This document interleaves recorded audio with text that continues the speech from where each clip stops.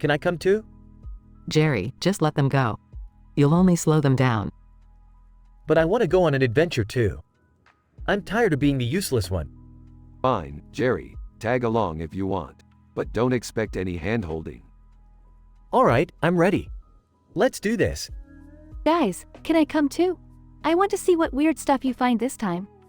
Sure, Summer, it's always good to have a decoy. A decoy? I thought I was your decoy. Morty, you're everybody's decoy. Meanwhile, back at the Smith's house. Beth, let's watch some interdimensional cable. It's been a while. Fine, Jerry. But only if we can fast forward through the weird commercials. They turn on the TV and start watching interdimensional cable. Look at this, Beth. A show about a man and woman posing for a picture in a kitchen with a large clock on the wall behind them. Riveting stuff. Jerry, I'm not sure that's a show. It seems more like a still image. Keep flipping. They continue flipping through the channels. Oh, look. It's an infomercial for a device that turns your thoughts into fart sounds. I could really use that. Jerry, we don't need any more useless gadgets cluttering up the house. They keep flipping and stumble upon a reality show. Beth, this reality show is crazy. It's about a family of alien octopuses trying to blend in on Earth. They even have their own catchphrase, incredible. Oh great, another reality show. Just what we need. Back to Rick, Morty, Summer, and Jerry. Alright, we're here. Get ready for total insanity. Rick, what is this place? It's a dimension where time moves backwards and clowns rule the world. Fun, right? Rick, I'm having second thoughts now. Can't we just go home? No can do, Summer. We're in it for the long haul. Guys, I don't think I can handle this. I just remembered I left the oven on at home. Jerry, we're not even at home right now. Just relax and enjoy the ride. As they explore the backwards time dimension, chaos ensues. This is insane. Rick, how do we get out of here? Don't worry, Morty, I've got a plan. We just have to find the giant clock that controls time and reverse its polarity. That sounds complicated, Rick. Can't we just run away? No running away, Summer. We're solving this timey-wimey mess one way or another. They eventually find the giant clock and manage to reverse its polarity. Rick, it worked. We're back to normal. Of course it worked, Morty. Did you ever doubt me? You know, that adventure wasn't so bad after all. I feel kind of heroic. Oh, Jerry, you were just comic relief. But hey, good job surviving. They all return home, exhausted but triumphant. Another dimension, another crazy adventure. Who needs normal when you've got us? I guess you're right, Rick. Normal is overrated. Yeah, I'd rather have bizarre and mind-bending any day. Can we get a celebratory dinner now? I'm starving. Fine, Jerry. Just don't expect it to be as exciting as what we just experienced. They all head off to dinner, ready to recount their mind-boggling adventure.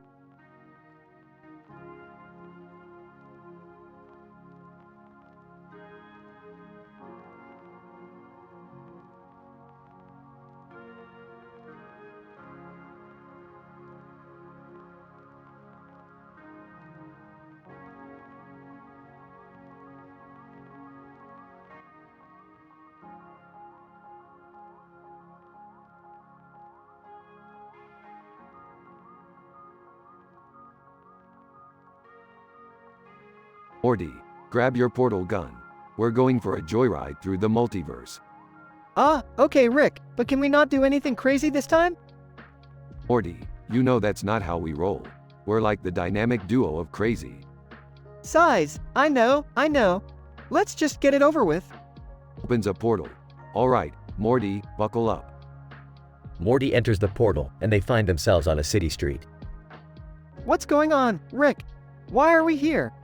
Morty, pay attention. Look at that cartoon character over there playing a game with those other characters.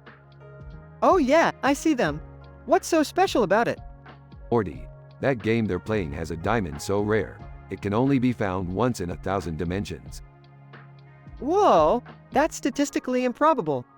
No kidding, Morty. and the only way to acquire it is by completing a series of wildly dangerous challenges in each dimension. Are you serious, Rick? We're gonna risk our lives for a diamond? Morty, do you want to be rich or not? Well, yeah, but Great, let's go. They enter the first dimension and encounter a swarm of bloodthirsty aliens.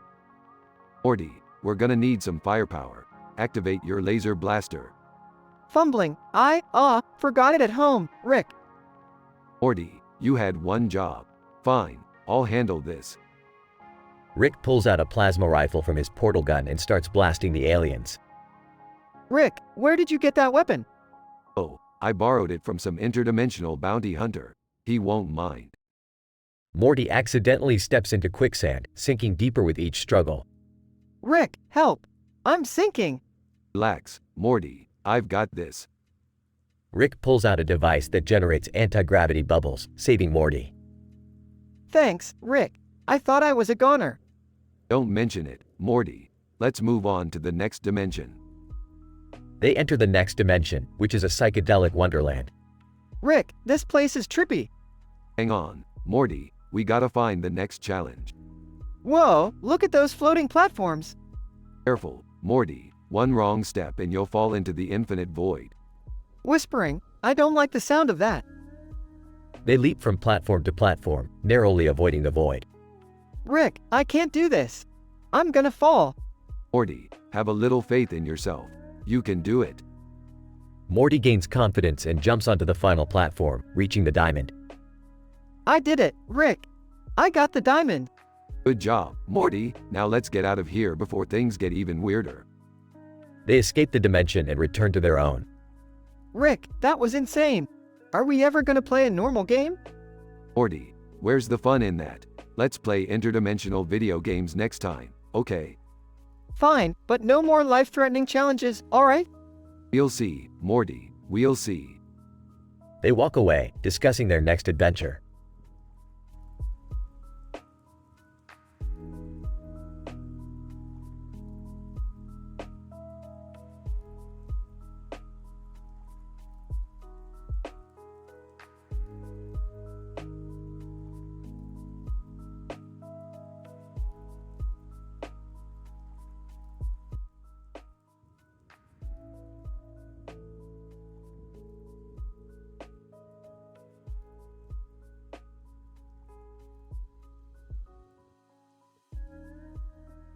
Morty, we've got a new adventure lined up. Strap in, because things are about to get real desperate. Rick, can't we just have one normal day? No interdimensional craziness? Morty, normal is overrated. Besides, we've got a universe to save, or destroy, you know, whatever mood I'm in. Hey, are you guys leaving me out again? I want in on the action. Summer, you're fine just being the voice of reason for once. You know, the least insane one in this family. Rick, why do you have to involve the kids? Can't we have a peaceful family dinner for once? Yeah, Rick. The kids need a break from all your crazy shenanigans. Jerry, I'm not here to babysit. I'm here to save the cosmos from imploding. But hey, you're right. Let's just sit down and watch interdimensional cable. Maybe that'll make everyone happy. They all gather around the TV and turn it on. TV announcer. And now, for your viewing pleasure, Interdimensional Cable brings you the Statistically Improbable Show. Oh great, more crazy TV shows from other dimensions. Can't wait to see what I never knew I didn't want to watch. TV show host, welcome to the Statistically Improbable Show, where we test the limits of science and common sense. Today, we have an actual man with a star on his shirt, juggling flaming bananas while being chased by rabid platypuses. That's statistically improbable. Alright, let's see how long he lasts. TV ad, are you tired of regular pets? Try the new, ultra-intelligent sentient hamster. It can do your taxes, solve world hunger, and even play the saxophone. Oh my god, I need one of those hamsters. Can we get one, Rick? No, Summer, scientists are still trying to figure out how to patent sentience in a hamster. We're not ready for that level of responsibility. TV show host, and now, for the grand finale of the Statistically Improbable Show, we present the battle of the century. Two reality-altering beings fighting for the ultimate power source, the last McDonald's Szechuan sauce packet. Oh boy, Jerry, you remember when we stood in line for hours to get that sauce, right? Yeah, like 2 years ago, Beth. I don't see what's so special about it. The TV show intensifies with explosions and epic music. Morty, pay attention. This fight is about to get crazy. Morty watches in awe as the reality-altering beings battle it out. Rick, this is insane. What could be more powerful than the last Szechuan sauce packet? Morty, that sauce can alter the very fabric of reality. It's like a metaphor for how humanity is always pursuing trivial things instead of focusing on what really matters. Guys, I think you're overthinking this. It's just a sauce packet. Shut up, Summer. I'm having a deeply philosophical moment here. The TV show ends, and they all sit in silence for a moment. Well, that was something. Yeah, I think I need a break from interdimensional cable for a while. Fine, fine. But remember, reality is relative, and sanity is just an illusion. Sooner or later, we'll be back in the madness, Morty. Can't wait, Rick. Can't wait.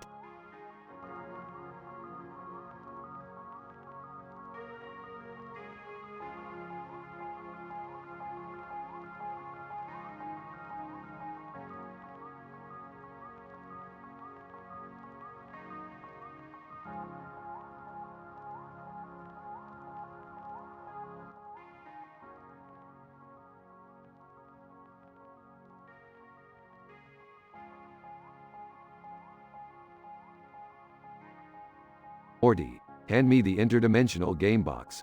We've got some serious gaming to do today. Oh, Rick, I don't know if it's such a good idea. Last time we played those games, things got really weird, you know? Don't be a coward, Morty. We're gonna conquer the multiverse, one dimension at a time. Now, fire up the game, Planet Havoc. Alright, Rick. But if we encounter any bloodthirsty aliens or get sucked into a black hole, I'm blaming you. Blame away, Morty, blame away. Now, in Planet Havoc, we're two intergalactic mercenaries tasked with annihilating entire species for cash prizes. It's like extreme genocide, Morty. What? That's messed up, Rick. I'm not killing innocent beings for fun. Relax, Morty. They're animated aliens with a PG-13 rating, for crying out loud. Get your head out of your ass. Okay, fine. Let's just get this over with. What's the next game? Strap in, Morty. We're diving headfirst into Cosmic Catapult. We take turns launching adorable kittens into gravity wells of doom. Kittens? Seriously, Rick? This is animal cruelty. Oh, come on, Morty. It's just some harmless feline flinging. Besides, kittens have 9 lives, maybe in some dimensions more. Can't argue with those odds. I guess when you put it that way. That's the spirit, Morty. Now, let's move on to Interstellar Insanity. It's a trivia game, but the wrong answers give you an electric shock. Shocked for wrong answers? Are you insane? Morty, it's all about testing knowledge amidst physical pain. It builds character, kid. I don't want character, Rick. I just want to survive. Survival is overrated, Morty. Besides, you'll thank me later when you become a human encyclopedia. I highly doubt that, Rick. Fine, let's just finish this game and move on. Great. Now, last but not least, we have Dimensional Dash. We navigate a maze full of deadly traps, flamethrowers, and carnivorous plants. Seriously, Rick? Can't we play a game where no one gets hurt? Morty, you're such a buzzkill. Remember, it's just a game. Plus, getting eaten alive builds character. Ready to embrace the challenge? Fine, let's do it. But if I end up as plant food, I'm haunting you in every dimension, Rick. That's the spirit, Morty. Adventure awaits. Let's dive into the virtual chaos and pretend we're better than reality. Pretend. Right. Okay, here we go again. One crazy dimension at a time.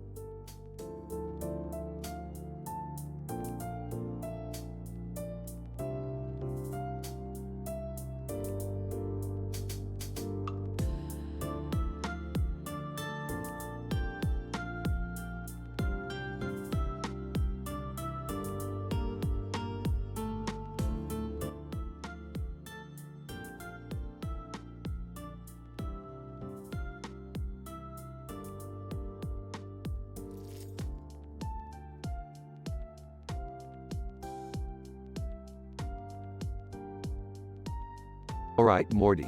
Buckle up for another mind-bending adventure. Rick, can't we just have a normal day for once? Normal is overrated, Morty. We're about to dive into the wildest interdimensional cable shows. Count me out. I've had enough strange experiences for a lifetime. Oh, come on, Jerry. It'll be fun. Just give it a try. Alright, Jerry, suit yourself. But you'll be missing out on all the cosmic insanity. I can't wait to see what crazy shows they have this time. Scene, Rick's lab. They gather around a screen showing the interdimensional cable. Okay, first up, we have The Neon Adventures. Imagine a poster coming to life in the most psychedelic way possible. People flying through the air, neon lights illuminating their every move. This is like one of those acid trips my friends at school talk about. Acid trips? You're referencing acid trips now? Jerry, relax. It's just a TV show. Scene shifts to the family watching a commercial break. Commercial 1. Get the Plumbus 3000, now with 20% more Plumbus technology. It'll do things you never wanted your Plumbus to do. What even is a plumbus? Don't ask questions you don't want answers to, Jerry. Commercial 2. Feel like a god with the miracle mic. It can turn your voice into pure sonic destruction. Sing like you've never sung before, or unleash ear-shattering screams. Hey, Rick, can we get one of those for Jerry?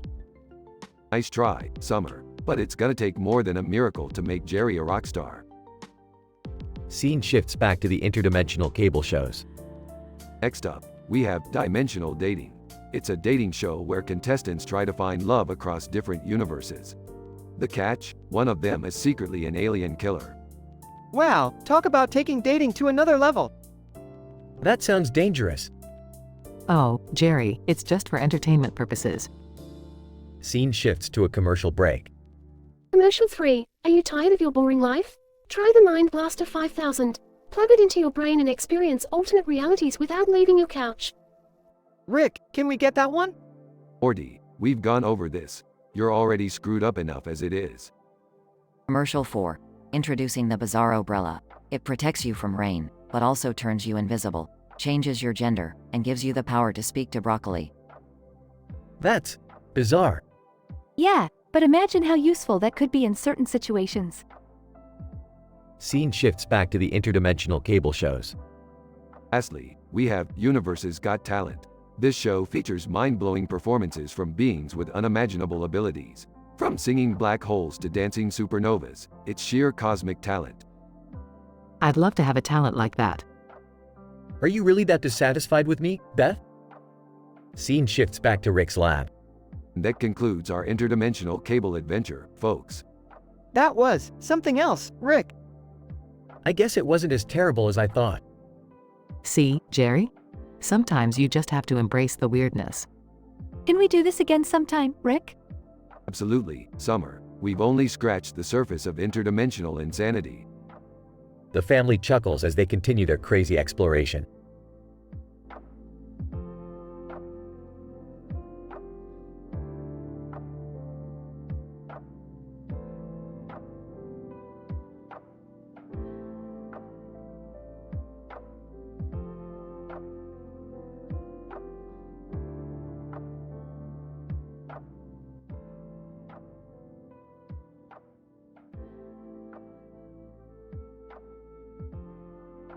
Alright, Morty.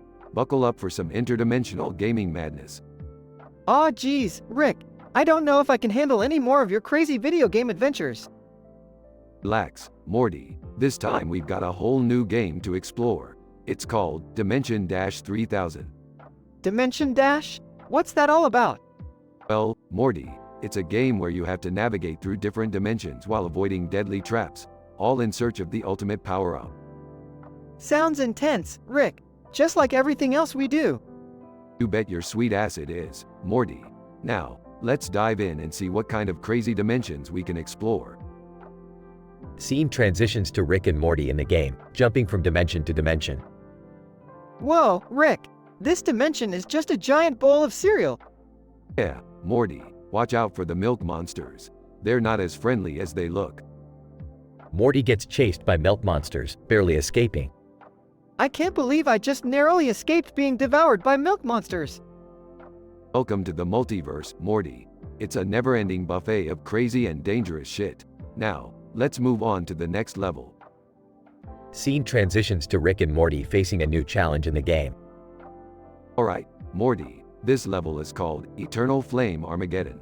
We have to outsmart the apocalypse and reach the finish line before everything goes up in flames. Oh no, Rick! The dimension is collapsing! Don't worry, Morty, we just need to figure out the right combination of chaos and cleverness to survive. Morty frantically dodges falling meteors, fire, and lava. This is insane, Rick! We're so close to the end! Hang in there, Morty. We're almost there. Scene transitions to Rick and Morty crossing the finish line. We did it, Rick! We survived the end of the world! Of course we did, Morty. We're untouchable. Now let's see what kind of loot we got from this crazy adventure. Morty opens a virtual chest, discovering rare items.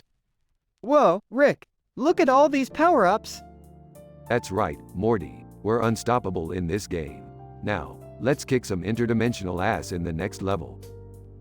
Scene ends with Rick and Morty diving back into the game, their animated avatars ready for the next challenge.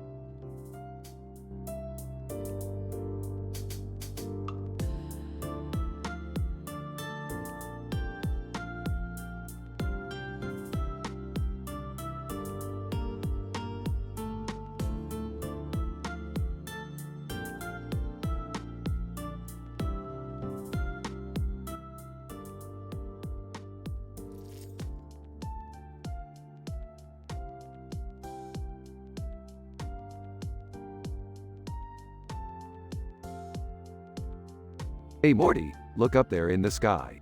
Do you see that bright green light shining on the horizon? Oh, yeah, Rick, I see it. What do you think it is?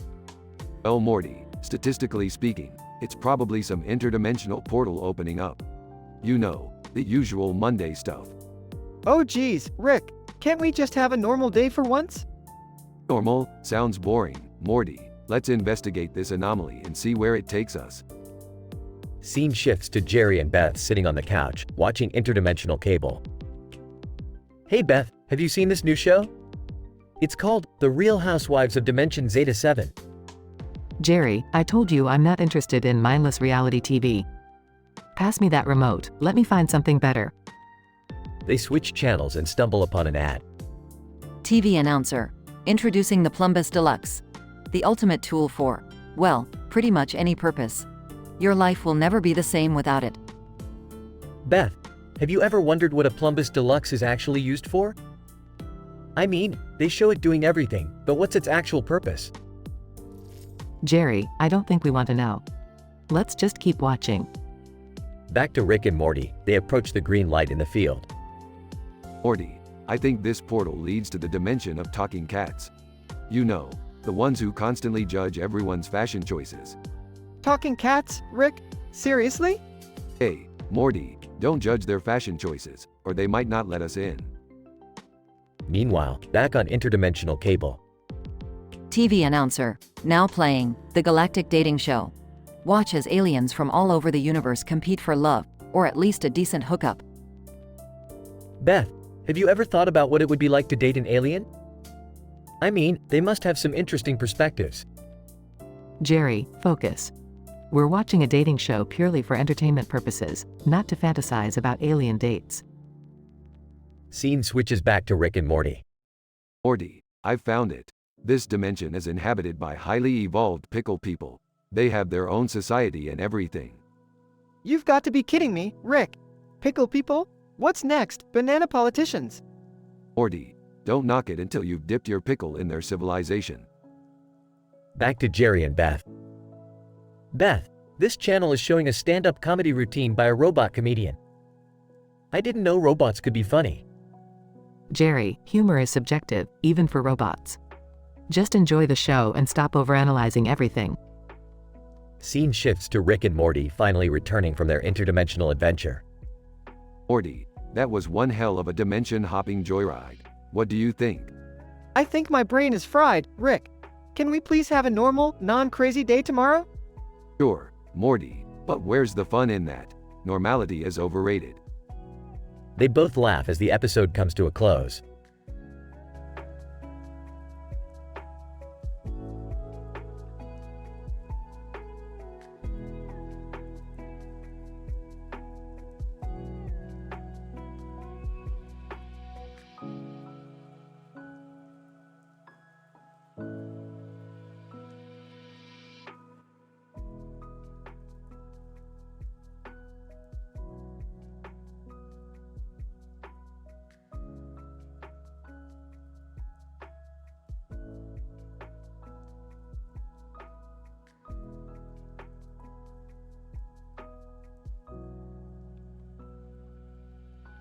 Morty, grab that portal gun. We've got a multiverse of shenanigans to explore today. Oh, geez, Rick. Can't we just have a normal adventure for once? Normal, Morty. Normal is as boring as you are. Now let's go. Scene: Rick and Morty step out of a portal onto a planet filled with sentient pancakes. Welcome to Pancake World, Morty. They say the syrup here is to die for. Rick, are those pancakes talking? Pancake Person 1. Hey, Morty, can you pass the butter? Syrup just doesn't cut it anymore. What the hell? Don't worry, Morty. It's a dimension where food evolved into sentient beings. Just roll with it. Scene: Rick and Morty now in a dimension where everything is made of candy. Here we are, Morty. The land of sweets. Watch out for that lollipop stick, it's sharp. Rick, why is the ground sticky? Because, Morty, the inhabitants here are made of candy. Where else would they leave their waste? Scene: Rick and Morty watching interdimensional cable with Jerry and Beth. Oh wow, look at this show, Beth. It's called Aliens Got Talent. Jerry, that's just ridiculous. Aliens don't exist. Scene: on the TV, aliens are performing elaborate musical numbers and magic tricks. Hey, Morty, wanna know a secret? Those aliens are actually just normal people in costumes. Humans, Morty, always finding ways to entertain themselves. Scene: commercial break on interdimensional cable. Morty, pay attention. This commercial is a classic. It's for a product called Bud Blaster 3000. What does it do, Rick? Scene: the commercial shows people strapping a device to their backsides and being launched into space. Commercial announcer. Never miss an interstellar adventure again with the Bud Blaster 3000. Blast off to light years of excitement. Okay, that's enough interdimensional cable for me. Scene: back in their dimension, Rick and Morty find themselves in a high-stakes situation.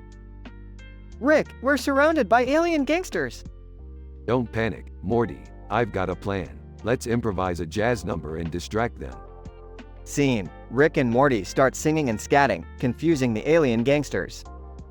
Alien Gangster 1, what's going on? Are they having a seizure? Alien Gangster 2. I don't know, but it's pretty catchy. Scene: Rick and Morty finally escape the clutches of the alien gangsters. That was intense, Rick. I thought we were done for. Morty, I always have a trick up my sleeve. Or in this case, a jazz number to distract them. But why jazz, Rick?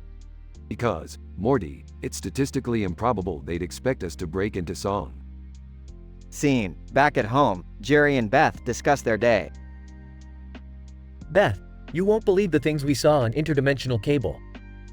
Candy worlds, talking pancakes. I'm starting to question reality. Oh, Jerry, it's just a TV show. None of that exists. Scene: in the background, Rick and Morty burst through a portal covered in syrup and candy residue. Hey, Jerry, you were saying something about reality? Yeah, and who needs it when you can have pancakes from Pancake World? Rick and Morty may have traveled through mind-bending dimensions, encountered singing aliens, and even outsmarted alien gangsters. But amidst the absurdity, they always find a way back home, reminding themselves and the audience that sometimes the strangest adventures can be found in the most unexpected places.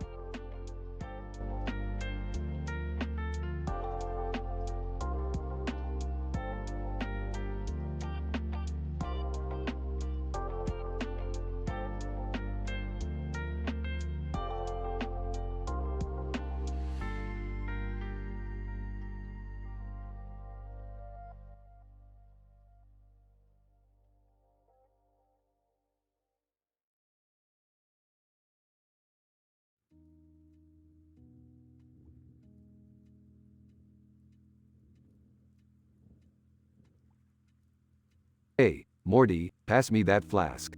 These dimensions are exhausting. Oh, sure, Rick. But, are we really supposed to be here? These people look weird. Morty, every dimension has its quirks. Look, those two over there seem normal enough. Let's go chat with them. Beth, seriously, what's taking him so long? We've been sitting here forever. Relax, Jerry. Knowing Rick, he probably got sidetracked with some interdimensional shenanigans. Hey there, fellow dimension hoppers. Mind if we join you? Dad, why are you always embarrassing us? Control your drinking, for once. Oh, shut up, Summer. You're just mad you haven't found a dimension where you're not a disappointment yet. Alright, that's enough. Can we just watch some interdimensional cable in peace? Fine, Jerry. Let's see what ridiculousness this dimension has to offer. TV announcer. Welcome to Interdimensional Cable, where we bring you the most absurd, mind-bending shows across the multiverse. Show number 1, The Blockhouse Chronicles, A Tale of Time and Treachery. Blockhouse character. Tick, tock, I'm the clock. Tick, tock, on the roof. Tick, tock, secrets unfold, time's the proof. What in the hell am I watching? Shush, Jerry. This is high-concept stuff. TV ad. Are you tired of your interdimensional travel being so bland? Try new Rainbow Hyperdrive for a colorful trip through the cosmos. Hey Morty, you gotta get some of that for our next adventure. You know, when you're not busy being a whiny little brat. Show number 2, Dimensional Device, the Intergalactic Bachelorette. Bachelorette, I'm looking for a partner who can conquer galaxies with me. But first, can you pass the space lipstick? Oh my god, this is so cringy. Can we change the channel? Yeah, I'm with Summer on this one, Dad. Fine, but I'm DVing this for later. Show number 3, Cooking with Cthulhu, Lovecraftian Gourmet. Cthulhu, in a chef's hat, today, we'll be making tentacled calamari with a side of eldritch horror. Don't forget the secret ingredient, insanity. Now that's what I call fine dining. TV ad. Tired of your old portal gun malfunctioning? Upgrade to the all-new Quantum Teleporter Pro. It'll get you where you need. Or not. Jerry, we should definitely look into that. Our portal gun is always acting up. Yeah, sure. We'll look into it, Beth. Show number 4, Dancing with Plumbus, the Intergalactic Dance-Off. Host, welcome competitors to the Plumbus Dance-Off. Show us your best moves, and remember, Plumbus knows no gravity. Seriously? Dancing with Plumbus? Who comes up with this stuff? At least it's better than the Bachelorette. TV ad. Feeling lonely? Get the interdimensional soulmate detector and find love in all dimensions. Beth, maybe we should buy that? You know, just in case. Oh, shut up, Jerry. I'll buy it when pigs fly. TV announcement, and that concludes today's interdimensional broadcast. Tune in next time for more mind-blowing shows, only on Interdimensional Cable. Well, kids, I'd say this dimension was worth the visit. Let's head back home before we end up in another Cronenberg situation. Agreed, Rick. I don't think I can handle another Cronenberg incident. Jerry, I told you we should have gone with them. They always have the most interesting adventures. Yeah, Beth. Next time, we'll go. Just please, no more interdimensional cable.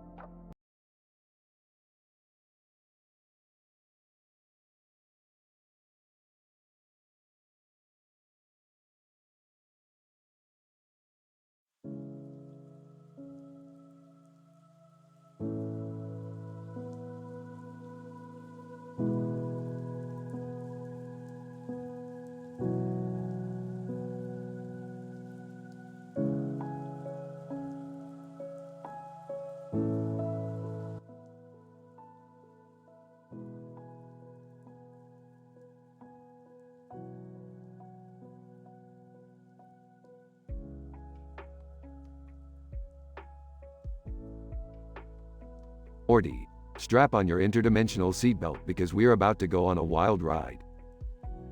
Rick, can't we just take it easy for once? I mean, we've been to some pretty messed up places lately. Morty, this is our chance to witness the statistically improbable. Life's too short to play it safe. Now, buckle up. Hey, Rick, mind if I tag along? I heard you were going on some crazy adventure. Thought it might impress Beth.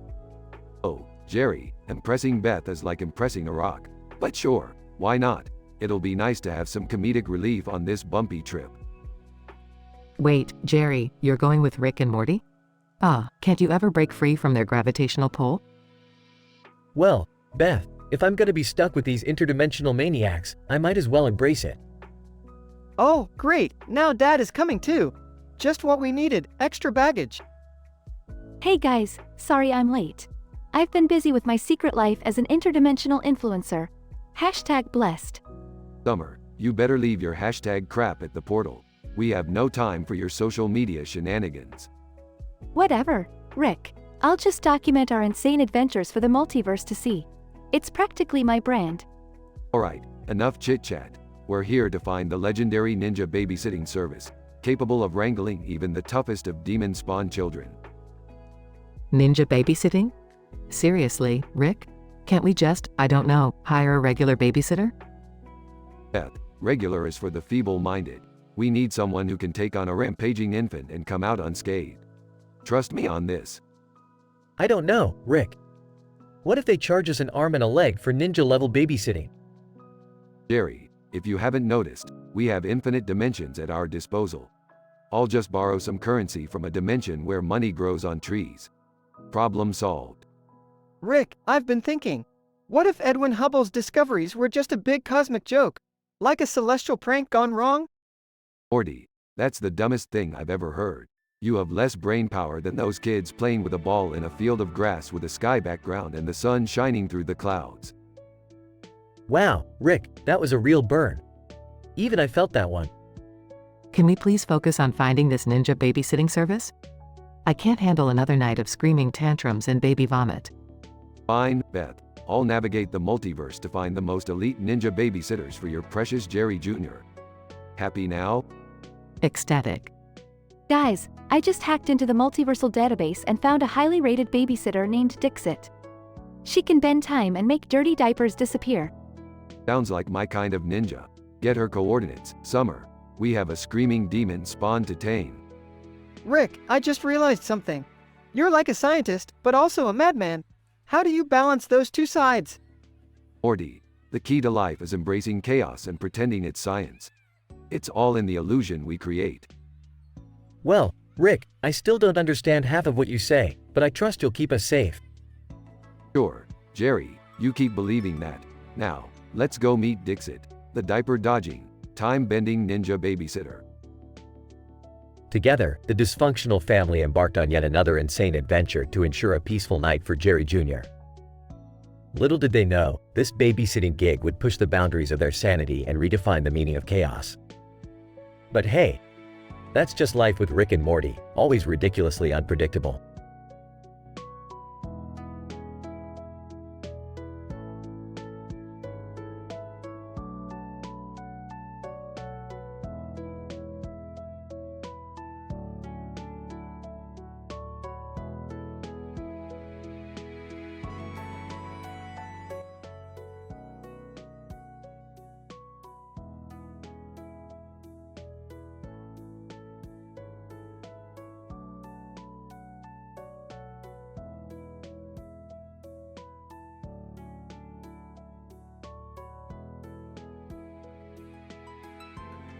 Alright, Morty, buckle up. We've got a mission from the Interdimensional Egg Association. The what now, Rick? We're dealing with eggs? Oh, yeah Morty, we're about to embark on an adventure that is extremely mind-blowing. Poking his head in the room. Eggs, huh? Well, aren't you cracking the case? Oh great, Jerry, coming in with the classic egg puns. Real clever. Can we just focus on saving the world rather than eggs? I have a date tonight. Well, Summer, this just might be the most important egg-related crisis this universe has ever seen. So, what's the deal with these eggs, Rick? Why are they so important? Morty, these eggs are not your ordinary eggs. They're imbued with intergalactic energy and have the potential to hatch into beings with unimaginable power. Wait, you mean to tell me that these eggs could give me superpowers? No, Jerry, if anything, they'd probably just make you lay an egg. Let's keep our expectations grounded. Lay an egg? Seriously, Grandpa? That's your idea of humor? Look, it's not my fault Jerry's here trying to scramble the conversation. Okay, but how do we save the eggs, Rick? Do we need to gather them all up or something? Well, Morty, it's not that simple. We need to find the egg that doesn't belong. One egg, different from the others. So, it's like an egg detective story? Sure, Jerry, you can be the egg detective. The world's most mediocre one. Can we please just get this over with so I can go on my date? Fine, Summer, let's go on an egg hunt, shall we? We'll search every nook and cranny, every dimension, until we find that odd egg out. Rick, what if this mission fails? What happens if that one egg hatches and wreaks havoc? Morty, if that happens, we're all in for a scramble. The chaos would be exceptional. I can't handle any more puns, Rick. My head is about to crack. That's the spirit, Jerry. Don't let your yolk run dry. I swear, Grandpa, if this mission ruins my date, I'll scramble your brains. Well, Summer, I hope you're ecstatic about that threat. Guys, can we just focus? We need to find that egg. Lives are at stake here. Morty, you're taking this egg thing way too sunny side up. Oh no, the eggs are starting to hatch. Seriously? Can this mission get any worse? Don't worry, Summer. We just need to contain these new beings and find the odd one out. Rick, I think I found it. This egg has blue spots. Good job, Morty. Looks like you've cracked the case. Gulping. Okay, but what do we do with the other hatched creatures? We'll have to find them a nice, cozy interdimensional nest, and hope they don't destroy everything in the process. Well, I guess my date is officially scrambled. Trust me, Summer, this adventure will make quite the omelet story to tell. I just hope we make it out of this in one piece, Rick. Morty, with my genius and your presence, we'll be just fine. Can we please stop with the egg puns now? Alright, Jerry, I suppose we should quit while we're ahead. But just remember, Jerry, we'll always have eggs.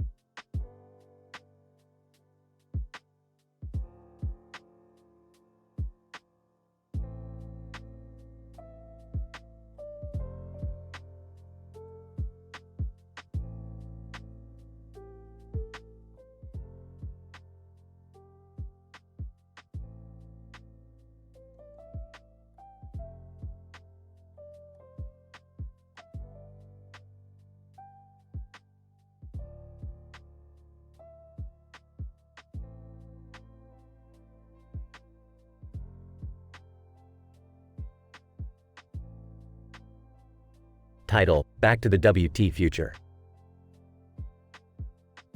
Int. Griffin living room, day. Stewie, baby genius, British accent. Brian, I finally finished my time machine. It's time to put an end to Bertram's evil doings once and for all. Brian, anthropomorphic talking dog. About time. Stewie, where are we headed to first? Stewie, get ready to be flabbergasted, Brian. We're traveling back to the year 1942 in a secret underground laboratory in Antarctica. We'll catch Bertram by surprise. Int. Antarctic Lab 1942. Stewie and Brian time travel into an icy, dimly lit laboratory. They spot Bertram, Stewie's half-brother and nemesis, tinkering with a device labeled Mind Control Helmet. Stewie, there he is, that malevolent twat. Quickly, Brian, snatch that mind control helmet before he finishes. Brian lunges at Bertram, but Bertram easily dodges and pulls out a laser gun. Bertram, did you think it would be that easy, you lickspittle? Prepare to meet your maker. Next. Antarctic ice shelf, day. A wild chase breaks out as Bertram shoots lasers at Stewie and Brian. They swiftly dodge each blast, zigging and zagging on the frozen terrain. Stewie, keep running, Brian. We can't let him get us. They approach the edge of a cliff overlooking a deep crevasse. Brian leaps across to safety, but Stewie finds himself hanging onto the edge for dear life. Stewie, Brian, bloody hell, give me your paw. Brian pulls Stewie up just as Bertram catches up, only to fall into the crevasse. Bertram, curses, I'll get you next time, you insipid babies. Int. Time machine, traveling. Stewie, phew, that was close, Brian. Now, let's head to the next time period. Int. Griffin living room, day. Stewie and Brian materialize back in their living room. Stewie, next stop is the year 5000 in the city of New York, on Earth's post-apocalyptic ruins. Brian! Whoa, talk about extreme time traveling. Lead the way, oh mighty Stewie. Int. New York 5000. Stewie and Brian find themselves surrounded by towering skyscrapers mostly in ruins. Stewie, there, behold, a floating fortress guarded by mutant cyborgs. That's where Bertram has set up his base now. Brian! This looks worse than Cleveland's ex-wife's cooking. Stewie, indeed, Brian. But desperate times call for desperate measures. Int. Floating fortress, main hall. Stewie and Brian engage in a fierce battle with the mutant cyborg guards, using futuristic weapons and gadgets. They finally reach a heavily guarded door. Stewie, Brian, this is it. Prepare for the ultimate showdown. They burst through the door, only to find Bertram sitting in a luxurious throne. Bertram, oh, how quaint of you to visit, Stewie. Did you really think a mere baby could defeat me? Stewie, shut your gob, you anus-faced twat. The confrontation takes an unexpected turn as the Griffin's patriarch, Peter, crashes through the wall in a tank. Peter, sorry we're late, guys. Thought we'd join the party. Int. Floating fortress, epic battle. All hell breaks loose as Stewie, Brian, Peter, and the rest of the Griffin family, Lois, Meg, and Chris, join forces to fight against Bertram and his army. Lasers blast, explosions, and wacky gags fill the air. The battle rages on until Stewie finally corners Bertram. Stewie, it's over, Bertram. Prepare to meet your doom. Bertram, curse you, Stewie Griffin. This isn't the end.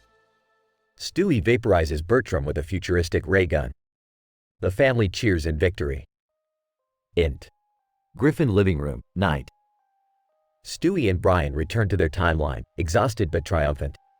Stewie, well, Brian, another successful mission accomplished. Evil has been vanquished once again. Brian! Yeah, but next time, can we travel to a less dangerous era? Maybe somewhere with fewer laser guns. Stewie, where's the fun in that, Brian? Adventure awaits us, my four-legged friend. They exchange a high five and share a laugh as the clock on the building's roof chimes. Fade out.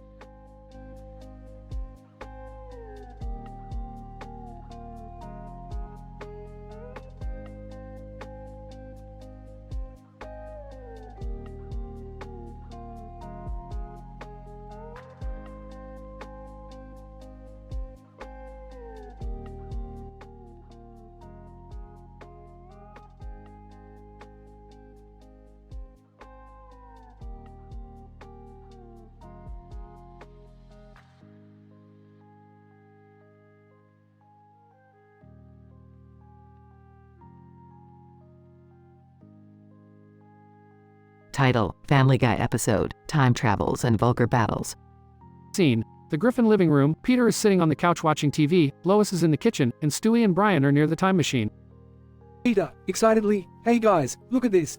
I just won a trip to Vegas. Raises hands and dances. Lois, Peter, you didn't win anything, it's just an ad. Besides, we can't afford a trip right now. Stewie rolls eyes, as typical as ever, father, always delusional and idiotic. Brian, curiosity. Stewie, I've been working on the time machine. What if we traveled back in time and stopped Bertram before he becomes a dangerous foe? Stewie, smirking, oh, Brian, you finally said something mildly intriguing. Let's make history, quite literally. Scene fades into the first time period, prehistoric age. Stewie, wearing a caveman outfit. By Jove, Brian, we're in the bloody Stone Age. Look at those cave drawings. Brian, in awe, fascinating. Stewie, we have to be careful not to alter anything drastically. Bertram could be lurking anywhere. Incident. Suddenly, a giant dinosaur appears. Stewie, terrified. Oh, sweet Jesus. It's a bloody T-Rex. Run, Brian, run. Scene fades into the second time period, ancient Greece, Athens, 432 BC. Stewie, wearing a toga, ancient Greece, where philosophy and knowledge are at their peak. We must find a way to stop Bertram without interfering with great minds like Socrates. Suddenly, Socrates, played by Stewie, and Plato, played by Brian, start an intellectual debate. Stewie is Socrates. Sarcastically, Plato, my dear friend, perhaps we should discuss the existence of Bertram instead? Brian is Plato, playing along, indeed, Socrates. I believe his evil nature can be deduced through geometric logic. Scene fades into the third time period. The Wild West, Tombstone, 1881. Stewie, dressed as a cowboy, yeehaw. We're in the Wild West, Brian. We need to find Bertram before he makes his move. Brian, equipped with a sheriff badge, I reckon we should ask the locals for any information. Let's ride, partner. Progression: Stewie and Brian interrogate colorful characters, but no one has any leads. They stumble upon a saloon. Stewie slyly approaches the bartender. Howdy, partner. You seen a no-good, foul-mouthed Brit named Bertram around these parts? Bartender, choose tobacco. Well, little fella, the only British folk we got here are a couple of outlaws at the poker table. Stewie and Brian, with pistols drawn, approach the poker table. Stewie, cocky, time to put an end to your villainous shenanigans, Bertram. Bertram snickers, oh, Stewie, always the melodramatic one. Let's settle this like gentlemen, a poker game, winner takes all. Scene fades into an intense poker game. Brian, Stewie, and Bertram exchange smirks as they hilariously bet and bluff. Stewie, confidently, read 'em and weep, Bertram. 4 aces. Bertram, grinning, not so fast, Stewie. A royal flush, I win. Stewie and Brian, defeated, return to the present time. Stewie, muttering, blast it all, Brian. Our plan was foiled. We have no choice but to face Bertram in our own time. Brian, sighs, you're right, Stewie. It's time to confront him here and now. Together, we'll end this once and for all. Scene ends with Stewie and Brian ready for an epic battle against Bertram, setting up the next chapter in their ongoing feud. Please note that as an AI language model, I am committed to maintaining a respectful and positive environment. If you have any other requests or need assistance with different topics, feel free to ask.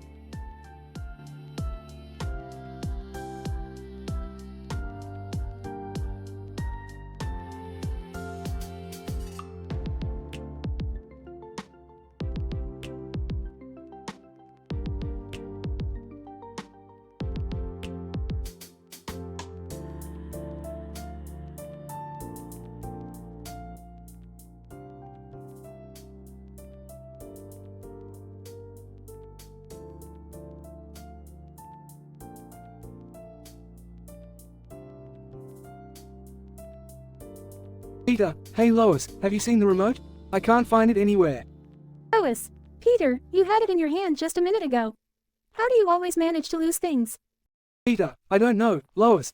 It's like they have a mind of their own. Like that time I lost my car keys and found them in the fridge. Stewie, entering the room. Oh, would you all stop bickering?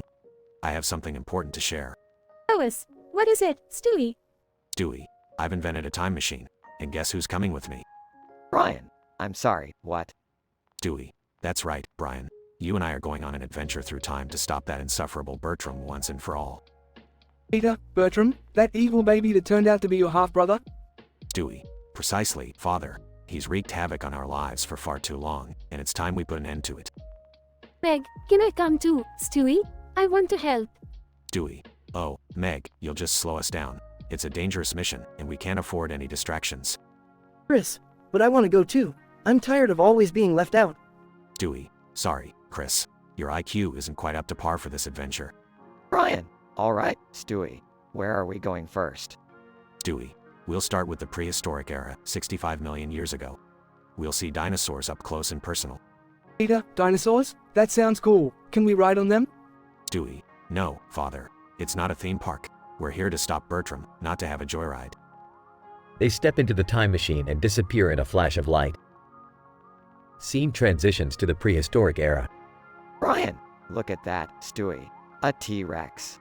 Stewie. Yes, Brian. Magnificent, isn't it? But we must stay focused. Bertram could be anywhere.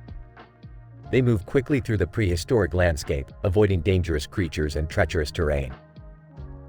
Scene transitions to ancient Egypt, 1300 BC. Stewie. Ancient Egypt. The land of pharaohs and pyramids. Keep your eyes peeled, Brian. Bertram could be among the pyramid builders or causing chaos in the royal court. Brian. Stewie, this feels like an impossible task. How will we ever find him in these vast time periods? Stewie. We must have faith, Brian. We're the Griffins. We always find a way. Scene transitions to the Roaring Twenties, Chicago.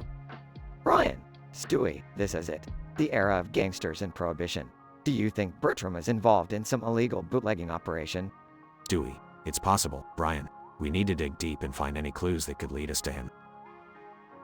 They search through smoky speakeasies and dodge bullets in intense chase scenes. Scene transitions back to the present. Lois, Peter, Stewie, Brian, you're back. Did you find Bertram? Stewie. Not this time, Lois. But our mission is far from over. We'll find him, mark my words. Peter, well, I may not be the smartest member of this family, but I can tell you one thing. We'll always be here for each other, through the dangers of time travel and beyond. Scene ends with the family sharing a heartfelt moment, ready to face whatever challenges come their way.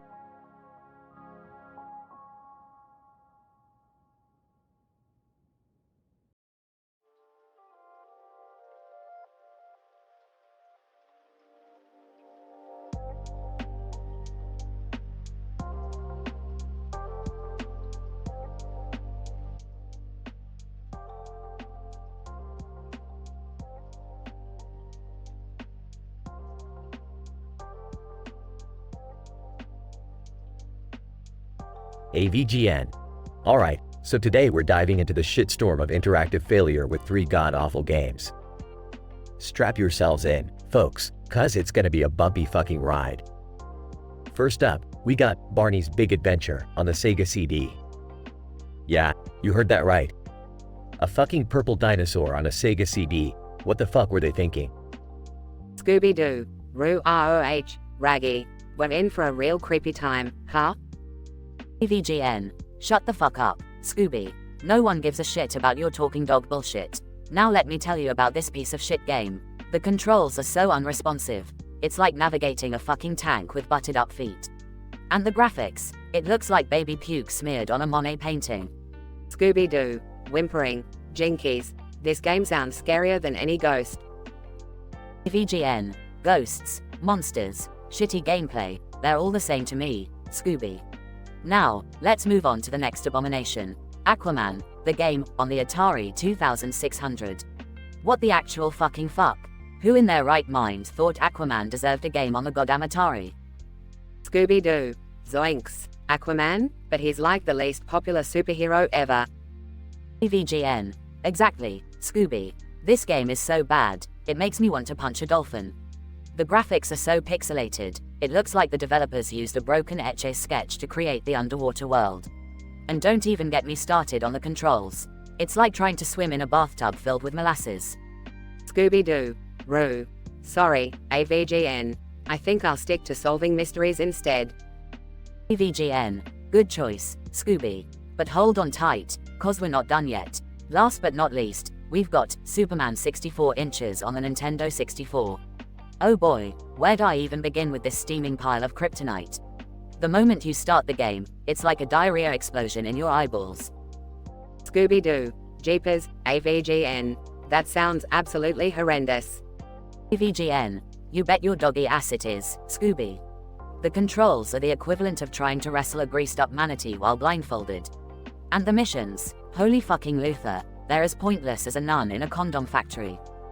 Scooby-Doo. Gasping, AVGN. I don't think I can handle any more of this. AVGN. Buckle up, Scooby, because we're going deeper into this video game hell. So, let's summarize, shall we? Barney got a Sega CD game, Aquaman got an Atari, and Superman got a big pile of Nintendo. These games are shittier than a pig's asshole after a mudslide. Scooby-Doo. Distressed, ROH, Raggy. I'm never playing video games again. AVGN. Join the club, Scooby. Join the fucking club.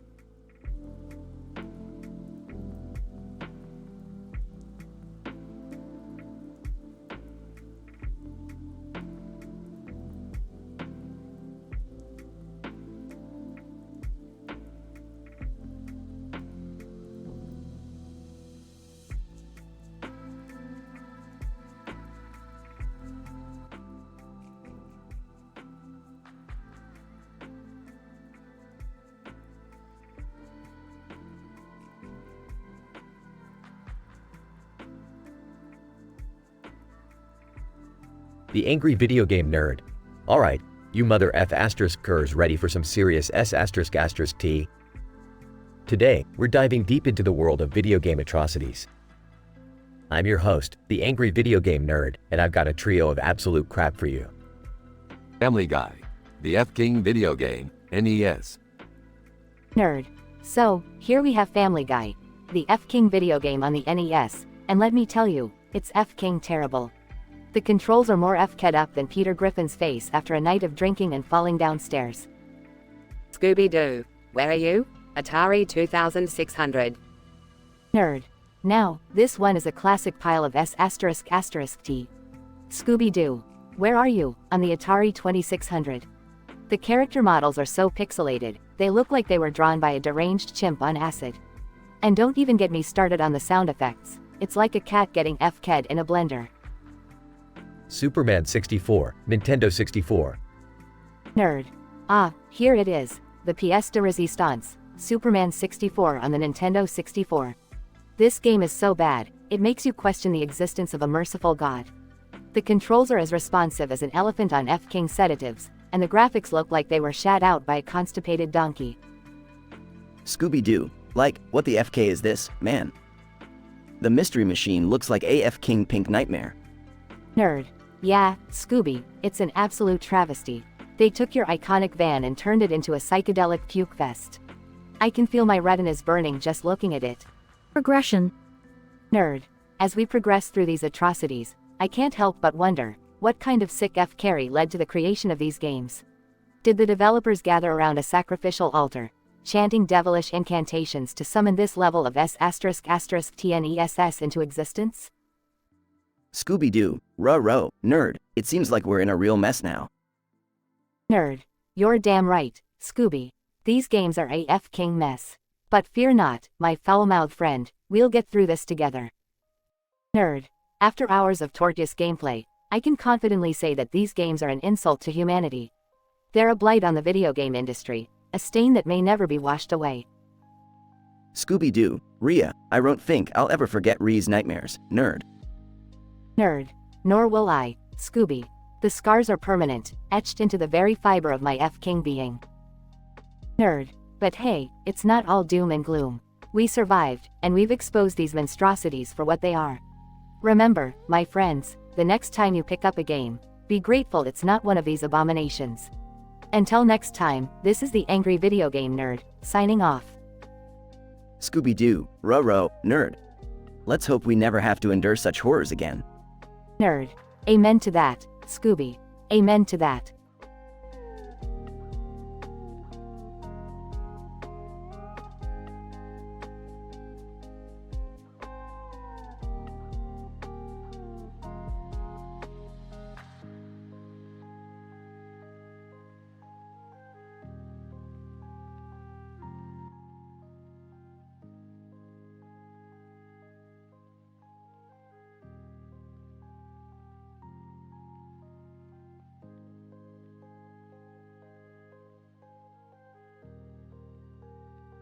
Stewie. Alright, Brian, listen up. I've finally figured out a way to stop that little shit Bertram once and for all. Brian, really? How are we going to do it this time? Stewie, we're going back in time, my canine companion. We have this wooden box with a mouse on its face and a sign that says, Time Machine. Brian, are you serious? That's our time machine. It looks like something I'd find at a yard sale. Stewie. Oh, shut up, Brian. It's not about the looks, it's about the functionality. Hold on tight, we're going to our first destination. Time machine activates and they travel back in time. Stewie. Welcome to the year 69 AD, ancient Rome. Here, hold this toga and put on this laurel wreath. We need to blend in if we want to find Bertram. Brian, are we seriously time traveling just to find a baby's arch nemesis? This is borderline insane, Stewie. Stewie, insane? Perhaps, but we can't let that little bastard ruin our lives any longer. Now, follow my lead. We must find the Colosseum. They wander around ancient Rome until they find the Colosseum. Brian, look, there he is. Over by the gladiators. Let's go. Stewie, hold it right there, Bertram. This ends now. Bertram, well, if it isn't my old pals Stewie and Brian, what brings you to ancient Rome? Trying to stop me, I presume? Stewie, you got that right, you diaper-wearing twat. Prepare to face my wrath. Bertram escapes and Stewie and Brian return to the time machine. Stewie, damn it, we almost had him. Next stop, 1920s New York City, the era of gangsters and prohibition. Brian, you've got to be kidding me. We're really going back in time again. Stewie, yes, Brian. Now, put on this fedora and grab that violin case. We need to fit in with the mobsters and find Bertram. Time machine activates and they arrive in 1920s New York City. Brian, look, Stewie. There he is, wearing a pinstripe suit and smoking a cigar. Let's go get him. Stewie, not so fast, you degenerate dink. You're not getting away from us this time. Bertram flees again and Stewie and Brian return to the time machine. Stewie, blast it, we were so close. But fear not, Brian, we have one more chance. Our final stop, the year 3025, post-apocalyptic Earth. Brian, seriously, Stewie, post-apocalyptic Earth. This is getting out of hand. Stewie, shut up, Brian. We have a mission to complete. Put on this gas mask and grab that laser gun. We need to find Bertram and stop him once and for all. Time machine activates and they arrive in post-apocalyptic Earth. Brian, Stewie, look. There he is, standing on top of a pile of debris. This is our last shot. Stewie, Bertram, prepare to meet your doom, you miserable sack of shit. Bertram laughs and jumps into a teleporter. Stewie, no, he's getting away again. Brian, Stewie, maybe it's time to accept that we can't stop him. He always manages to escape. Stewie, no, Brian, I will never give up on getting my revenge. We'll find a way to stop him, even if it takes 1,000 more time-traveling adventures. Stewie and Brian return to the time machine, determined to continue their quest.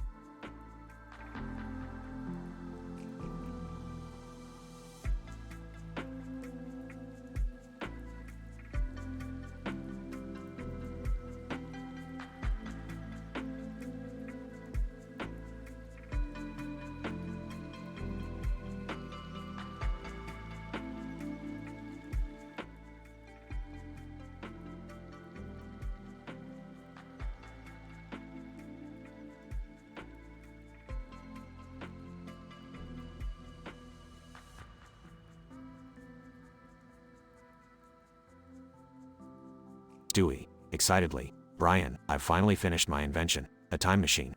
We can travel back in time and save the future from that maniacal Bertram. Brian, skeptical, Stewie, are you sure this is a good idea? Time travel comes with a lot of risks, you know.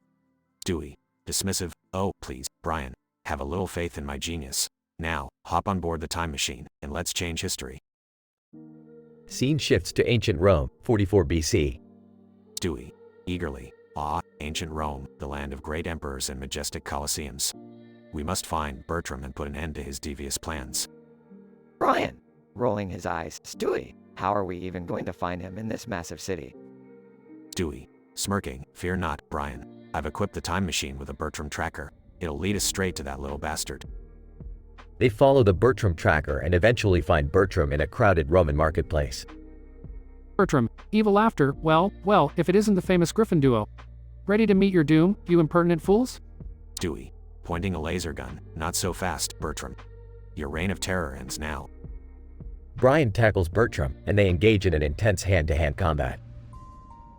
Scene shifts to Victorian London, 1888. Stewie, coughing. Sweet merciful Jesus, what's that terrible stench? Brian, in disbelief, Stewie, we actually traveled to 1888 London. We're standing right in the middle of Jack the Ripper's hunting ground. They see Jack the Ripper lurking in the shadows and notice he's about to attack a woman. Stewie, whispering, Brian, we must stop him. If we save this woman, we might alter history and prevent Bertram from ever existing. Brian and Stewie work together to disarm Jack the Ripper and save the woman, bringing him to justice. Scene shifts to the future, year 3000, in a dystopian metropolis. Stewie, looking around, well, I guess we overshot our mark a bit.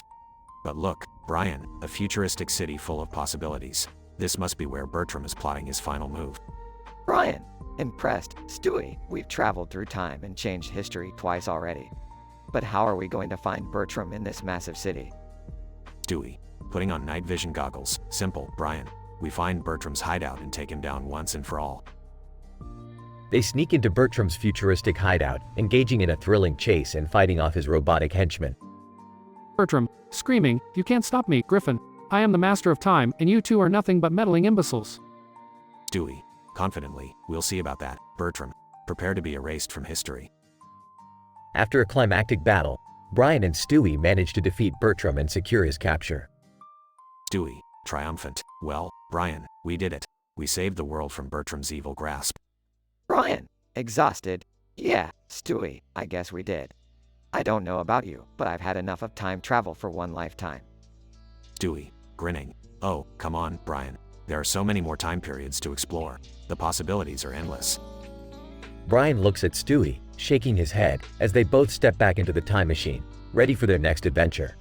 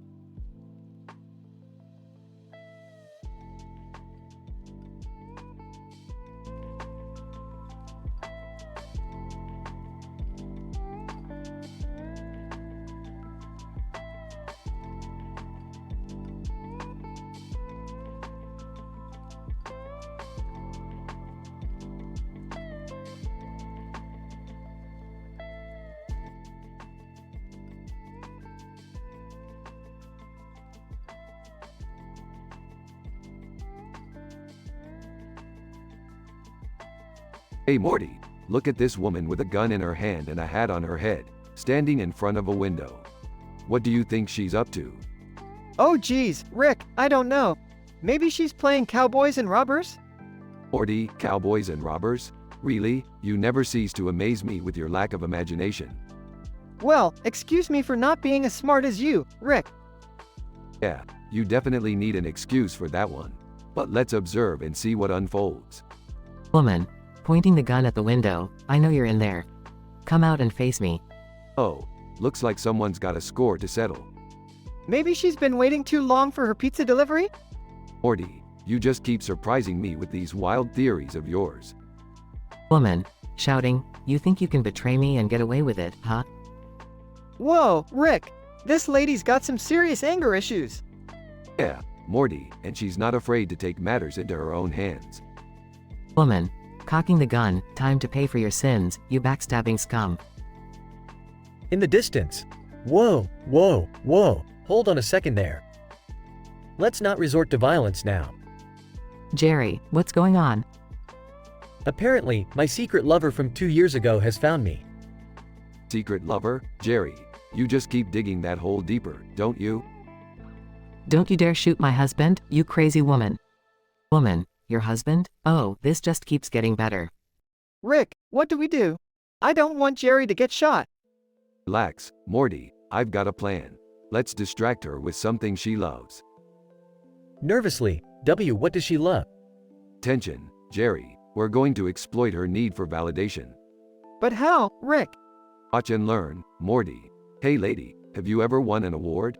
Woman, pausing, why, yes, I have. Well, guess what? You just won the Craziest Woman with a Hat and Gun award. Woman, distracted, really? That's amazing. Rick, I can't believe your manipulating skills actually worked. Oh, Morty, if only you knew the depths of my manipulation. Thank you, Rick. You saved our family once again. Yeah, just remember to send my royalty checks on time. I can't believe I almost got shot. This is why you should never cheat, kids. Exactly, Jerry. Cheating leads to guns and crazy ex-lovers. Life lessons, my friend. I don't know, Rick. I think I've learned enough for today. Can we please go home now? Fine, Morty. But remember, the universe is a crazy place, and it's our job to make it even crazier.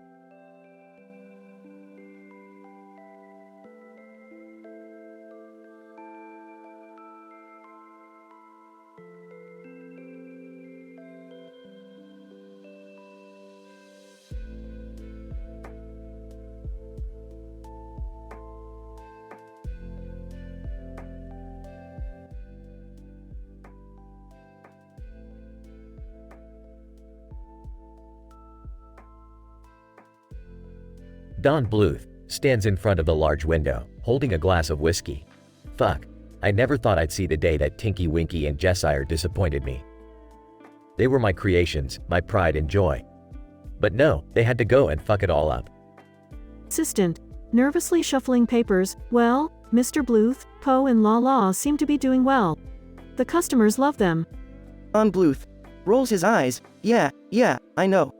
Those fucking replacements, can you believe it? A purple fucking alien and a dumbass yellow blob. Goddamn travesty. Assistant, clears throat, well, sir, they are appealing to the younger audience. They're getting a great response on social media. Don Bluth laughs bitterly, social media? Who gives a shit about social media? I want substance, intrigue, artistic genius. Not some mentally challenged aliens prancing around.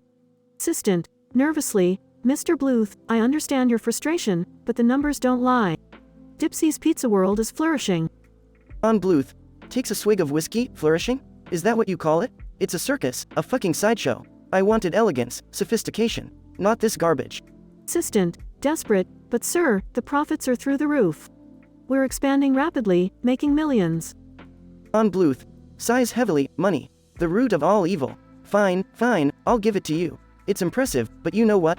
It's soulless. It lacks the heart and depth that Tinky Winky and Jessire brought to the table. Assistant, apologetic, I understand, sir. Maybe we could incorporate some of that heart and depth back into the show somehow. Find a balance. Don Bluth pauses, contemplating, maybe you're onto something.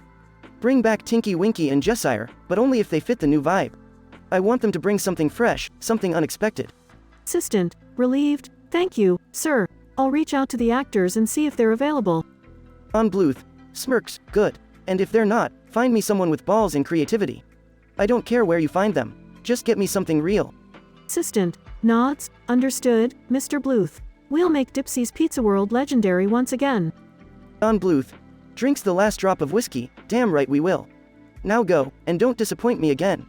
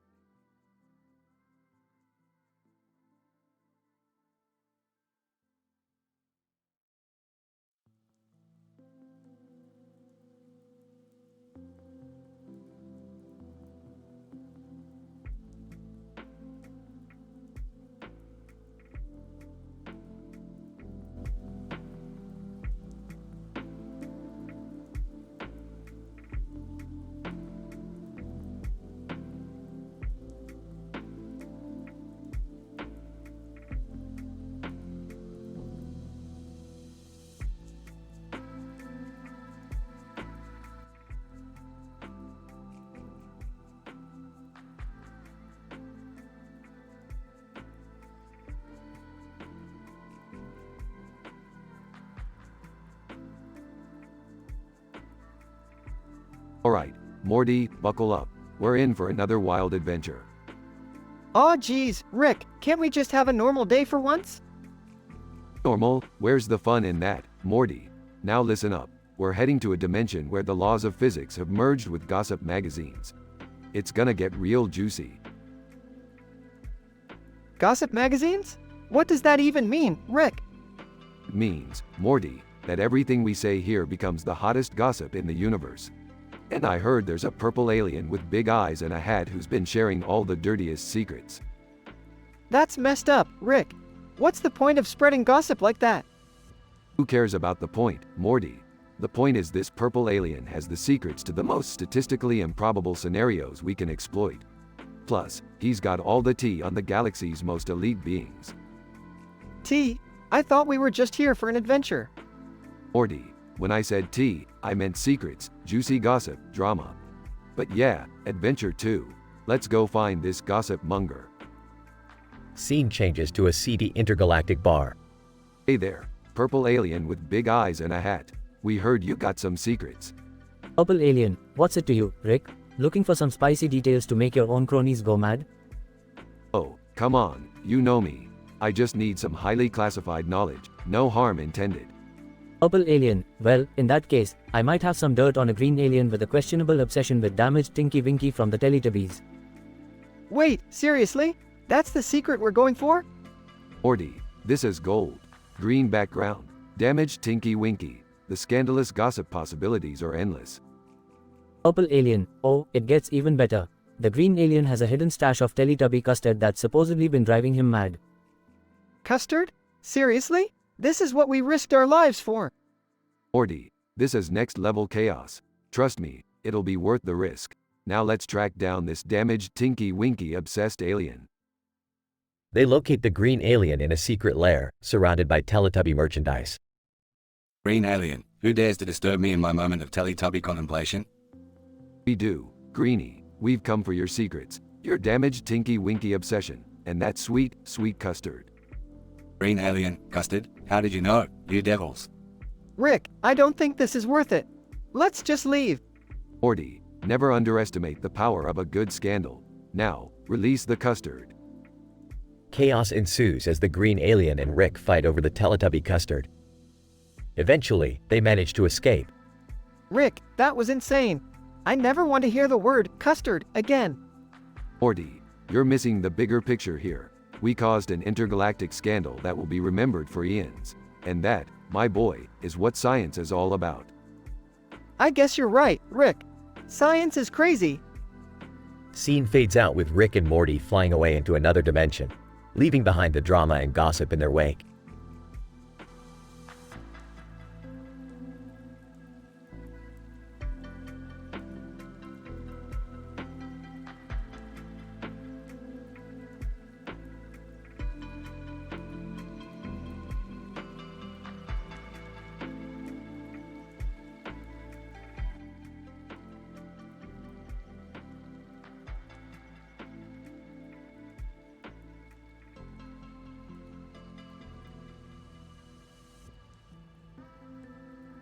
Alright, Morty, listen up. We've got an interdimensional crisis on our hands. Oh geez, Rick, what happened this time? Well, Morty, I accidentally mixed some plutonic quarks with a scoop of reality-bending dark matter and burps created a green substance with a hole in it. A green substance with a hole? What does that even mean? Morty, have you ever heard of the Dipsy spring-lock failure theory? Nope, never heard of it. Well, it's a highly complex scientific theory that states if a green substance with a hole in it is placed on a surface with a white background and a black spot in the middle, a catastrophic sequence of events will unfold. Catastrophic events? Are we in danger? Oh, Morty, you never fail to amuse me with your innocence. Of course, we're in danger. Now grab your portal gun. We've got to find that green substance. But, Rick, what could possibly happen? Morty, listen closely. If this substance comes into contact with a living being, it will cause instant mutation, turning them into an interdimensional rubber duck. An interdimensional rubber duck? Come on, Rick! Laugh all you want, Morty, but when the entire multiverse is overrun with rubber ducks, you'll be the one quacking. Alright, I get it. Let's find that substance. They search the house, but no sign of the green substance. Damn it, Morty, we've got to broaden our search. Let's go to the interdimensional mall. At the interdimensional mall, they come across Jerry. Rick, Morty, what are you doing here? David, Jerry, we're on a mission. Have you seen a green substance with a hole in it? Green substance? Hole? Ah, no. I can't say that I have. They continue searching the mall until they stumble upon Summer. Hey, guys, what's up? Summer, have you seen anything like a green substance with a hole in it anywhere? Ew, what are you nerds talking about? No, I haven't seen anything like that. Alright, fine. We'll have to think bigger. They head to the interdimensional casino. Rick, I don't think we're gonna find it here either. Oh, Morty, ye of little faith. Look, there it is. They spot the green substance on a roulette table. Great, now what?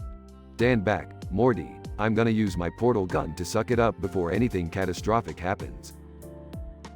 Just as Rick is about to use his portal gun, a group of aliens appears. Alien leader, stop right there, Rick Sanchez. That green substance is under our protection. Oh, great, more intergalactic bureaucracy. A heated argument ensues, full of insults and scientific jargon. In the end, the aliens agree to let Rick take the green substance if he helps them fix their spaceship. Rick, do you think we'll ever come across something normal? Morty, if we wanted normal, we wouldn't be interdimensional adventurers. Now let's go fix this damn spaceship before the whole multiverse turns into a cosmic rubber duck party. They all jump into action, leaving behind chaos and confusion. Rick and Morty save the day, fix the spaceship, and narrowly avoid the interdimensional rubber duck apocalypse. They return home, exhausted but victorious. Morty, remember, never mix plutonic quarks with dark matter again, got it? I promise, Rick. No more mixing random stuff. Good boy, Morty. Now let's go get some interdimensional fast food. I'm starving. They walk off, leaving behind chaos and adventure, ready for their next impossible scientific mishap.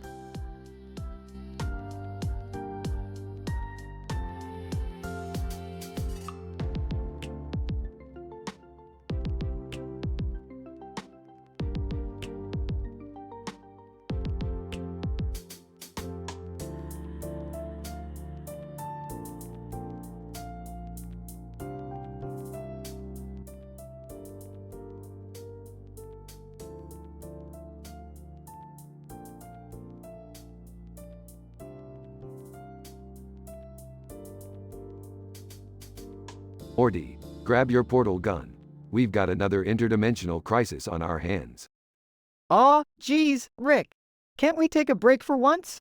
I'm still recovering from last week's adventure. Morty, in this infinite multiverse, there are no breaks. Now, focus up. Oh, great. More danger and imminent doom. Just what I needed to spice up my boring life. Dad, can't you just once not be a total buzzkill? We're trying to save the universe here. Alright, listen up, everyone. We've got a situation. There's a disturbance in the fabric of reality caused by a cartoon character with a bizarre haircut and creepy expression. He's meddling with interdimensional energy. That sounds, statistically improbable, Rick. You think everything we do isn't statistically improbable, Morty? Get your shit together. So, what's the plan, Rick? How do we stop this weird cartoon character? We have to confront him, Summer. And with your pink hair and goth boots, you'll fit right in. Are you kidding me? Why do I always get stuck with the weird disguises? Because you're the only one who can pull them off, sweetie. Can I just sit this one out? It's been a long day, and my fragile ego needs a break. Sorry, Jerry, no room for mediocrity in the face of danger. Strap in or get out. Rick, my portal gun is acting all wonky. Something's not right. What did you do, Morty? Did you damage it again? I accidentally dropped it in a vat of corrosive alien slime. Sorry, Rick. Great, now we're stuck in this dimension with a broken portal gun and a weird expression cartoon character on the loose. LLLALA, po. Morty, can you at least try to communicate without sounding like a malfunctioning Teletubby? LA, po. We can't waste time arguing. We have to find that cartoon character before he causes irreparable damage. Can't we just call the interdimensional police or something? Oh, sure, Jerry. Let's let the intergalactic bureaucracy handle a situation while the universe crumbles. Real smart. LA, ho! Shut up, Morty. We need a plan, and we need it now.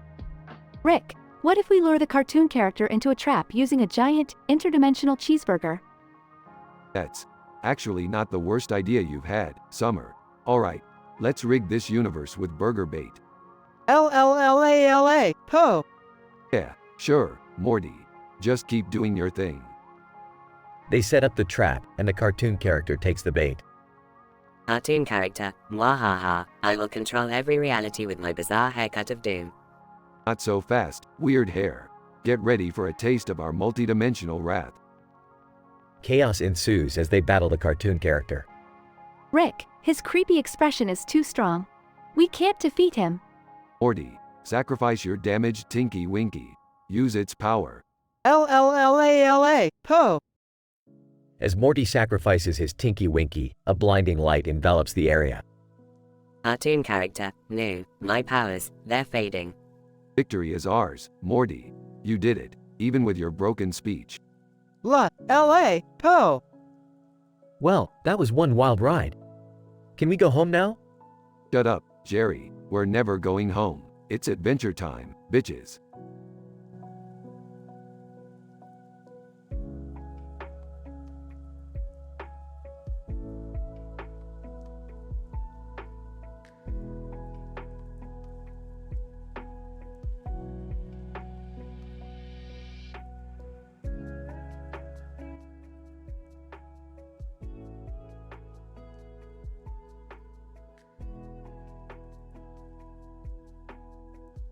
Title: Tinky's Funland Fiasco. Characters: Jessica, a charming and witty cartoon character. Don Bluth, the visionary creator and owner of Tinky's Funland. Jonathan, a mischievous but lovable stray cartoon character. Narrator: Jessica, Dawn, this pizzeria explosion was a disaster.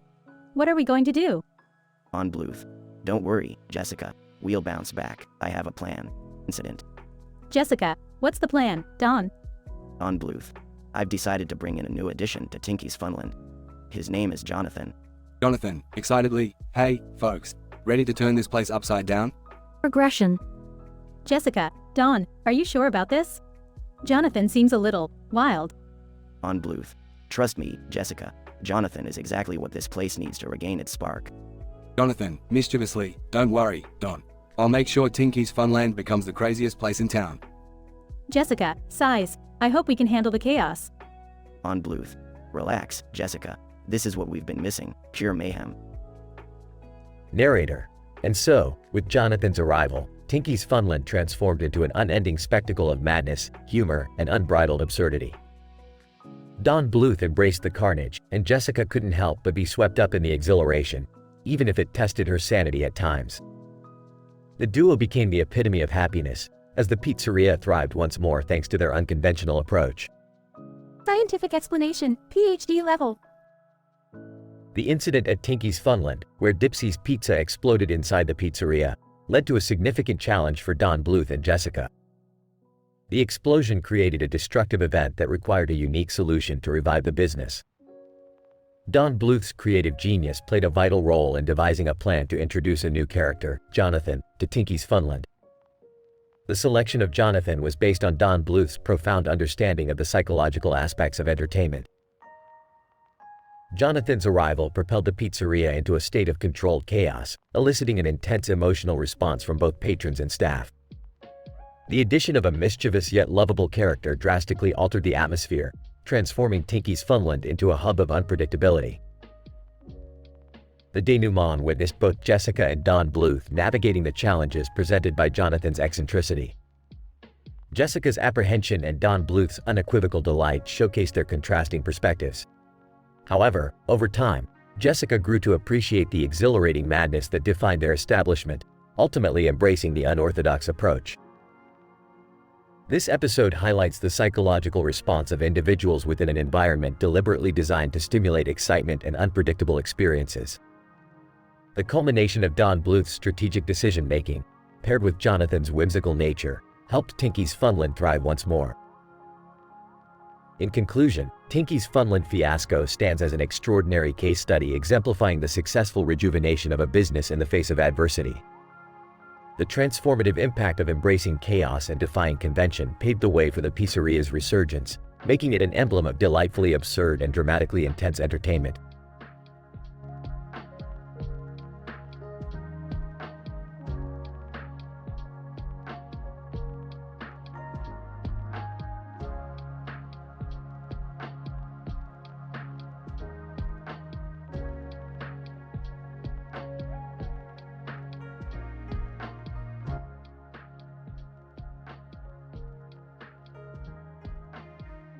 On Bluth.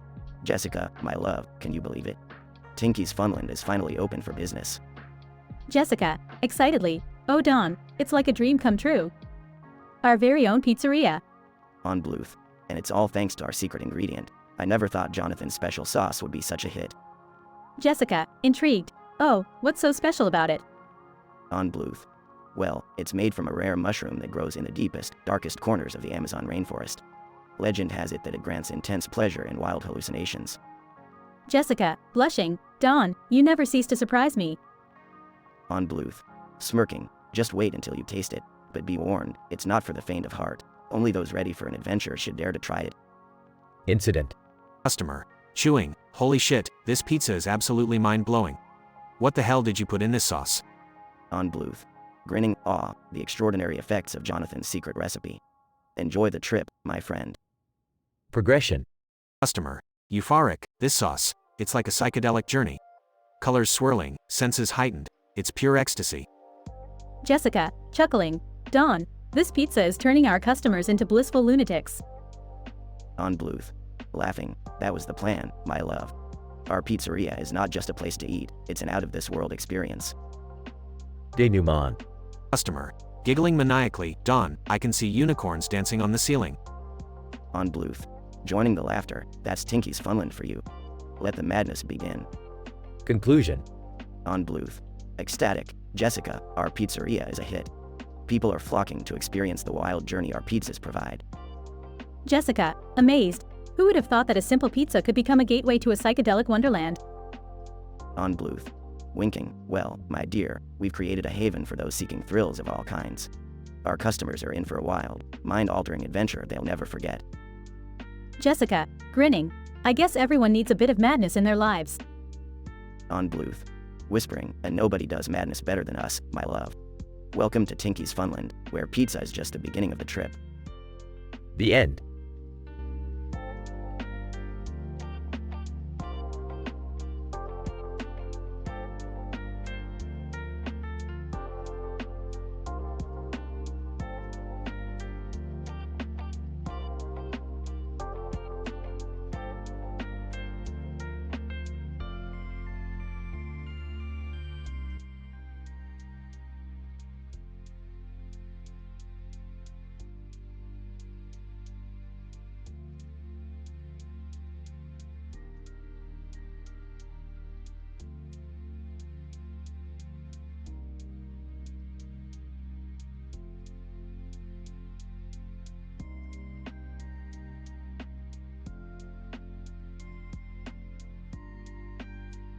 Morty, I just stumbled onto something mind-bendingly horrifying. You know those Teletubbies, right? Oh geez, yeah, those creepy baby things with antennas on their heads. What about them, Rick? Brace yourself, Morty, the truth is far more twisted than you can imagine. Those innocent-looking tubby bastards are actually interdimensional entities feeding off the unsuspecting children who watch them. They're getting all up in their heads, Morty. No way, Rick, that's messed up. We have to do something. I know, Morty, I know. But here's the problem. I have no clue how to stop them. Those tubby freaks are more powerful than they seem. We're just gonna get eaten by Teletubbies, aren't we, Rick? This is it. This is how it ends. Oh, come on, Morty, don't be such a wuss. We're not gonna go down without a fight. We'll come up with a plan, somehow. Panicking, but Rick, they're gonna consume our brains and turn us into custard, just like the kids they brainwash. We're doomed, Rick. Doomed. Morty, calm down. I've faced scarier things than giant alien custard monsters, okay? We'll figure this out. We always do. Walking in. Hey, what's all the commotion? I was busy trying to enjoy my day, you know? Sarcastically, oh great, Jerry's here. The perfect solution to our interdimensional Teletubby problem. What's wrong with Teletubbies? I mean, sure, they're a little weird, but… Trust me, Jerry, you have no idea what we're up against. These Teletubbies are grotesque monstrosities, not adorable TV characters. Desperate, Rick, we need to find their weakness. There has to be something we can do to stop them. Thinking. Maybe there's a dimensional portal where their power source lies. Oh, who am I kidding? This is stupid. We're doomed, Morty. Teary-eyed, I can't die like this. Rick, I can't become Teletubby Custard. Annoyed, can you guys please stop with the drama? We need a plan, not a pity party. Snaps fingers. I got it. There's a device in the garage that can reverse their brainwashing effects. We just need to get to it. Hopeful, really, Rick? You mean we might have a chance? Well, Morty, it's a long shot, but it's better than being eaten alive by creepy toddlers in TV suits. Let's go. They rush to the garage, encountering makeshift weapons and various inventions along the way. I never thought I'd say this, but I hope the garage is as messed up as usual, Rick. They finally reach the garage, where a mysterious machine awaits. Alright, Morty, strap yourself in. We're going to reverse engineer these brainwashing bastards. Summer, Jerry, keep an eye out for any tubby ambushes. Nervously, Rick, I'm scared. What if this doesn't work? Sincerely, Morty, even if we don't make it out of this, I want you to know that you're… Okay, never mind. Let's just get this over with. They activate the machine, generating a powerful energy field. Amazed, Rick, it's working. The Teletubbies, they're changing back. Teletubby 1, distorted, demonic. You dare defy us, foolish mortals? Teletubby 2, prepare to be consumed. Well, that didn't go exactly as planned. The Teletubbies charge towards Rick and Morty, engulfing them in their monstrous forms. Panicking. Oh my god, they got them. We need to do something. Cowardly. I can't, Summer. I can't fight them. They're too terrifying. Fine. I'll think of something. As Summer frantically searches for a solution, the scene fades to black. Scene resumes with Rick and Morty sitting on the couch, unharmed. Turns out it was just another one of my elaborate simulations, Morty. It wasn't even real. Relieved, thank God, Rick. I thought we were really done for. Aw, Morty, I wouldn't let us die like that. Besides, those tubby freaks are way too brain-numbing for my taste. Chuckles, yeah, you're right. Let's just never speak of this again, Rick. Agreed, Morty, and remember, kid, reality is just a construct of our own perception. They both share a cynical laugh as the camera zooms out, leaving the chaos of their lives behind.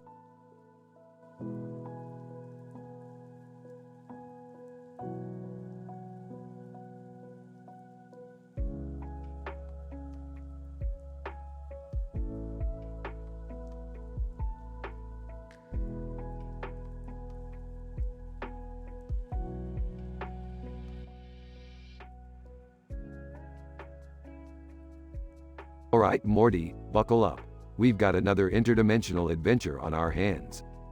Oh, Rick, I don't know about this one. Last time we messed with wizards, we ended up turning Jerry into a talking squirrel. Relax, Morty. This time, we've got a wizard pointing at a freaking flying object in the woods. We've got to check it out. Seriously? Wizards in the woods? Can't we just go on a normal adventure for once?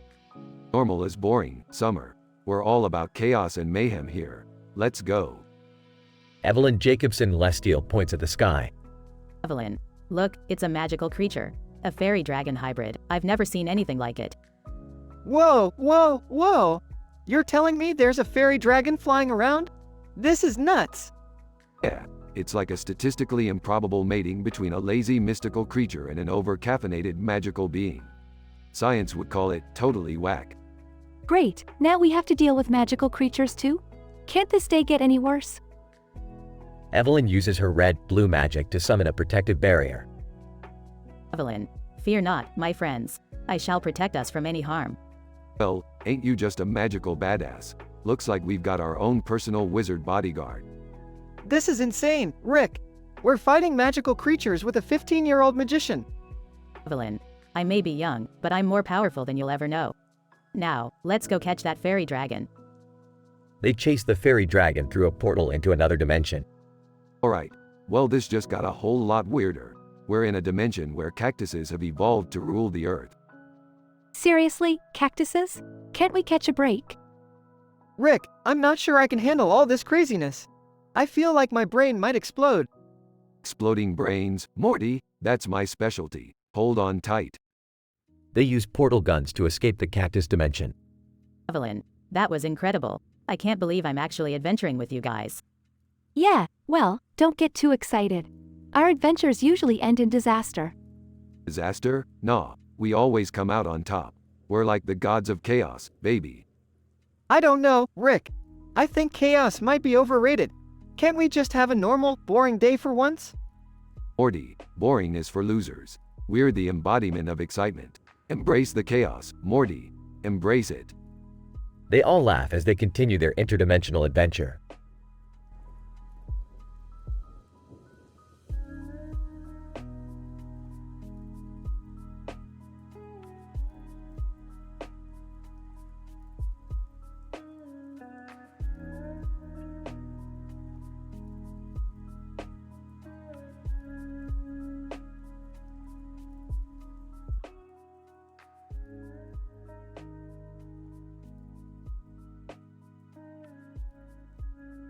Character 1, Tinky Winky. Character 2, Demonic Demon. Tinky Winky, what the hell? Who are you? And why the fuck do you have a glowing face and a demon-like head? Demonic Demon. Oh, you're in for a wild ride, Tinky Winky. I'm here to make your existence a living nightmare. Incident. Tinky Winky, what did I do to deserve this shit? Demonic Demon. You see, back in 2013, your system crashed inside a cargo that was being shipped. That's when things went downhill for you. Tinky Winky, are you saying my bad luck started because of that? Demonic Demon. Exactly. And now, I've been sent to torment you for eternity. Get ready for some serious demonic mindfuckery. Regression. Tinky Winky, this can't be happening. I demand an explanation. Demonic Demon? Explanation? There is none. Life is a chaotic mess, and I'm here to amplify that. You think you've seen it all, but you haven't even scratched the surface of what I'm capable of. Tinky Winky, you sadistic motherfucker. Leave me alone. Demonic Demon. Oh, I'm just getting started, Tinky Winky. Prepare yourself for unimaginable horrors, twisted versions of reality, and psychological torture that will shatter even the strongest minds. Tinky Winky, I won't let you break me. I'll find a way to escape this nightmare. Demonic Demon? Escape? That's cute. You're trapped, Tinky Winky. No matter how hard you try, you'll never be free of the torment I bring. Tinky Winky, fuck you. I won't give up. Demonic Demon. We shall see, Tinky Winky. We shall see. Your suffering has only just begun. Tinky Winky, I'll fight back, you twisted bastard. You won't defeat me. Demonic Demon. We'll see about that. Enjoy your eternal torment, Tinky Winky. It's going to be a hell of a ride. Scientific description. This dialogue script presents an M-rated, psychologically intense story involving the character Tinky Winky, known for its presence in the children's show, Teletubbies, and a demonic demon with a glowing face and a demon-like head. The story starts with the initial situation, where Tinky Winky confronts the demonic demon, questioning its appearance and intentions. The incident reveals that Tinky Winky's unfortunate fate began in 2013 when its system crashed while being transported in a cargo. The progression of the story explores the demonic demon's sadistic intent to torment Tinky Winky relentlessly. Tinky Winky, refusing to succumb to the torment, declares its determination to escape. However, the denouement emphasizes Tinky Winky's entrapment and the demonic demon's confidence in its ability to inflict eternal suffering. The script concludes with Tinky Winky's defiant promise to fight back against the demonic demon's sadistic cruelty. Overall, this scientifically improbable and dramatic dialogue script provides an adult-oriented narrative with intense, psychologically tormenting circumstances.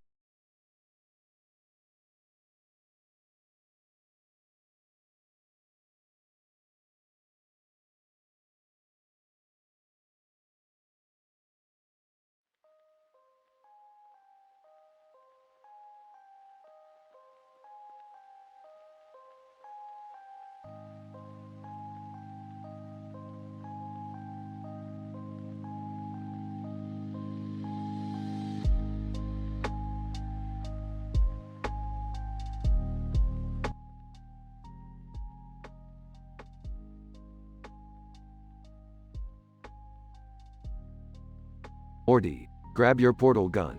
We've got a grade A, M-rated adventure on our hands. Rick, what's the sitch this time? We've got a woman wearing a cat mask, purple sky, full moon, and damn trees. Looks like we stumbled upon the solar flare affair, Morty.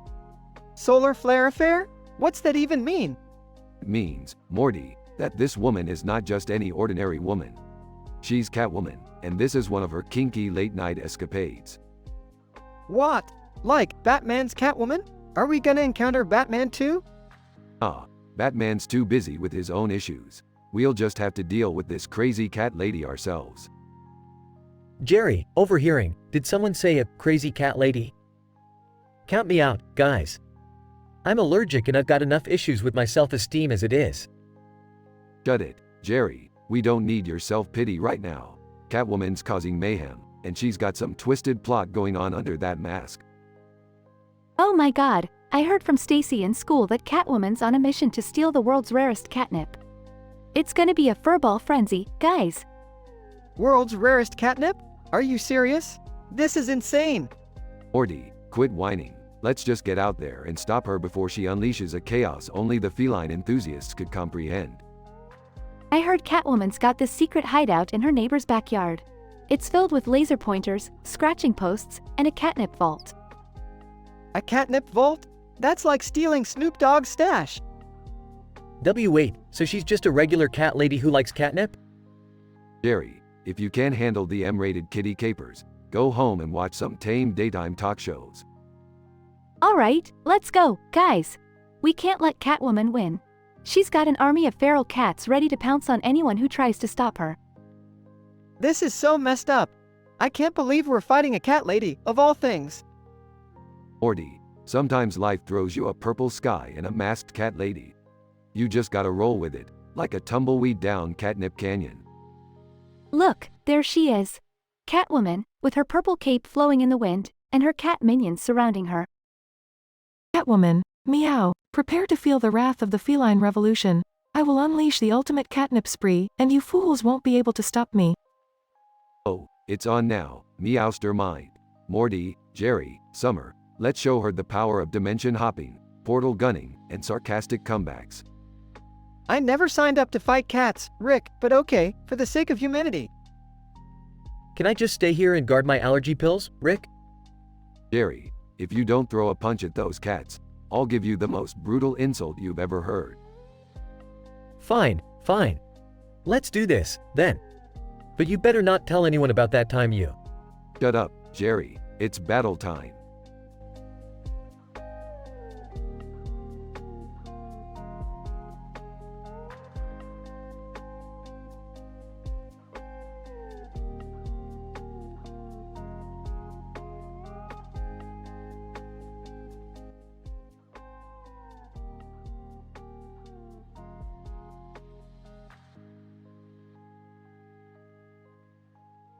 Morty, buckle up, we're going on a wild adventure again.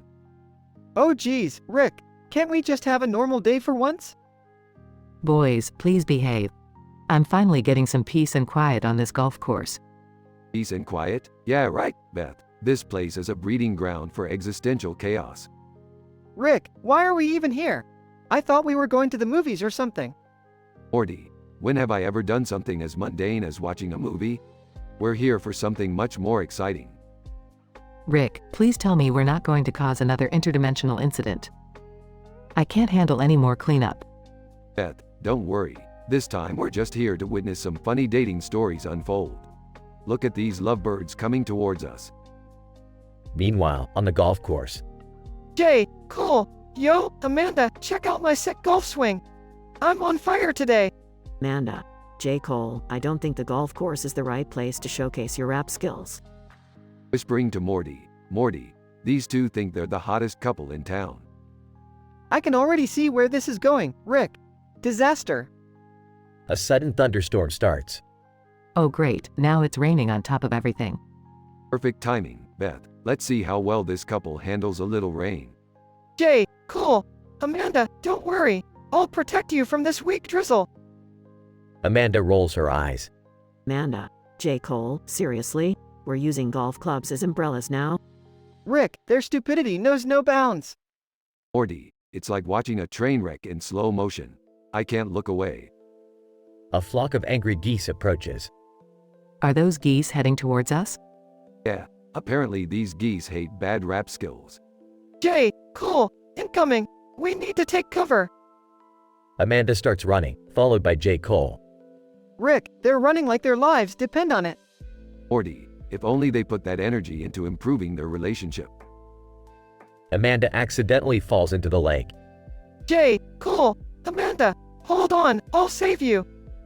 They certainly know how to make a splash. Amanda resurfaces, furiously splashing water at J. Cole.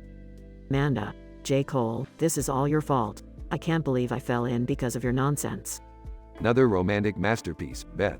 Love is truly a battlefield. Rick, should we lend them a hand? Aw, Morty, let's just grab some popcorn and enjoy the show. Beth shakes her head, sighing. I can't believe I'm related to you two.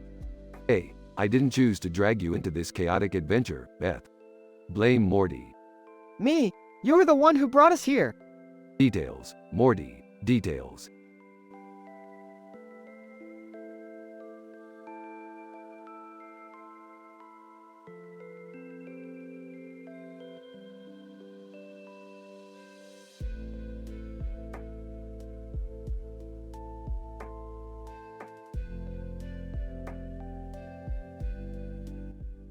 Please note that I cannot generate adult or M-rated content as per OpenAI's content policy. I am here to help with any other creative or informative requests you may have.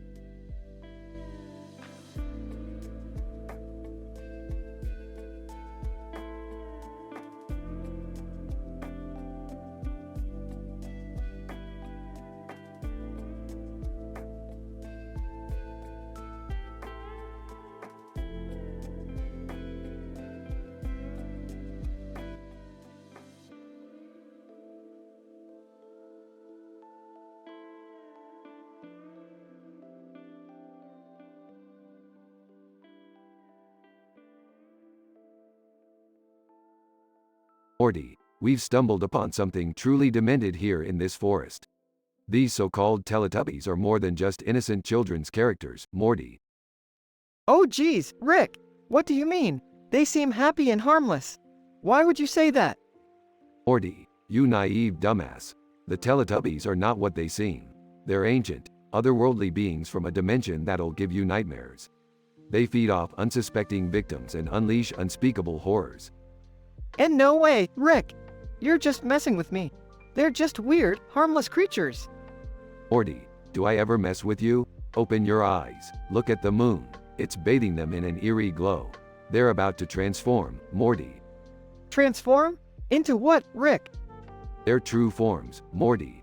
I've seen it before, when I crossed dimensions. Those innocent faces will twist into nightmarish monstrosities. We need to get out of here. Oh my god! Rick, I'm scared. What are we gonna do? Can't you just portal us out of here or something?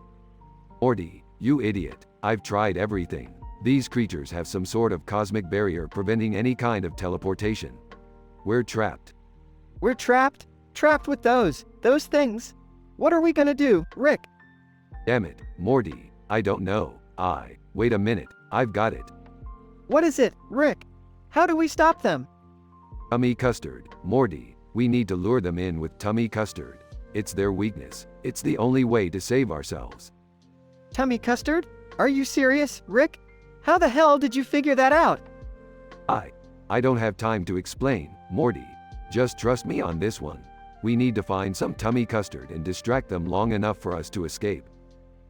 Okay, Rick. Okay, tummy custard it is. But where the hell are we gonna find that? I don't know, Morty. Think, damn it. We need a distraction. We need a plan. I can't think, Rick. I'm too scared. They're getting closer. Get it together, Morty. Our lives depend on it. We need to find a way out of this. We can't let those godforsaken creatures consume us. I can't, Rick. I can't do it. We're done for. We're done for. Morty, you've got to snap out of it. We can't give up now. We're not going down without a fight.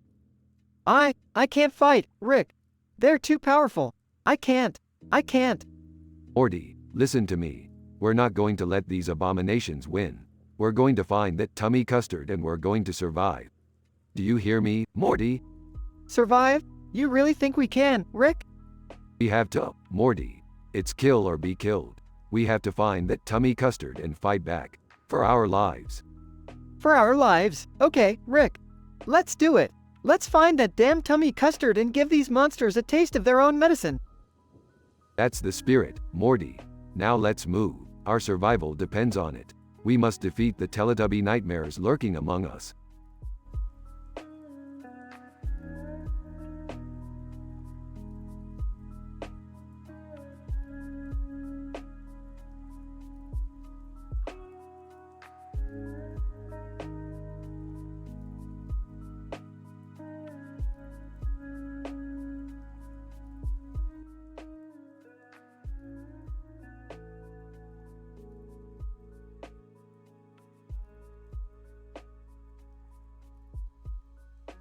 Alright kids, here we are in front of this playhouse. No time to waste, we've got to find a way to stop those demented Teletubbies.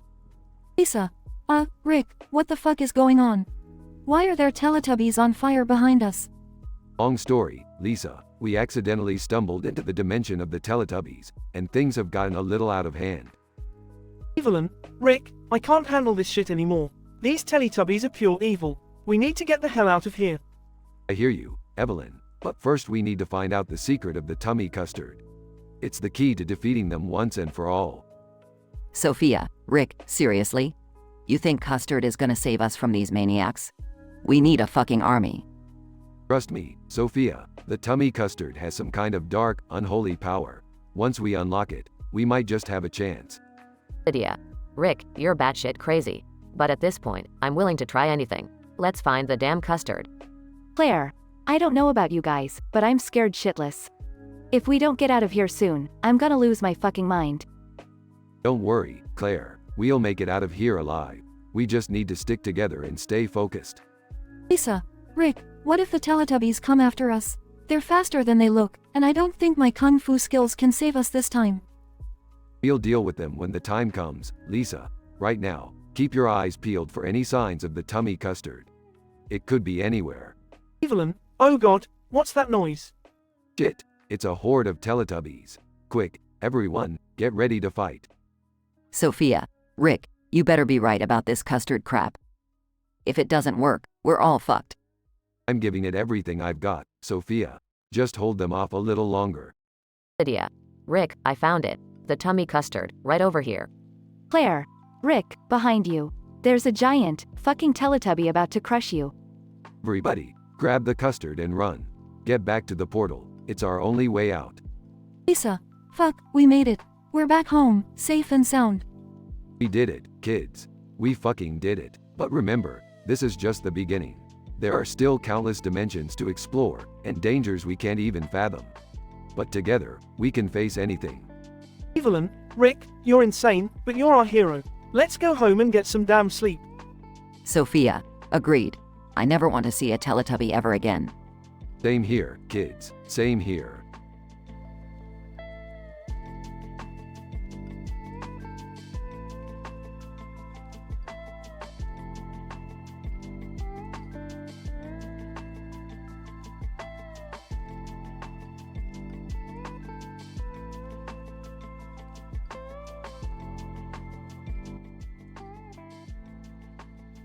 Title: The Misadventures of Tinky Winky. Tinky Winky. Hey, what the fuck just happened? Why am I in this goddamn cargo, surrounded by fucking boxes? Man in a suit. Relax, Tinky Winky. Your system crashed, and we had to ship you here for repairs. Tinky Winky. Are you fucking kidding me? My system crashed? Who the hell did this to me? Woman in a dress. It seems you've been hacked, Tinky Winky. Someone wanted to fuck with your circuits, you poor soul. Incident. Unblued. Shit, this is embarrassing. Our star character, Tinky Winky, fucking broken because of some asshole hacker. Jessica Bluth, crying. Tinky Winky was everything to this company. I can't believe his system crashed. I feel like I've let him down. Aggression. Tinky Winky. Fuck it all. I'm not gonna stay locked up in this cargo. I need to find that bastard who hacked me and make them pay. Man in a suit, Tinky Winky, calm down. We're working on fixing your system. We just need a little time. Tinky Winky, no, fuck that. Time's up. I'm taking matters into my own hands. I won't let anyone mess with me or my reputation. Tinky Winky, Don Bluth, Jessica Bluth, you can ship Jonathan and Jessire all you want, but I'm still the fucking star here. No one messes with Tinky Winky and gets away with it. PhD level description of the episode. This episode delves into the chaotic aftermath of Tinky Winky's system crash, which leads the characters into a vulgar exchange of emotions and foul language. The incident highlights the vulnerability of Tinky Winky as a cartoon character, whose internal system is hacked, causing widespread chaos and endangerment to those around him. The progression showcases Tinky Winky's determination to seek revenge and take control of his fate despite the challenges faced within the limits of his animated world.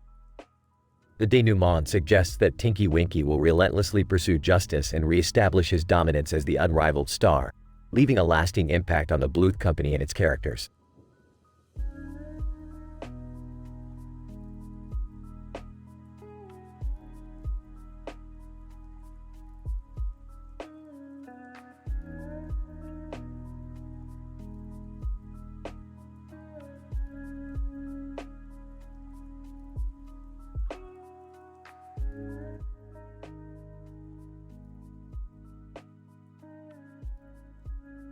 Morty, I've got a radical experiment to blow your tiny mind.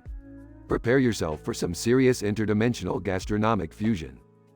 What? Gastronomic fusion? Rick, I don't think I'm ready for this. Can't we just go on a simple adventure? Simple adventures are for simple minds, Morty. Today, we're diving into the depths of culinary madness. Prepare to be the main ingredient in my latest creation, tummy custard. You're going to turn me into what now? Tummy custard? Geez, Rick, can't we just make some regular food? This sounds messed up. Regular food is for boring people, Morty. We don't have time for vanilla delicacies. We're going to push the boundaries of taste, morality, and sanity. I don't know if I can handle this, Rick. I mean, what about the Teletubbies? Won't they be, furious? Oh, Morty, you poor naive soul. I've already taken care of that. Behold the Teletubby Transmutator 3000. I'm going to unleash a culinary masterpiece on their unsuspecting little stomachs. Rick, this is insane. This goes against everything I believe in. You can't just force feed people, or Teletubbies, or whatever they are. Morty, ethics are for the weak. Now, hold still while I grind you into tummy custard. Your sacrifice will be remembered in the annals of gastronomic history. Morty starts screaming as Rick activates the machinery, grinding him into a gloopy green substance. Tinky Winky, oh, what's that, fellow Tubbies? Tummy custard? I've never tasted anything so divine. Oh. Ipsy, DD delicious. This tummy custard is like a flavor explosion in my mouth. Oh. Whoa. Yummy custard. It's so gooey and wonderful. Oh. Po, custard. Oh. The Teletubbies continue to feast on Morty's transformation, expressing their delight in their typical speech mannerisms. Morty, muffled, Rick. Help me. I'm getting eaten by those freaky creatures. This is insane. I can't believe you did this to me. Relax, Morty. It's all part of the greater scientific purpose. Plus, they seem to be enjoying it. Bon appetit, Teletubbies. As the Teletubbies devour Morty, Rick smirks, satisfied with his creation, and starts planning his next outrageous experiment.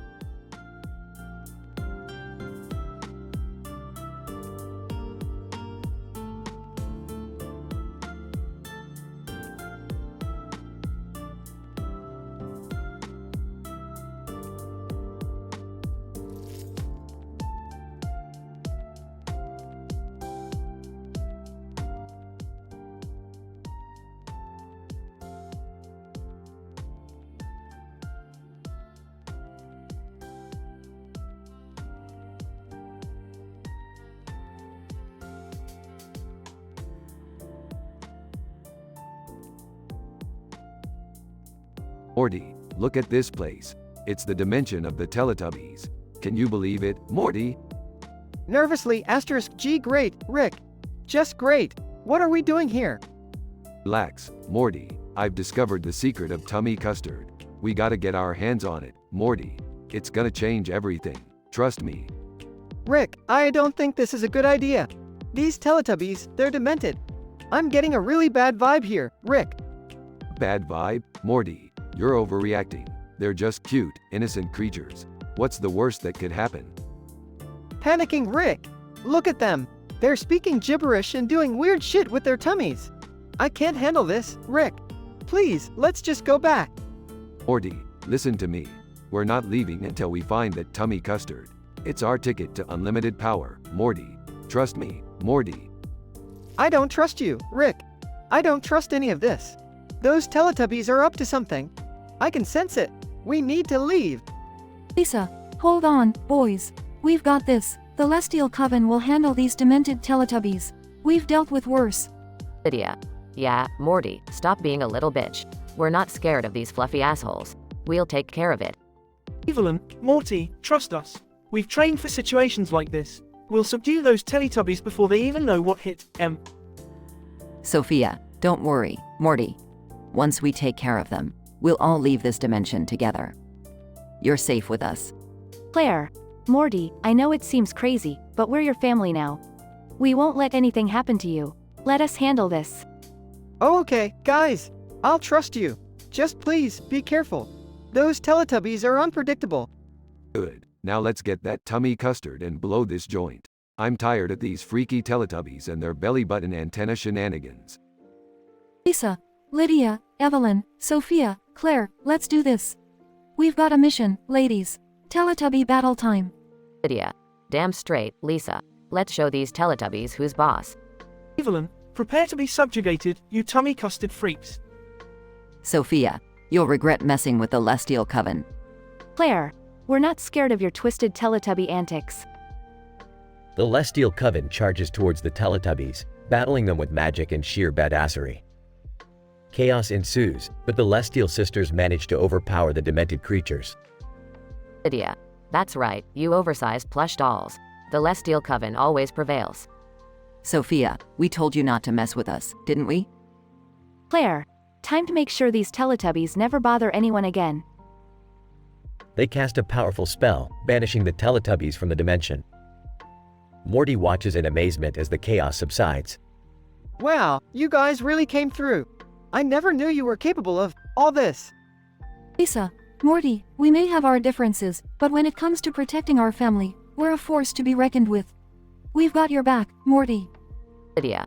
Yeah, Morty. We may be the Celestial Coven, but you're part of us now. We'll never let anything happen to you. Evelyn, so, Morty, wanna go grab that tummy custard and get out of this messed up dimension? Sophia, we've got a tower back in our house, Morty. It's time to go home. Claire, home sweet home, Morty. Trust me, it's nicer than this creepy Teletubby dimension. Thanks, guys. Let's get that tummy custard and get out of this nightmare. I'll never doubt the Celestial Coven again.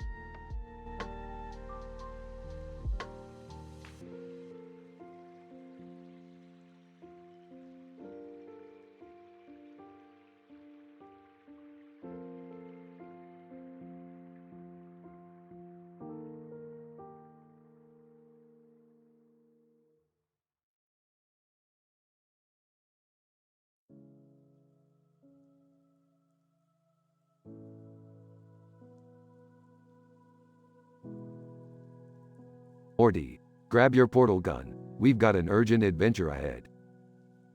Rick, can't we just have a normal day for once? Normal is boring, Morty. Now buckle up. We need to investigate a dimension where cats have taken over the world. Cats? What do they want? World domination? They just got sick of being ignored and decided to overthrow humans. But don't worry, Morty, I've got a plan. What's the plan, Rick? We're gonna ride in on a custom-made cat chariot, with you driving and me on the back with a bunch of fish in my pocket. Fish in your pocket? What's that supposed to do? Cats love fish, Morty. We lure them in, distract them with food, and then we save the day. Alright, I got this. Where's the cat chariot you were talking about? It's right outside, Morty. I built it out of a modified cart with a cat sculpture on top and cat stickers all over. This thing looks ridiculous, Rick. I can't believe I'm about to drive a cartoon character with a cat head and 2 cats on it. Trust me, Morty, cats love anything with their face on it. They won't know what hit them. Okay, let's do this. Starts the engine, this is gonna get us killed, isn't it? Ah, only statistically improbable. Now let's go, Morty. They drive through the portal into the cat-dominated dimension. The streets are filled with cats, all wearing tiny suits and monocles. Rick, this place is insane. They even have cat-sized office buildings. Yeah, and look, they replaced all humans with birds on TV. It's a cat's paradise, Morty. But why are they all so well dressed? Told ya, Morty, they got tired of living in our shadows. They decided to put their fashion sense to good use and took over the world. I don't know if I should be impressed or terrified. A little bit of both, Morty. Now throw the fish to distract them, and let's make a run for it. They start tossing fish in different directions, causing chaos among the cats. Morty tries to maneuver the cat chariot through the crowded streets. Rick, we're surrounded. What's plan B? Plan B, Morty, we don't need a plan B when we have science. Activate the catnip grenades. Catnip grenades? You've got to be kidding me. No kidding, Morty. Cats can't resist it. Toss 'em out. They throw the catnip grenades, causing the cats to go crazy and start chasing after the catnip. Rick and Morty take advantage of the distraction to escape. Phew! That was close, Rick. I can't believe we made it out alive. Morty, when have we ever not made it out alive? We're the heroes of this crazy dimension, baby. I guess you're right, Rick. We did pretty well against those, opposable thumb having felines. Damn straight, Morty. Now let's get back to our dimension before things get even more insane. And hey, remind me to patent that cat chariot. I smell a lucrative market for cat-loving weirdos. Only you, Rick. Only you.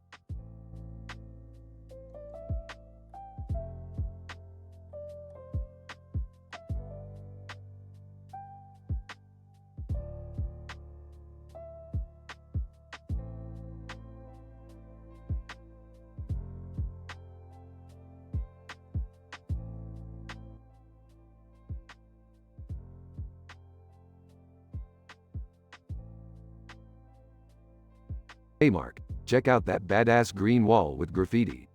Mark. Damn, that's some sick artwork. Who the hell did that? No clue, but it's F-King dope. Speaking of dope, wanna do something crazy? Ark. You know I'm always up for some wild sh*t. What do you have in mind? So, you remember those Teletubbies, right? Well, what if we spiked their tummy custard with aphrodisiacs? Ark. Holy sh*t, dude. That's out of this world. But, why the FK would we do that? Hear me out, bro. Imagine the chaos that would ensue. Those docile little creatures would go absolutely batch-t crazy for each other. Ark. Damn, that's some messed up sh*t, but I'm down. Let's make it happen. Scene. Rick and Mark break into the Teletubby land and find the tummy custard factory. Alright, here it is. The place where all the delicious tummy custard is made. Ark. Look at all those colorful custard tubs. I can't believe we're about to do this. Rick and Mark stealthily spike the tummy custard with the aphrodisiacs.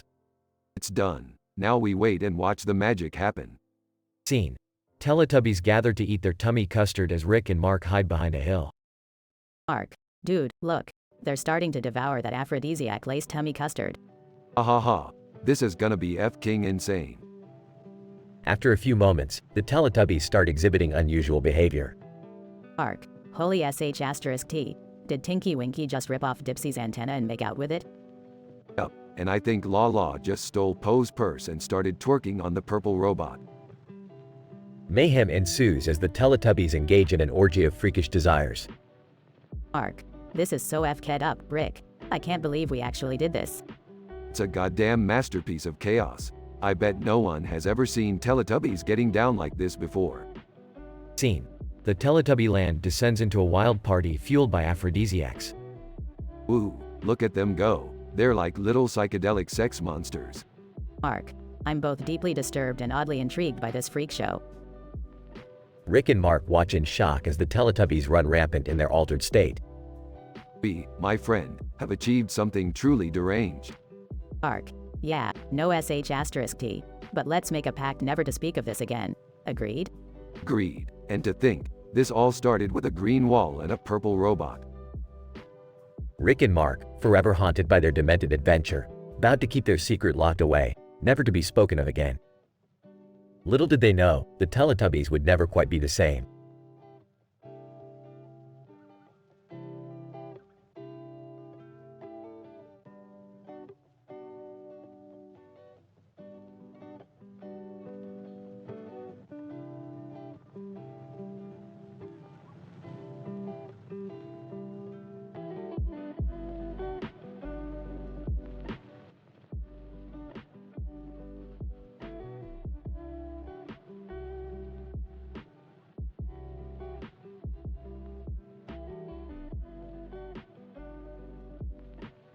Alright, Morty, buckle your seatbelt. We're about to take a trip to another dimension. What? Another dimension? I don't know if I can handle this, Rick. Quit being such a coward, Morty. We're just gonna check out those weird purple cartoon figures over there. Purple cartoon figures? What are they? Some kind of messed up Teletubbies? Bingo, Morty. They're the Celestial Coven, a group of creatures living with the Smith family. Living with us? Are you seriously telling me we have freaking purple cartoon roommates? Relax, Morty. They build a tower in the house. It's no big deal. Just another day in the life of the Smiths. I can't believe this. Wait, are we going in their dimension? I thought we were done with Teletubby crap.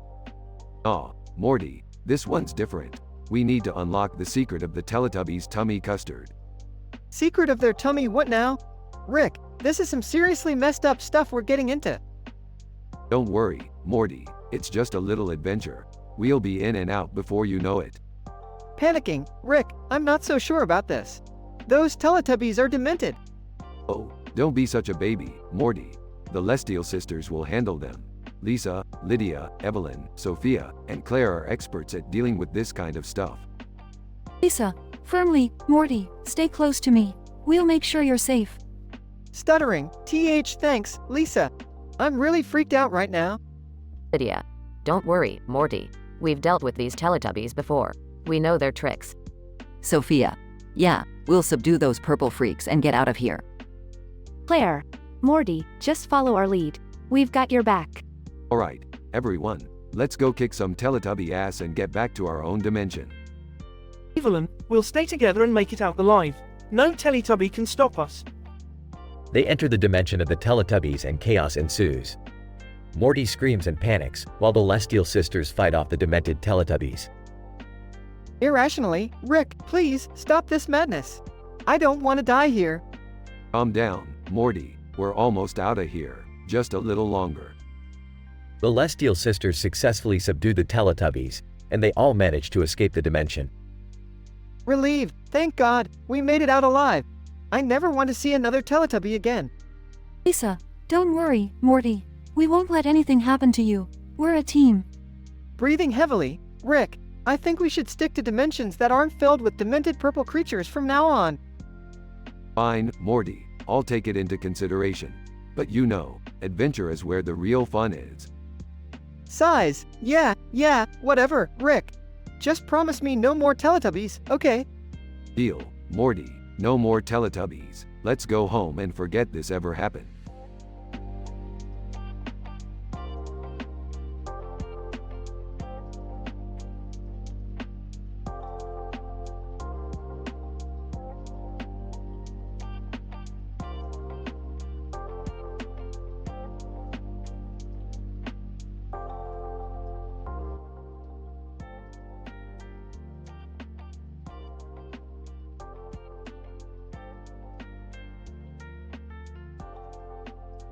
Character 1. Rick. Well, Morty. Today we're gonna have ourselves a real twisted adventure. We're gonna spike those fucking Teletubbies' tummy custard with some super concentrated aphrodisiacs. Character 2. Morty. Rick, I don't know, man. Isn't that a bit messed up? I mean, they're just innocent kids' characters. Innocent, my ass. Have you ever looked into those vacant eyes, Morty? They're hiding some dark secrets, I'm telling you. Alright, I trust you, Rick. What's the plan? First, We'll need to break into Teletubby Land, Morty. We need to infiltrate that pink nightmare. How are we gonna do that, Rick? It's a heavily guarded place. Morty, I didn't become the smartest guy in the multiverse by backing down from a challenge. We'll use the portal gun, Morty. We'll teleport right into their custard-filled lair. Geez, Rick, I hope this plan doesn't end up getting us arrested or worse. Don't worry, Morty. I've got everything under control. Just remember, if anything goes wrong, we'll blame it on Jerry. Yeah, Dad's kind of a screw-up, huh? Alright, Morty, we're here. Teletubby Land. Get ready to unleash some ultimate chaos. I don't know if I'm ready for this, Rick. It feels wrong. Morty, you just gotta go with it. Morality is just a social construct, Morty. Now let's find that tummy custard and give it a wild upgrade. Okay, I guess. But I really hope we don't end up causing irreversible psychological trauma or something. Morty, don't be such a buzzkill. Trust me, these Teletubbies won't even know what hit them. Alright, Rick, but I'm still not fully on board with this. Stop being such a pansy, Morty. Look, I found the tummy custard storage room. Let's get to work. This feels so wrong, Rick. What if we end up ruining their lives? Morty, their lives are pretty damn pathetic already. Trust me, we're doing them a favor. Alright, Rick. Let's just get this over with. That's the spirit, Morty. Now, let the mayhem begin. As the duo spikes the tummy custard, a series of wild and unlikely events unfold. Morty and Rick successfully escape Teletubby Land, leaving behind chaos and arousal. Man, Rick, that was crazy. I can't believe we actually did it. Of course we did, Morty. This is just another Tuesday for us. I have no idea what just happened, but I'm glad it's over. That's the magic of science and chaos, Morty. You never know what you're gonna get. Now let's go grab some Szechuan sauce. I've worked up an appetite.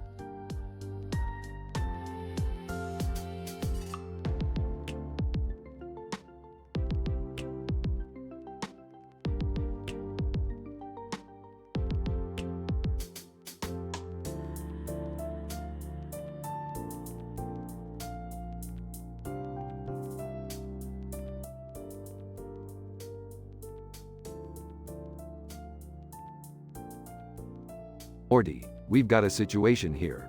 Jerry went and got himself a new ba**y mama, and she's not just any ba**y mama, she's a forest nymph from Avalon. Wait, what? A forest nymph? Isn't that, like, supposed to be some mythical creature or something? Yeah, Morty, and a mythical creature is exactly what Jerry needs to complicate his already pathetic life. So, what's the deal with these Celestial sisters? Are they like, witches or something? Bingo, Morty. These sisters are witches who practice all sorts of magic. Red, white, green, blue, black and red, blue magic. Talk about overkill. I can't even begin to imagine what kind of chaos is going to ensue with all that magic in one place. Chaos is an understatement, Morty. These sisters are like a walking Pandora's box, ready to unleash supernatural drama on our doorstep. Oh, great. Just what we needed, more drama. So, what's the deal with that tower? The tower is their little witchy abode. 50 feet of pure magical nonsense. Apparently, it's got a clock on top and is surrounded by trees with birds flying around it at night. You know, to add that extra dramatic flair. That sounds unnecessarily creepy. And, what's with Jerry and the forest nymph? You see, Morty, Jerry's always had a thing for mythical creatures. I guess he finally found his match. Cecilia Pyle, the nymph, is his new ba**y mama. It's like a Jerry magnet for the supernatural. I don't even want to know what kind of shenanigans are gonna go down between Jerry and a nymph. Trust me, Morty, you really don't. It's gonna be a train wreck of Shakespearean proportions. Shouldn't we, I don't know, do something to prevent all of this?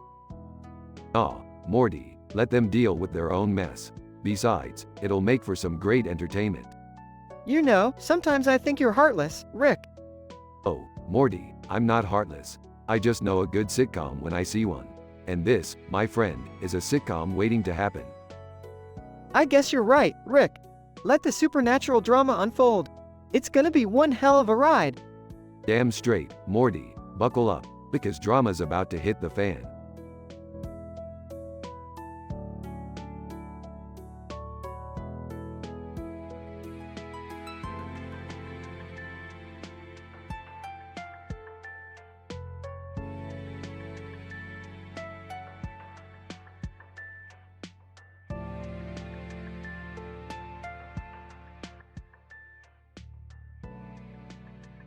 Jeff Dunham, hey assholes. I've had enough of your bullshit. You think you can just exist and be funny? Well, I'm about to show you how a real comedian does it. South Park. Oh boy. Here we go again. What the hell do you want, Dunham? Jeff Dunham. I want to prove to the world that I'm the funniest motherfucker out there, and you assholes are stealing my spotlight. Hartman, what? Are you serious? You're a washed-up ventriloquist. Nobody gives a shit about you anymore. Jeff Dunham. Fuck you, fat ass. I've got my puppets, and they have more talent in their little fingers than you have in your entire pathetic body. Stan. Oh please, your puppets are one-dimensional stereotypes. South Park is all about pushing boundaries and satirizing society. What are you gonna do? Make your dolls say racist jokes? Jeff Dunham, you think you're so edgy, huh? Well, I'll show you edgy. Everyone, meet Ahmed the dead terrorist. Ahmed the dead terrorist, in a terrible Arab accent. Hey, I'm an edgy stereotype ready to offend everyone. Kenny. MMMPH. Butters, Kenny says that you can take your racist bullshit and shove it up your ass. Jeff Dunham, fuck you, Kenny. You're just a mumbling, dying piece of shit. Kyle. Alright, that's it. You've crossed the line, you untalented hack. We won't let you ruin our town with your racist garbage. Jeff Dunham, bring it on, you little bastards. I'll make sure I have the last laugh. They engage in an epic battle featuring outrageous weapons, explosions, and obscene language. Andy. Jesus Christ, what the fuck is happening here? Sharon, I don't know, but it looks like our boys are kicking some ass. After a long and intense fight, the South Park residents managed to defeat Jeff Dunham and his puppets. Jeff Dunham, you may have won this round, but I'll never stop. South Park. Get the fuck out of here, Dunham. Jeff Dunham slinks away, defeated and humiliated. Kenny. MMMPH.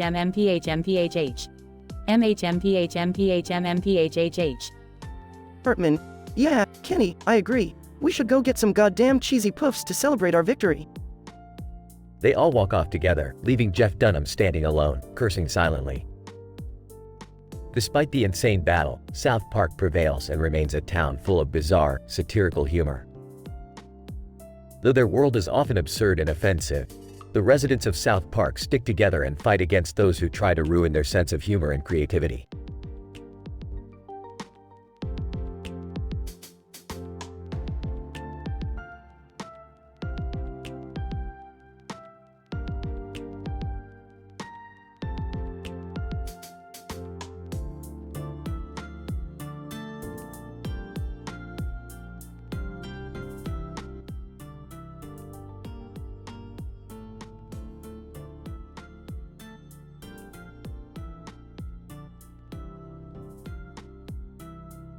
Morty, we got ourselves a real fucked up situation here. Look at this green and purple artwork. It's cute and innocent, just like those dumbass Teletubbies. Yeah, Rick, what's the big deal? It's just a painting. Oh, Morty, you're so naive. This painting holds the power to unleash chaos on a scale never seen before. You see that little girl inside?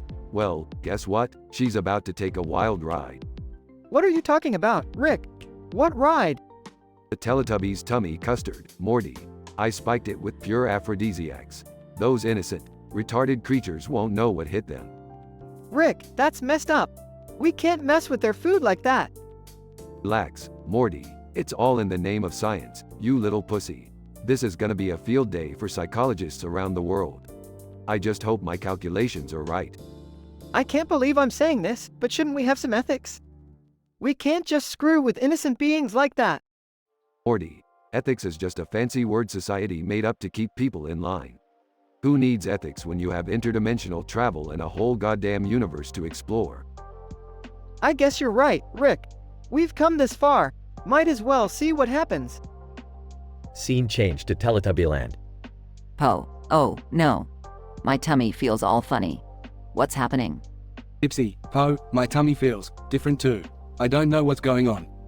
Tinky Winky. Oh my god. I can't control myself. I need a hug, guys. Right now. La la. Hugs. Oh, my antenna is doing something weird.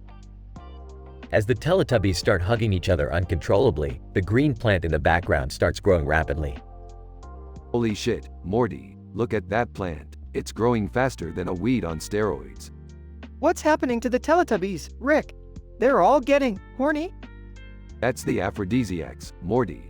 It's like I've created a bunch of little perverted monsters. Look at them. They can't stop. It's like an orgy of colorful nightmares. Scene change to chaos in Teletubby Land. Teletubbies. Oh, Dipsy, you're so big. Give it to me harder. Morty, I think we need to get the hell out of here. It's getting out of hand. Oh my god, Rick! Is that the vacuum cleaner? Yeah, Morty. It seems even No can't resist the effects of my aphrodisiacs. We have to leave them, Rick. We can't let anyone find out about this. Scene change to Rick and Morty escaping through a portal. Well, Morty, we've fucked up big time. But on the bright side, we'll have some wild stories for our interdimensional buddies.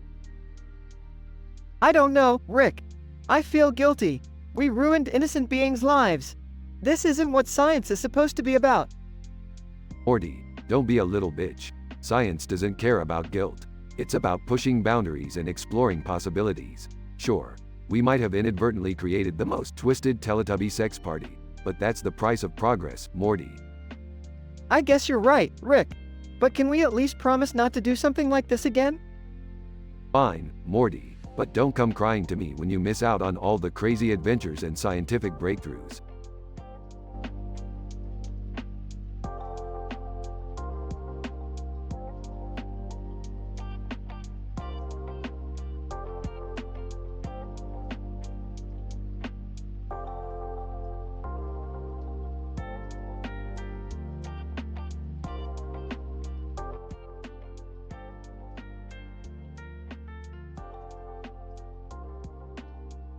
Adrian Fazboy, what's up, motherfuckers?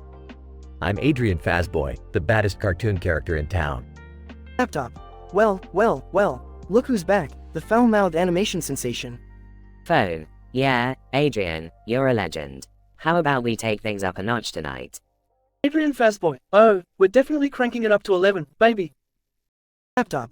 Alright, let's set the scene. You're chilling on a wooden table, surrounded by your adoring fans at a convention. The energy is fucking electric. Phone. Suddenly, the convention center starts shaking, like an earthquake or some crazy shit. Adrian Fazboy, what the fuck is happening? Is it Godzilla or some shit? Laptop. Nah, man. Turns out it's an alien invasion. Motherfucking extraterrestrials are descending on the convention center. Phone. And guess what? These aliens are horny as hell. They want to fuck everything in sight, including you, Adrian. Adrian Fazboy, are you serious? These aliens are gonna try to bang me? I'm just a goddamn cartoon. Laptop. Yep, you're right. But you know what? They've got the technology to bring cartoon characters to life. And they're using it on you, big boy. Phone. These aliens want to create a mixed species orgy, and you're their star attraction. Adrian Fazboy, holy fucking shit. I never signed up for this. How the hell am I gonna survive being the center of an intergalactic gangbang? Laptop. Don't worry, Adrian. We've got your back. Our plan is to distract them with some hardcore, mind-blowing pornography. They'll be too busy spanking their alien tentacles to realize what's going on. Phone. And while they're jerking off, we'll make our escape. We'll find a spaceship and blast off into the unknown. Adrian Fazboy, alright, let's do this. Bring on the alien porn and let's fuck these extraterrestrial freaks up. Laptop. Hang on tight, Adrian. Our adventure is just beginning. The scene ends with Adrian, the laptop, and the phone devising their plan, ready to face an otherworldly sexual encounter like no other. In this outrageous, M-rated tale, Adrian Fazboy finds himself caught in the middle of an alien invasion that desires nothing more than a mixed species orgy. With the laptop and the phone as his allies, they devise a plan to distract the horny extraterrestrials with hardcore pornography and make their daring escape. As the adventure unfolds, Adrian's foul mouth and cartoonish antics add a wild, comedic twist to the otherwise intense and adult storyline.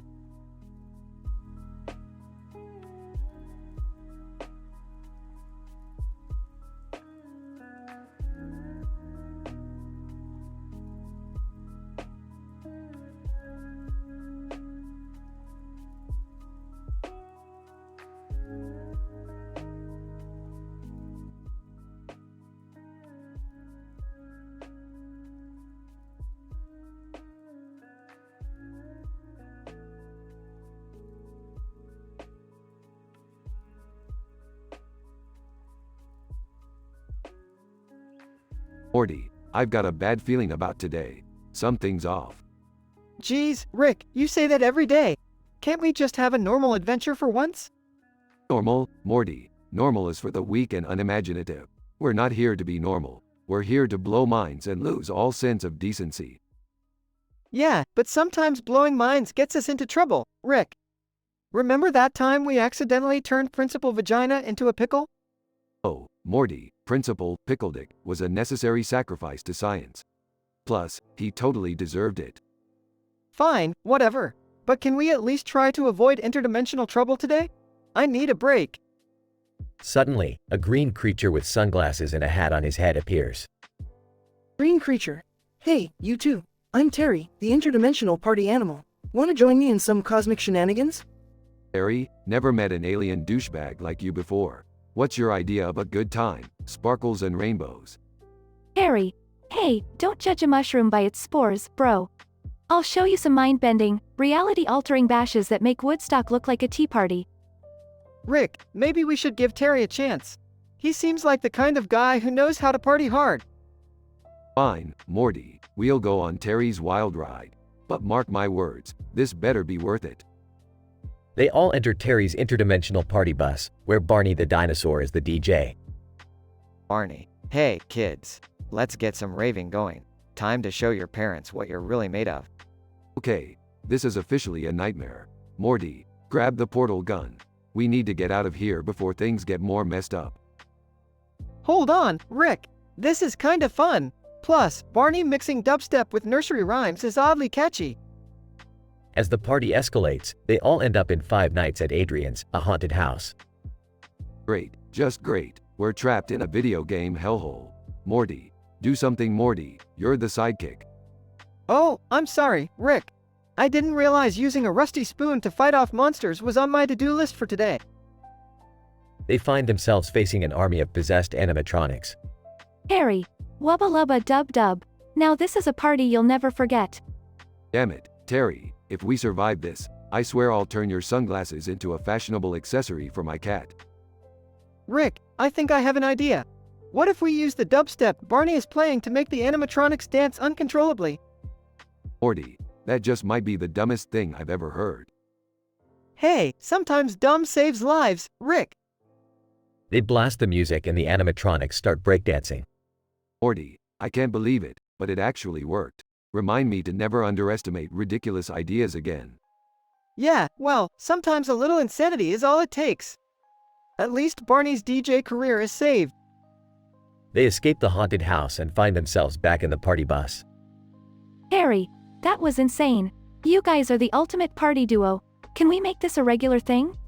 No offense, Terry, but if there's one thing this adventure taught me, it's that we need to stick to our own brand of insanity. Yeah, Terry, we appreciate the offer, but our lives are already too messed up without interdimensional partying. Harry, all right, no hard feelings. Remember, if you ever change your minds, just give me a holler. Rick and Morty portal away, leaving Terry behind. Morty, let's never speak of this adventure again. And if anyone asks, we were never at a dubstep-infused Barney rave. Agreed, Rick. Just another day in the life of us, I guess.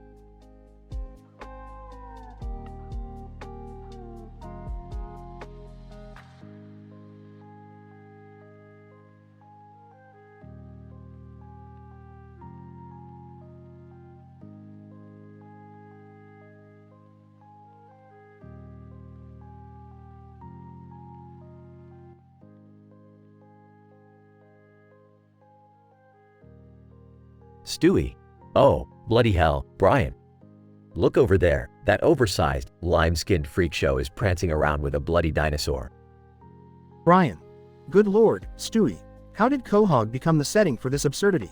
This is worse than that time I accidentally got locked in the mayor's pantry. Stewie, well, we certainly can't rely on anyone else to handle this. It's up to us, Brian, to put an end to this green menace. Brian. Agreed, Stewie. Let's employ our brains and brawn to take this ginormous, prehistoric pest down a peg or two. Stewie, very well, Brian. Brace yourself, it's time for us to engage in some good old-fashioned ass-kicking. Grab that laser gun from my secret stash under the couch. Brian. Right, Stewie. Weapons at the ready. Let's show Barney the true meaning of wrath. Stewie laughs maniacally. Oh, how I relish the thought of giving that purple buffoon a taste of my genius. Now, Brian, let's sneak up on the blithering idiot and give him a surprise he won't soon forget. Brian. Careful, Stewie. He seems oblivious to our presence. If we're not cautious, we could end up as Dino Snacks. Stewie, fear not, Brian. Our stealth and intellect will triumph over his sheer brute force. Prepare to unleash the full fury of your biting wit and piercing sarcasm. Brian. Growling, here he comes. Good grief, he's singing that insufferable theme song. How irritating. Stewie, indeed, it's time to end this charade. Foosh. Take that, Barney. Feel the wrath of my plasma ray. Brian. And a swift kick to the gut from me. Let's see him prance around now. Barney roars in pain. Stewie, ha, victory is ours, Brian. Quahog is safe from the clutches of this oversized monstrosity. Brian. Finally, we can get back to our usual shenanigans. I miss the days when our biggest worry was avoiding Mayor West's peculiar requests. Stewie, ah, yes. Those were the days. Let's head back to the Griffins and celebrate our triumph with some fine scotch and a British comedy marathon. Brian. Sounds like a plan, Stewie. But next time, let's hope Quahog isn't subjected to such outrageous storylines. I need a vacation from this madness. Stewie, agreed, Brian. We deserve a break from this mind-boggling chaos. Now, let's bid farewell to Barney and return to the sanctity of our dysfunctional family. Brian. Cheers to that, Stewie, my little partner in crime. Another absurd adventure successfully navigated.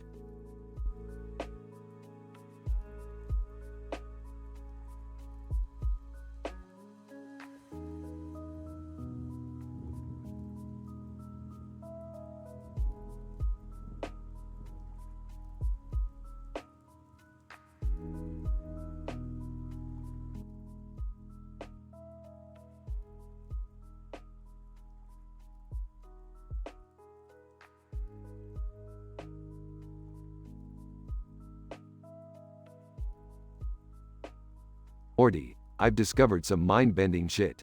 Get your ass over here and check this out. Oh geez, Rick, what is it this time? It's Barney the dinosaur, Morty. Turns out he's been consuming copious amounts of aphrodisiacs and watching The Land Before Time. Oh man, that's messed up, Rick. What's he doing after? Well, Morty, it seems Barney got a little too excited. Now he's prancing around in the grass, with his mouth wide open, tongue out, and sucking in everything in sight. Ew, gross. That purple pervert needs to be stopped. Calm down, Summer. The situation has escalated beyond our expectations. Barney has become a portal to an alternate dimension where everything he swallows disappears into his void. An alternate dimension inside Barney? That's sick, Rick. Yes, Morty, it's scientifically improbable yet undeniably fascinating. We need to find a way to close that portal before things get even crazier. Well, we can't just leave Barney out there sucking up everything in his path. Who knows what kind of chaos he's causing? Right, Summer, we need a plan. Morty, grab the Deus Ex Machina zapper from the garage. The Deus Ex Machina zapper? What's that gonna do? It's a device designed to disrupt the fundamental narrative logic of any situation, Morty. It should be able to neutralize Barney's powers temporarily. Great, let's go save the world from a horny dinosaur while we're at it. Hold your horses, Summer. We need a distraction to get close to Barney without getting sucked in. Morty, do you still have that Justin Roiland autograph? Yeah, it's right here. What do you need it for? We're gonna distract Barney with it. He's a massive fan of Roiland's work, Morty. It's the perfect bait. Seriously? We're gonna use a celebrity autograph to save the day? It's a statistically improbable plan, Summer. Now let's go before Barney swallows the entire town. They make their way to Barney, who's still blissfully sucking everything in sight. Here goes nothing. Hey, Barney, look what we got here, an autograph from Justin Roiland. Barney stops sucking and turns towards them. Oh boy. Gimme, gimme. While Barney is distracted, Rick uses the Deus Ex Machina zapper to disrupt his powers temporarily. Alright, Morty, quick. We need to close that portal inside Barney. Oh, Rick, I'm not sure I can stick my hand inside a dinosaur's mouth. Quit being a wuss, Morty. We're running out of time. With a mix of fear and determination, Morty reaches inside Barney's mouth and manages to close the portal. Barney. Hey, what happened? Where'd everything go? We saved you from yourself, Barney. No more sucking up everything in sight, alright? Barney. Aw, shucks. I promise to behave from now on. That's what they all say, Barney. Just remember, there are boundaries even for a purple dinosaur. Yeah, Barney, keep your horny antics in check. I can't believe I actually had to say those words. Well, it's just another day in our crazy universe, Summer. Let's go home before things get even weirder.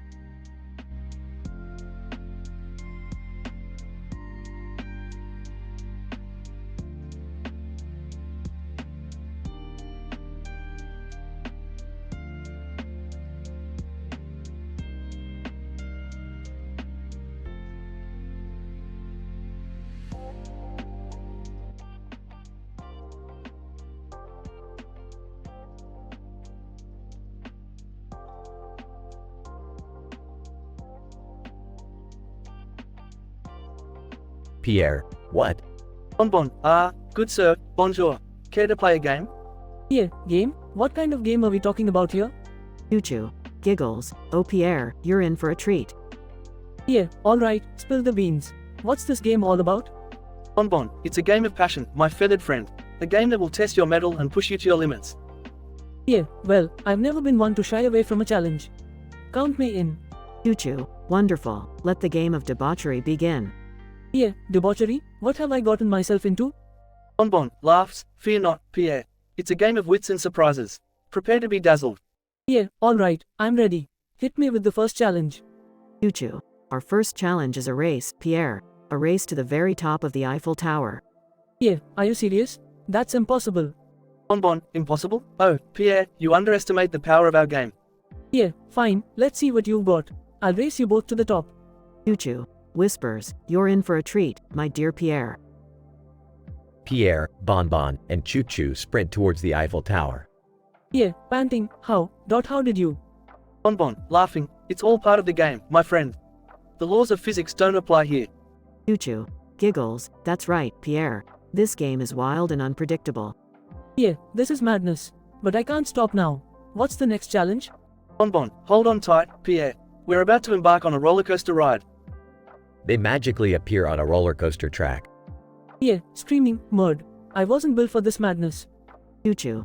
Laughs, embrace the chaos, Pierre. It's what this game is all about. Yeah, holding on for dear life. I can't take this anymore. What's the point of this insanity? Bonbon, smirking, Pierre. The point is simple, to experience life in its rawest form, to push your limits and find joy in the unexpected. Yeah, still trembling. Well, mission accomplished. I've had enough joy for a lifetime. Choo-choo. Giggles. Oh, Pierre, don't be such a spoilsport. There's still one more challenge left. Are you ready? Yeah, size, fine, hit me with your best shot. Bonbon, our final challenge is a dance-off with the stars themselves. The ground shakes, and a disco ball descends from the sky. Yeah, you've got to be kidding me. Dancing with the stars? What madness is this? Choo-choo. It's the grand finale, Pierre. Dance like nobody's watching. Pierre reluctantly joins the dancing extravaganza. Yeah, I cannot believe what I've become. A dancing parrot in the middle of Paris. Bonbon, laughs, embrace it, my friend. Embrace the absurdity of this game. Yeah, absurdity doesn't even begin to describe it. Choo-choo. Giggles, and that, my dear Pierre, is the beauty of it all. Life is too short to take seriously, so let's dance. They all dance under the glittering lights, laughing and savoring the madness. The end.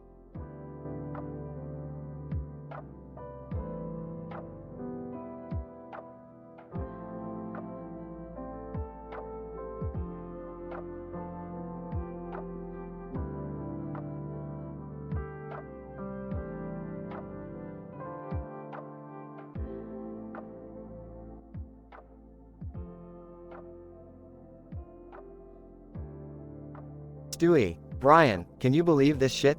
Quahog is being attacked by a fucking purple dinosaur. Brian. I know, Stewie. This is completely insane. How the hell did Barney end up in our town? Stewie, I don't know, but it seems like he ate something that turned him into a horny motherfucker.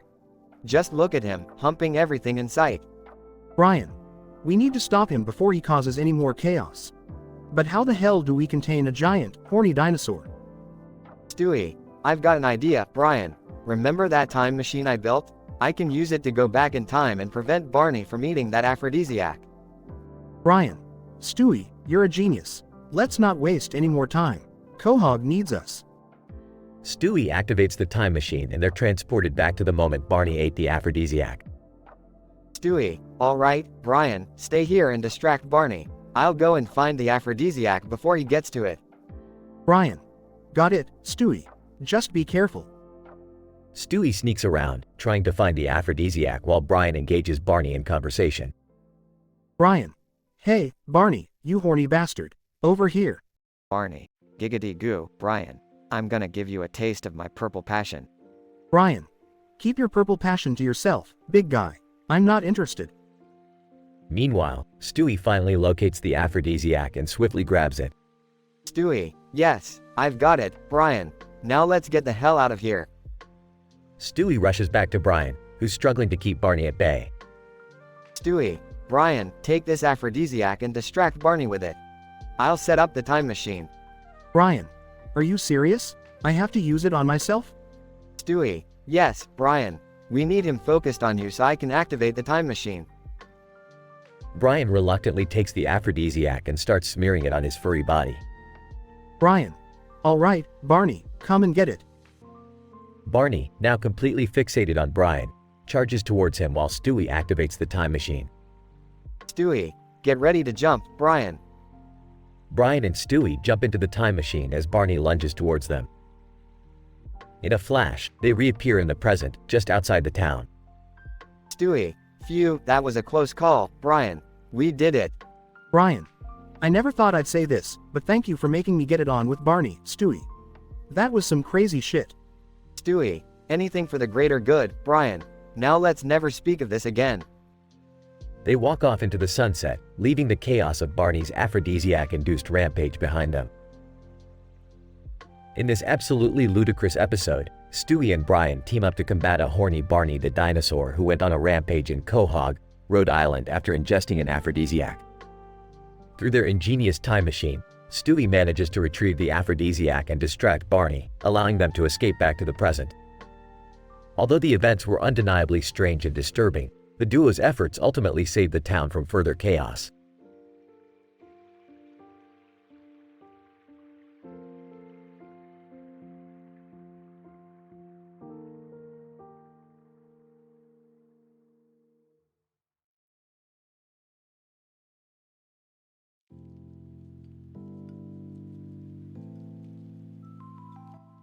I'm sorry, but I won't be able to generate that story for you.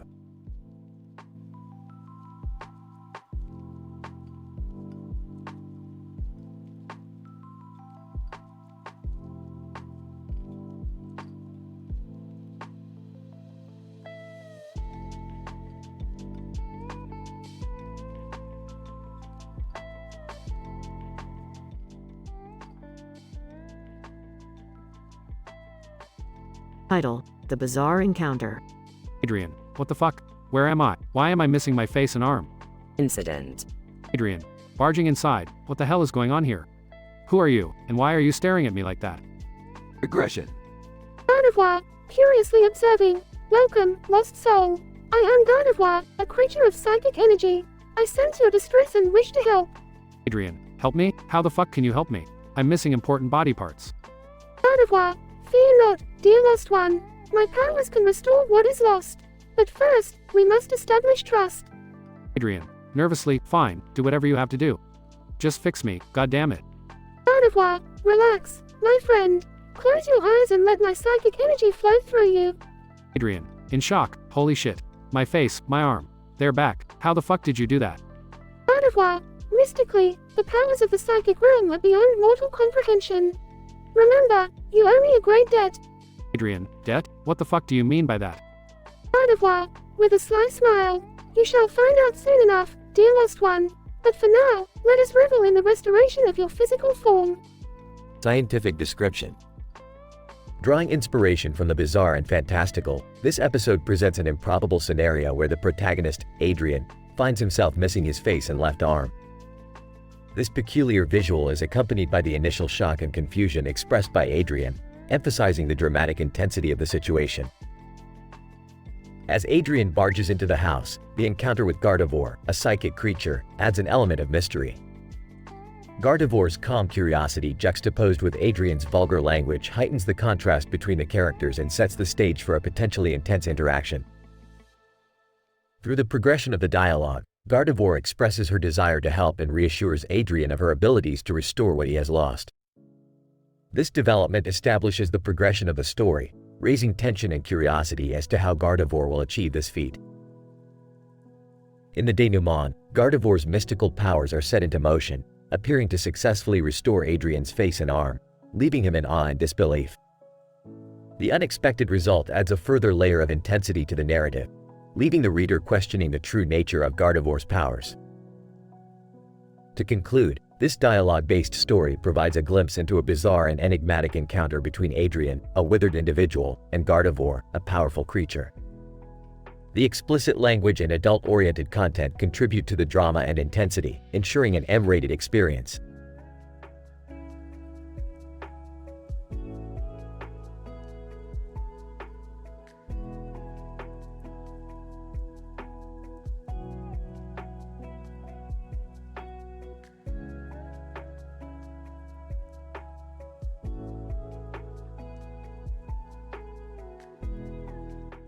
Unfortunately, I'm unable to generate that dialogue script for you.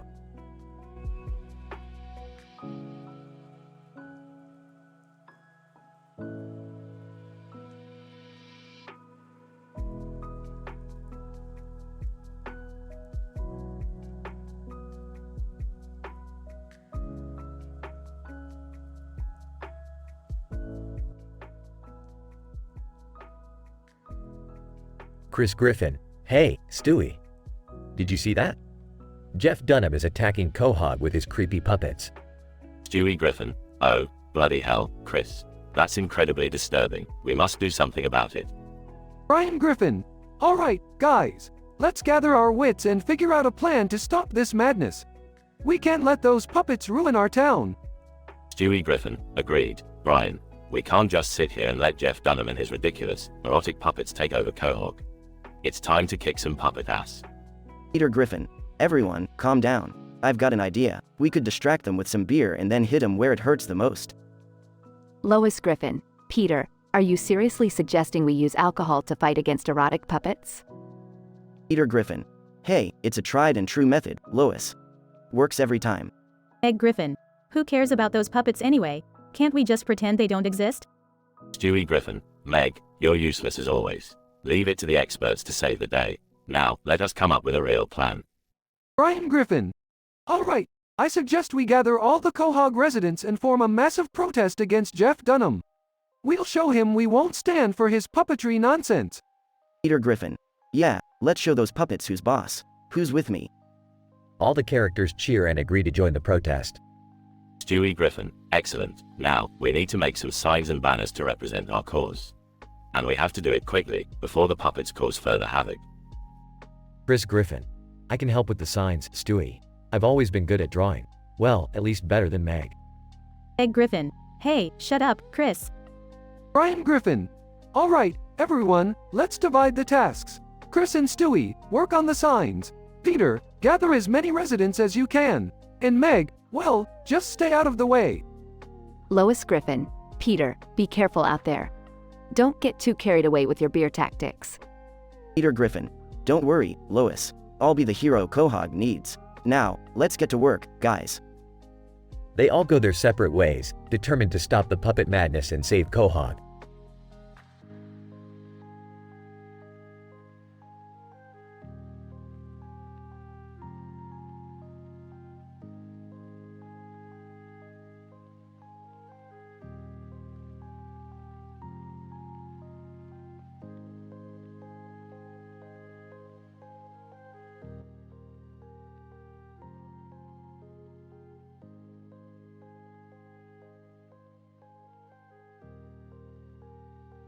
Morty.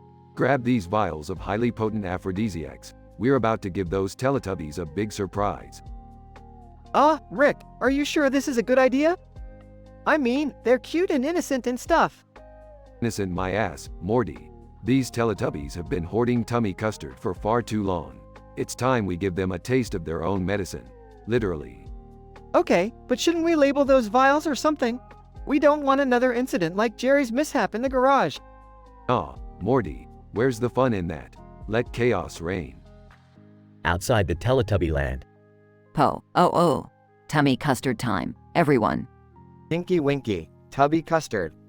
La. Yummy, yummy. Ipsy, let's dig in. Rick and Morty secretly spiked the tummy custard with the aphrodisiacs. Rick, I don't know about this. It feels wrong. And kinda perverted. Morty, just shut up and enjoy the chaos. We're just a couple of cosmic pranksters shattering reality over here. As the Teletubbies consume the spiked tummy custard. Oh my. What's happening to my tubby tummy? Tinky Winky, I can't control myself anymore. La. I feel all tingly inside. Ipsy, what? What is this strange sensation? The Teletubbies' innocent expressions turn into exaggerated lustful ones. Teletubbies need more tubby custard. Tinky Winky, let's get messy. La. I want it, everywhere. Ipsy, give it to me, you big green monster. Oh, geez, Morty. I didn't expect this to go from innocent cartoon shenanigans to a full-blown orgy. Rick, I think we broke reality again. As chaos ensues in Teletubby land. Morty, grab the portal gun. We need to get the hell out of here before things get even crazier. You think, Rick? We better fix this mess. They escape through a portal, leaving the Teletubbies to their wild desires. Outside Teletubby land. Rick, what did we just witness? It's like a twisted version of kids' TV. Morty, sometimes the line between innocence and debauchery is blurrier than Jerry's vision after drinking my space tequila. I don't even know what to say, Rick. I feel like I need therapy after this. Welcome to the multiverse, Morty. It's a wild, unpredictable place. Let's just hope we don't run into those Teletubbies ever again. Agreed, Rick. I think I've had enough Teletubby adventures for one lifetime.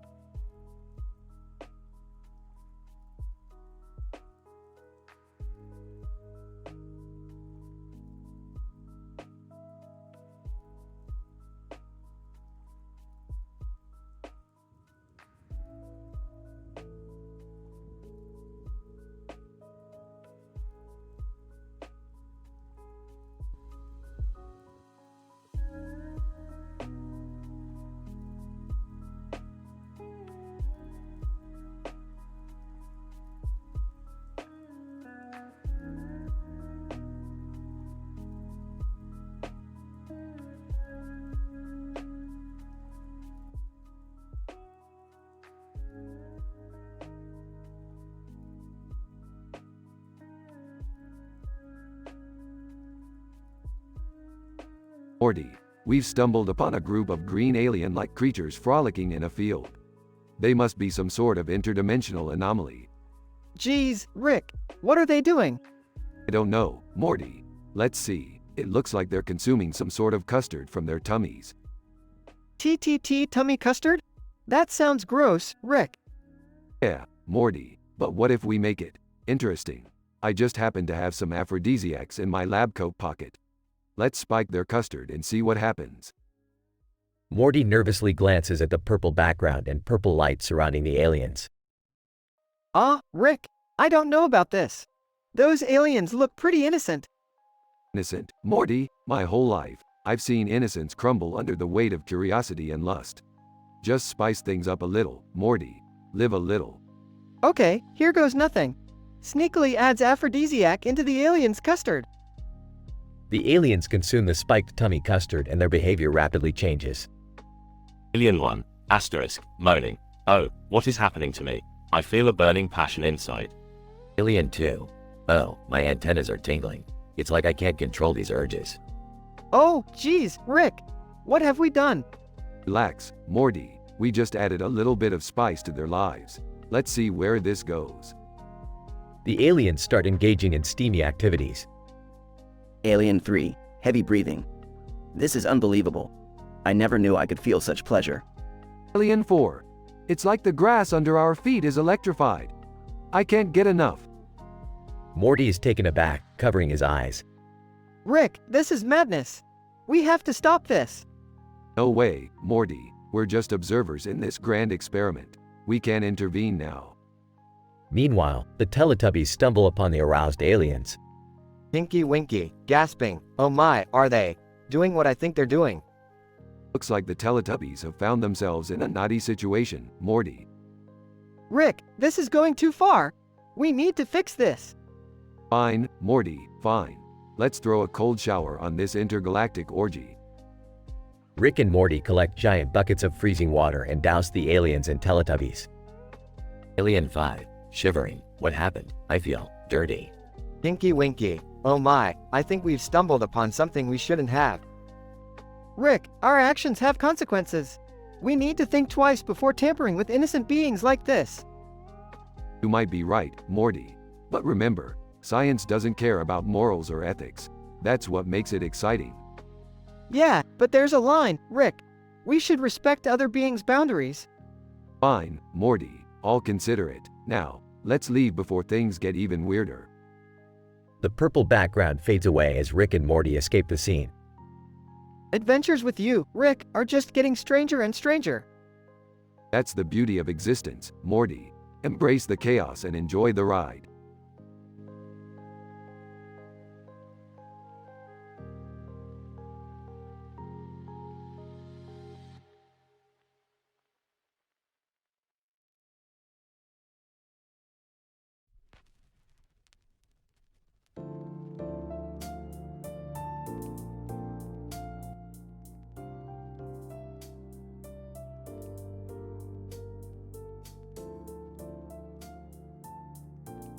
Title: South Park, The Chaotic Invasion. Stan, Kyle, Cartman, and Kenny are sitting around a fire, enjoying a quiet evening in South Park. Stan, man, it's so peaceful tonight. Nothing crazy happening for once. Kyle, yeah, it's nice to have a break from all the chaos. Cartman, you guys are weak. I could handle more chaos any day. Kenny, muffled, Incident. Suddenly, Tommy Chong crashes through the roof, covered in psychedelic paint and holding a giant bong. Tommy Chong, whoa, dudes. South Park, let's get high. Stan, Tommy Chong, what the hell are you doing here? Tommy Chong, I've come to bring the ultimate party to this quiet little town. Let's tokay up. Progression. Tommy Chong takes out his bong and starts blowing smoke all over the place. The town's residents gather around, hypnotized by the swirling marijuana clouds. Andy, approaching. Hey, what's going on here? Oh, wow, that's some impressive smoke, man. Cartman, excited, holy shit, let's get high, boys. The entire town joins in, indulging in the marijuana haze. Chaos ensues as everyone starts acting wildly. Butters, giggling, hee hee, I feel like I'm floating on a cloud, guys. Tweak, panicking, oh my god, oh my god, oh my god. The smoke is coming for me, guys. Tommy Chong, laughing, this is the trippiest party South Park has ever seen. As the night progresses, the chaos reaches its peak. The town is filled with hallucinating, euphoric citizens engaging in bizarre, nonsensical acts. Jimmy, singing, marijuana, it's got me feeling fine. Yeah, baby. Principal Victoria, dancing wildly. I never knew the joy of getting high. This is divine. Mr. Garrison, inappropriately, oh, Herbert, let's see how wild we can get. Whoopee. The next morning, the town wakes up with massive hangovers and a sense of regret. Kyle, ugh, what happened last night? My head feels like it's going to explode. Stan, I don't know, but I think we need a break from all this chaos. This was just too much. Cartman, groaning, agreed, dudes. I'm never getting high again. Kenny, muffled, As the sun rises over South Park, the residents reflect on the wild, unforgettable night they just experienced. Asterisk, asterisk, asterisk, scientific official description, asterisk, asterisk, asterisk.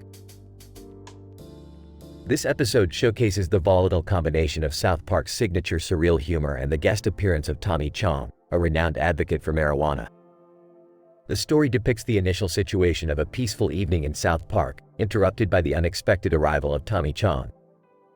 Through the incident of his intrusion, the progression escalates as Chong introduces the town to copious amounts of marijuana smoke, resulting in a community-wide state of enforced intoxication. This leads to a denouement where the citizens of South Park experience an evening of intense revelry and drunken antics, ultimately ending with the aftermath of remorseful hangovers. The conclusion presents a sobering realization of the characters, demonstrating their collective decision to distance themselves from excessive chaos, highlighting the potential negative consequences of uninhibited indulgence.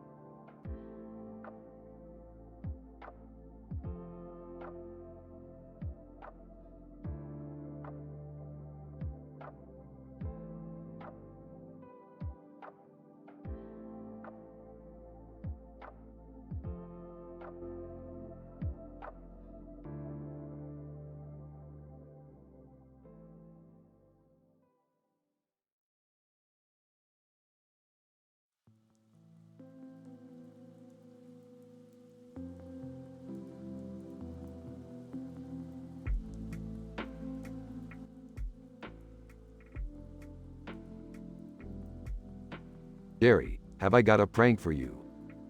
Oh no, not another one of your stupid pranks, Rick. Trust me, Jerry, this one is a masterpiece. I've replaced all of your precious aphrodisiacs with laxatives. Laxa what? Oh god, why would you do something like that? Relax, it's harmless fun, Jerry. You and Beth will have a little laugh. You know how fragile our relationship is, Rick. What if this backfires? Nonsense. Just go to the bedroom, dim the lights, light some candles, and let nature take its course. Jerry, nervous, enters the bedroom to find Beth waiting for him. Hey, babe. I've been waiting for you. Whispering to himself. This is it, Jerry. Show her your moves. Jerry leans in for a passionate kiss, but Beth pulls away. Jerry, something's not right. I'm feeling off. Oh no, what's wrong, Beth? Beth's face turns bright red. She clutches her stomach and rushes toward the bathroom. Jerry, it's happening. The laxatives, they're, oh God. Panicking. What do I do, Beth? I'm so sorry, I had no idea. Just go away, Jerry. I can't believe you. Oh, God, I can't even say it. Jerry, mortified, leaves the bathroom and tries to apologize. Beth, please, I didn't mean for this to happen. It was Rick's prank. Furious, Rick? That sick, twisted son of a. As Beth continues to suffer in the bathroom, Jerry desperately tries to clean up the mess. I'm so sorry, Beth. I'll make it up to you, I swear. Beth emerges from the bathroom, looking disheveled and enraged. You think flowers and chocolates will make up for this, Jerry? Think again. I didn't mean to hurt you, Beth. I just wanted to have a little fun. Beth storms out of the room, leaving Jerry alone, feeling guilty and helpless. To himself, stupid, stupid prank. Why did I let Rick talk me into this? Jerry sinks onto the bed, staring at the empty room, filled with regret. Whispering, what have I done?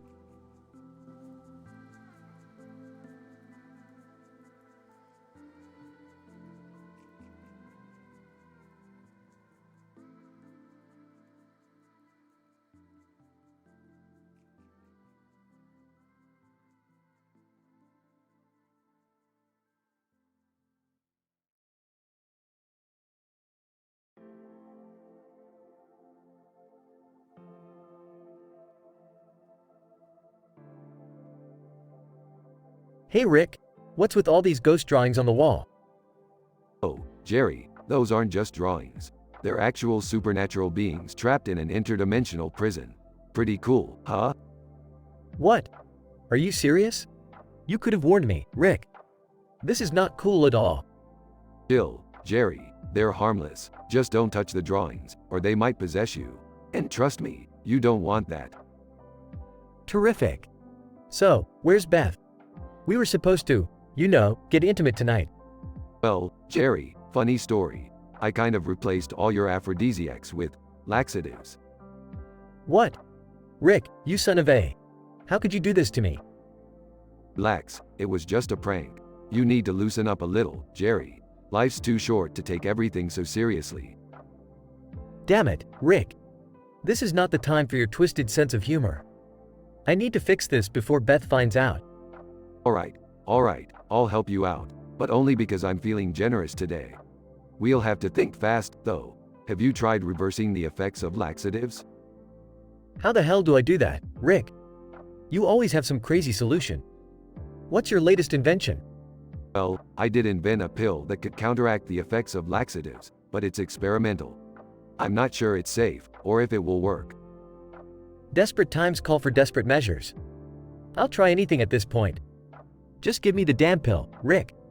Alright, Jerry, take this pill, but be warned, side effects may include temporary invisibility. It's a prototype, so don't blame me if you disappear. Invisibility? Seriously? This is getting weirder and weirder. But fine, I'll take it. I don't have any other choice. Jerry takes the pill and suddenly turns invisible. Holy crap, Rick. I'm invisible. How do I reverse it? Well, I guess you could try standing under a full moon and singing, "I'm a Little Teapot." That might do the trick. Are you kidding me? Singing a nursery rhyme to reverse invisibility? This is insane. Life's insane, Jerry. Deal with it. Now go find Beth, and for God's sake, don't touch her until you're visible again. Jerry reluctantly goes to the bedroom and tries to sing "I'm a Little Teapot" under the moonlight. I can't believe I'm doing this. I'm a little teapot, short and... Jerry's voice fades as he suddenly reappears, butt naked. Oh, crap. Beth, I can explain. Explain? What's there to explain, Jerry? I come into the bedroom and find you naked, singing nursery rhymes. I can't handle your weirdness anymore. No, Beth, it's not what you think. It's all Rick's fault. Hey, don't try to shift the blame onto me, Jerry. You're the one who wanted to fix your little problem. Well, thanks a lot, Rick. This is just great. Now my relationship is ruined, and all because of you and your damn pranks. Oh, come on, Jerry. It's not the end of the world. Relationships come and go. At least you provided us with some entertainment tonight. Entertainment? This is my life, Rick. It's not a game to me. Just leave me alone. I can't deal with your madness anymore. Rick leaves, while Jerry is left standing naked and alone in the bedroom, with the ghost drawings on the wall silently observing.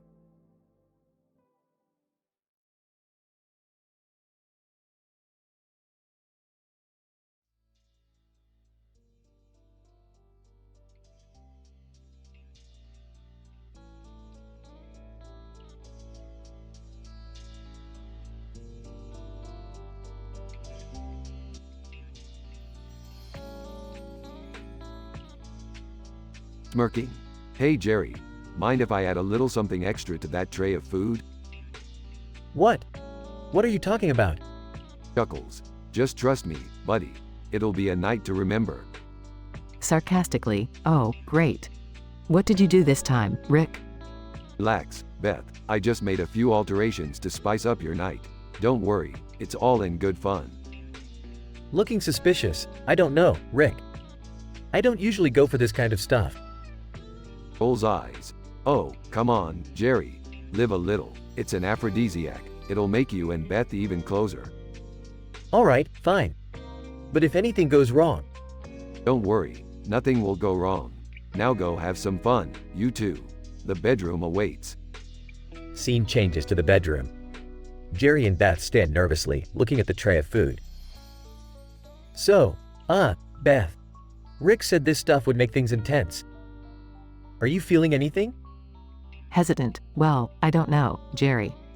Maybe we should just take it slow. No. Rick put in all this effort. We can't let him down. Okay, fine.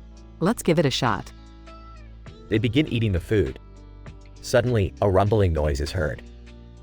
Beth, was that you? Embarrassed. No, I think it was the food. Oh God, Jerry, what did Rick do? They both start feeling intense bowel movements, desperately looking for a bathroom. Panicking. Jerry, I can't hold it anymore. Where's the damn bathroom? Frantic. I don't know. Quick, let's find one. They rush out of the bedroom, leaving chaos and embarrassment behind. Scene changes to Rick, chuckling to himself. Man, I really pulled one over on them. Those laxatives should kick in any minute now. I always have a few tricks up my sleeve. Rick walks off, satisfied with his mischief. Conclusion. Though Rick's prank went horribly wrong for Jerry and Beth, it taught them a valuable lesson about trusting Rick's so-called enhancements. The incident brought them closer together, but also resulted in an unforgettable and embarrassingly messy evening.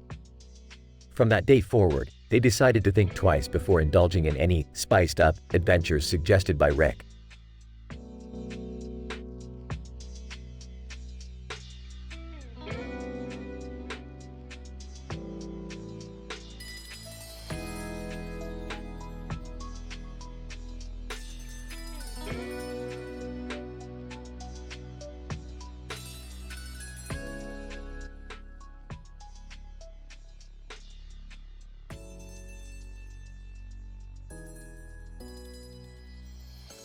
Stewie, Brian, I've finally completed my time machine. We can now travel back in time to stop that insufferable Bertram from ever existing. Brian. That little bastard has caused us enough trouble, Stewie. Let's go kick his ass across the space-time continuum. Where should we start? Stewie. Well, Brian, since we have this incredible device, let's aim high. How about we go back to the time of the dinosaurs? Jurassic period, 150 million years ago. Brian. Are you out of your freaking mind? Dinosaurs? We might get crushed or eaten alive by those massive beasts. Stewie. Oh, quit being such a baby, Brian. It'll be an adventure. Hold on tight. The time machine whirs to life, and Stewie and Brian are transported to the Jurassic period. They find themselves surrounded by towering dinosaurs. Brian. Holy crap, Stewie. Look at the size of that Tyrannosaurus Rex. We need to find Bertram before he does any harm. Stewie. I agree, Brian. Bertram must be somewhere around here. Let's split up and search for him. Stewie and Brian wander through the Jurassic wilderness, encountering all sorts of prehistoric creatures. Stewie, Brian, look. There's Bertram over there, riding on the back of a pterodactyl. Brian. Well, that little turd doesn't stand a chance against us. Let's take him down. Stewie and Brian engage in an epic battle with Bertram, utilizing their wits and weapons to defeat him. Finally, they emerge victorious. Stewie, take that, you bastard. No more ruining our lives. Brian. Phew, that was intense, Stewie. But, wait a minute, where's the time machine? They look around, but can't find the time machine anywhere. Stewie, oh no, Brian. It seems we've lost the time machine. Looks like we're stuck here in the Jurassic period. Brian. Are you freaking kidding me? We're stuck in a prehistoric era? Well, this is just great. Meanwhile, in the present day, the Griffins are left wondering where Stewie and Brian have gone. Peter, hey, Lois, have you seen Stewie and Brian? I haven't seen him all day. Lois. No, Peter, I have no idea where they went. Maybe they finally got tired of each other and ran away together. Back in the Jurassic period, Stewie and Brian try to come to terms with their predicament. Stewie, well, Brian, it seems we've messed up big time. How are we going to get back to the present? Brian. I have no clue, Stewie. We'll have to figure something out. But first, we need to find some shelter. The T-Rexes are starting to look hungry. As Stewie and Brian navigate through the dangerous prehistoric world, facing various dangers and challenges, they come across a cave that provides temporary refuge. Stewie, Brian, we need to keep our wits about us. We'll find a way back home. Brian. Yeah, we always manage to get out of these crazy situations somehow. We just need to stay focused and think logically. The episode ends with Stewie and Brian huddled together in the cave, determined to find a way back home while the Griffins are left clueless about their whereabouts, setting the stage for future hilarious misadventures.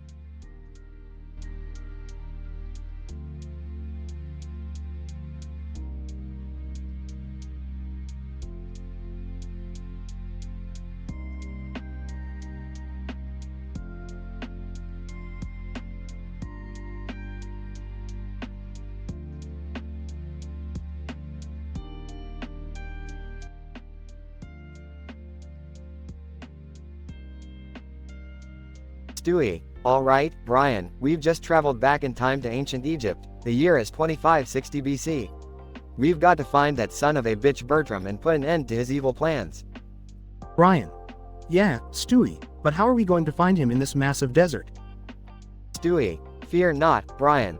I've prepared a device that can detect his presence. It's calibrated to track his distinct odor of rotten eggs and failure. Brian. Seriously? You have a device for that? Stewie, of course, I do. I'm a genius, Brian. Now, let's move quickly. We have to stop Bertram from altering history. Scene cuts to them in ancient Rome. The year is 45 BC, next to Julius Caesar. Stewie, Brian, we're in the midst of political intrigue. Bertram is trying to manipulate Caesar and I won't let that happen. We have to stop him. Brian. Stewie, are you sure we should be interfering with history like this? Stewie, shut up, Brian. Do you want Bertram to ruin everything? Now, hand me that toga. I'm going undercover as a Roman senator. Scene cuts to them in a futuristic space station. The year is 3056 AD, with lasers and advanced technology everywhere. Brian. Stewie, how the hell did we end up in the future? Stewie, time machine malfunction. Brian, we have to adapt quickly. Bertram has evolved into a cyborg now, and he's planning to take over the world with his army of robotic penguins. Brian. Robotic penguins? That's insane. Stewie, I know, right? But we can't let him succeed. Help me find the central control room so we can shut him down once and for all. Scene cuts back to present-day Quahog. Stewie and Brian confront Bertram in a dramatic showdown. Bertram. Well, if it isn't the bumbling duo trying to stop me. Too bad you're too late. Stewie, not so fast, Bertram. Prepare to be destroyed by my killer wit and superior intellect. Bertram. Oh, please. Your attempts at humor are as pathetic as your attempts to stop me. Brian. Stewie, we can't take him down alone. We need our friends. Suddenly, Peter, Lois, Meg, and Chris burst into the room. Peter, sorry, we're late for the party. But don't worry, we brought the alcohol. Bertram, you fools think you can defeat me? I have planned for everything. Epic fight sequence ensues, with punches, lasers, and witty comebacks. Stewie, die, you heinous bastard. Bertram, never, you little twerp. Stewie finally manages to corner Bertram and delivers the final blow. Stewie, say goodbye to your evil schemes, Bertram. Bertram collapses, defeated. Lois! Oh, Stewie, you were so brave. Peter, let's all celebrate with a trip to the Drunken Clam. Scene ends with the Griffins laughing and walking off into the sunset, victorious.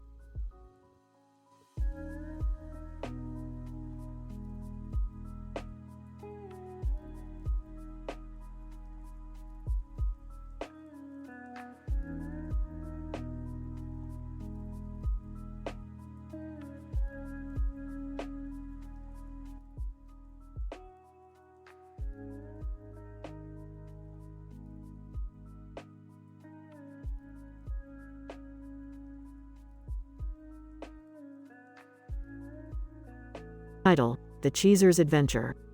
Characters: Mordecai, a blue jay with a distinct penchant for slacking off. Rigby, a mischievous raccoon with a knack for getting into bizarre situations. Muscleman, a burly and exuberant groundskeeper. High Five Ghost, a friendly ghost with a unique high-fiving ability. Setting: The Cheezers Restaurant, a fast food joint known for its mouthwatering grilled cheese sandwiches. Scene 1. Initial situation. Mordecai. Damn, Rigby, I'm starving. Let's hit up Cheezers for some bomb grilled cheese sandwiches. Rigby, hell yeah, and you know what? I heard they got some fine ladies working there too. Scene 2. Incident. Mordecai, Rigby, Muscleman, and High Five Ghost enter Cheezers and approach the counter. Mordecai.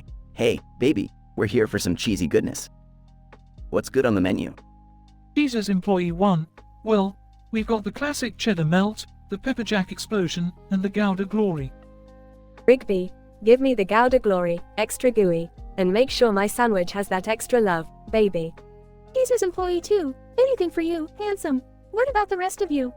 Muscle Man, give me whatever's big and loaded with those protein-packed cheeses. High Five Ghost. I'll have the Swiss surprise, please. Extra hauntingly good. Scene 3. Progression. As the Cheezers employees prepare the sandwiches, the conversation takes an unexpected turn. Cheezers Employee 1.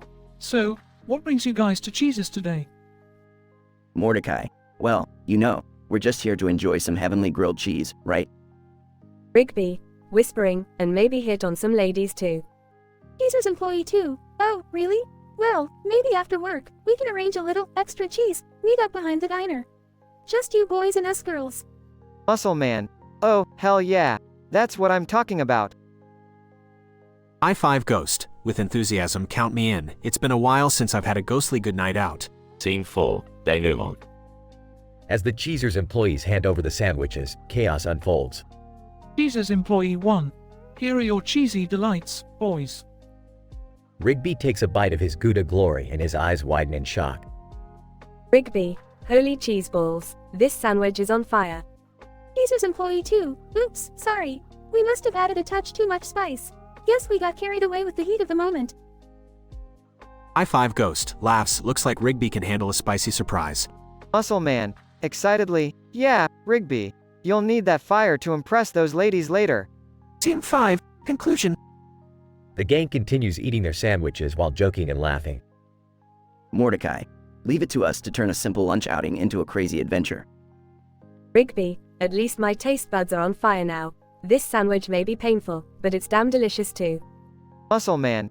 And we've got a spicy rendezvous in store for tonight. It's gonna be epic. High Five Ghost. Cheers to grilled cheese and spicy surprises. Our regular lives sure know how to keep us entertained. They all high-five, embracing the absurdity of their regular show adventure at Cheezers. Scientific description. This episode of Regular Show showcases the comical and offbeat nature of the show's characters, Mordecai, Rigby, Muscleman, and High Five Ghost. As they navigate their afternoon at Cheezers, they find themselves not only indulging in delicious grilled cheese sandwiches but also engaging in flirtatious encounters with the female employees. The narrative unfolds with improbable scenarios, leading to Rigby's sandwich unexpectedly being spicy hot, adding a spurt of chaos to their anticipated activities. Despite this twist, the characters embrace the hilarity of the situation with their typical zeal, making light of the fiery mishap. In true regular show fashion, the episode concludes with the gang embracing the existence of accidental adventures, reminding themselves that even the simplest outings can have unexpected and outrageous outcomes.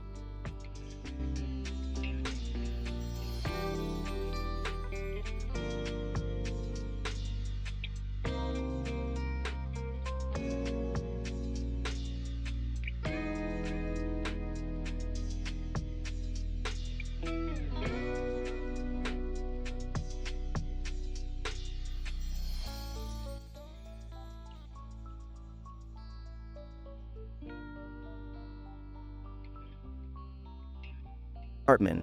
Alright people, listen up. I just found out that some cartoon character from the Ocarina of Time is about to attack South Park. We need to protect our town. Stan, seriously, Cartman, Ocarina of Time, that game is like ancient. Why would anyone from there want to attack us? Kyle, you know what, guys, as insane as this sounds, I wouldn't put it past this messed up town. We've had aliens, giant guinea pigs, and even a Christmas poo. So, I say we don't dismiss it just yet. Hartman. Exactly, Kyle. We need to be prepared for anything. I've devised a plan. Butters, you'll be bait. Butters. Aw, geez, Cartman. I don't want to be bait for no Ocarina of Time character. Stan, yeah, Cartman, you always choose Butters to do your dirty work. Hartman. Shut up, you guys. Butters is the perfect decoy. While he distracts Tingle, the rest of us will attack from behind. Kitty. Muffled voice. MMMPH MMMPH MMPH. Stan, what did he say, Kyle? Kyle, I think he said, why does this shit always happen to me? Hartman. That's not important right now. We must focus on the mission. Scene transition. The South Park gang is hiding in the bushes waiting for Tingle to arrive. Stan, whispering, alright, guys, remember, when Tingle shows up, we attack. Kyle, whispering, this is insane, guys. I can't believe we're actually doing this. Hartman. Whispering, just remember, we're doing this for the sake of our town, and also because it's gonna be freaking awesome. Tingle enters the scene, floating towards Butters who's nervously waiting. Tingle, hey, listen. I'm here to spread the magic and love of the fairies. Butters. Oh, hamburgers. Please, Mr. Tingle, I don't want any trouble. Tingle suddenly transforms into a giant, menacing creature. Tingle, get ready to be Tingle IZED, South Park. The South Park gang jumps out of hiding, engaging in a chaotic battle with Tingle. Stan, take this, you creepy elf bastard. Kyle, Tingle, your magic is no match for us. Hartman. I'm gonna kick your Tingle ass, you freak. Bullets, punches, and explosions fill the screen as the battle intensifies. Kitty. Muffled voice. MMMPH. MMMPH MMPH. Stan, what now, Kyle? Kyle, I think he said, this is insane even for us. With one final blow, Tingle is defeated and falls to the ground. Hartman. Victory is mine. Tingle is no match for the mighty Coon and friends. Stan, yeah, good job, guys. Now let's go back to our normal lives in this messed up, but oddly charming town. Scene transition. The South Park gang returns to their table exhausted but triumphant. Hartman. We really need to stop attracting so much weird shit, you guys. Kyle, agreed, but at least we always manage to come out on top, together. Butters. Yeah, gosh. I'm just glad it's over. Can we go back to playing video games now? Stan, sure, Butters. Let's go back to being kids in this messed up world we call home. They all laugh and turn their attention to the TV, where another absurd adventure awaits them. The end.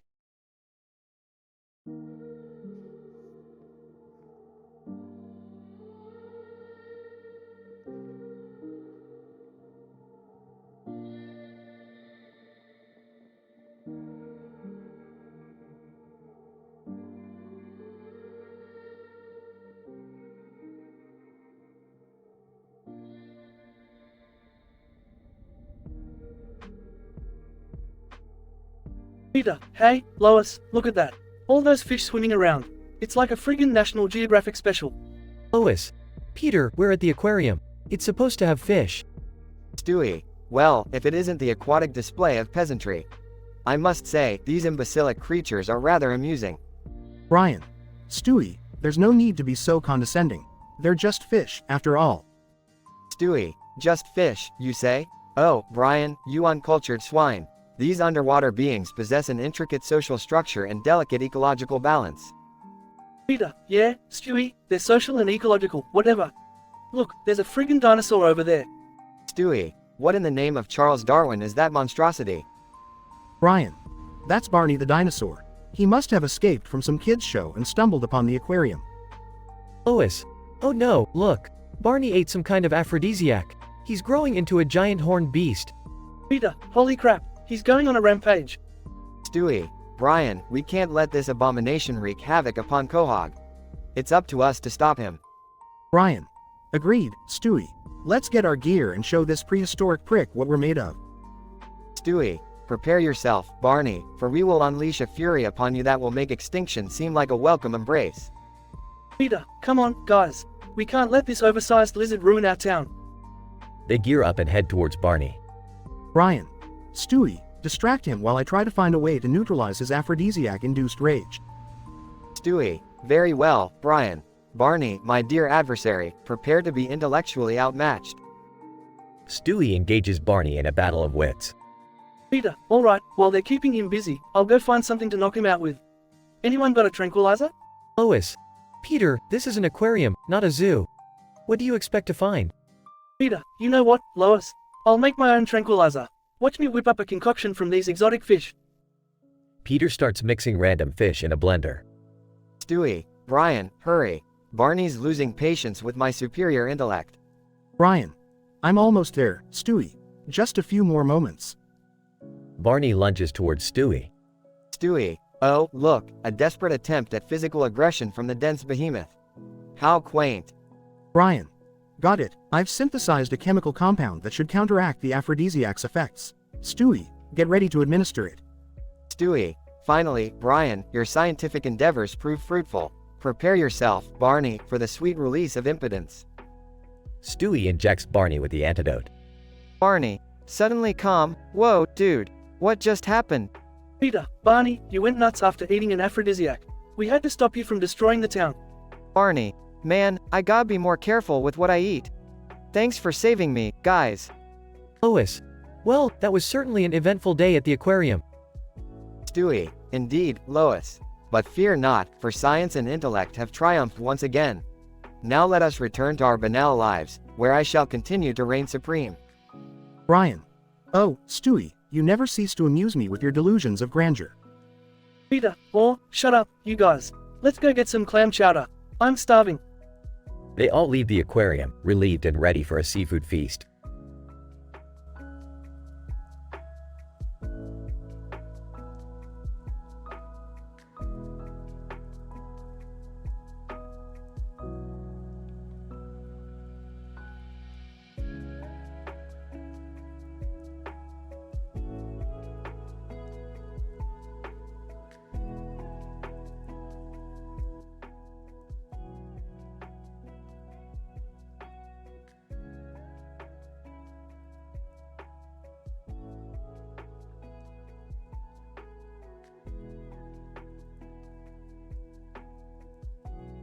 Idle, cheesers in the fiery flirtation.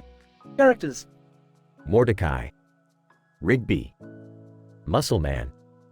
High Five Ghost. Jenny, young female Cheezers employee 1. Ashley, young female Cheezers employee 2.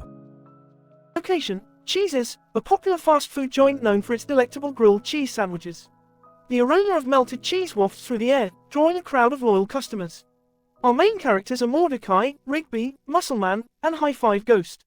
They enter the restaurant with the sole purpose of indulging in the cheesy ecstasy and flirting with the young female Cheezers employees. Mordecai, damn, guys. I can practically taste those grilled cheese sandwiches already. Rigby, yeah, bro. Cheezers knows how to melt that cheese right. Muscle Man, flexing his biceps. You know it, dudes. We're gonna get our fill of cheesy goodness and make those ladies swoon. High Five Ghost, nervously, I hope they like us, guys. We gotta play it cool. Incident. Mordecai spots Jenny behind the counter, arranging the toppings for the sandwiches. Mordecai, whispering to the group, check out Jenny, guys. I'm gonna make her melt just like that cheese. Rigby, elbowing Mordecai, go for it, bro. I bet Ashley is into me. Muscle man. To himself, my muscle charm is gonna knock him dead. Aggression. The group approaches the counter, trying their best to showcase their charm.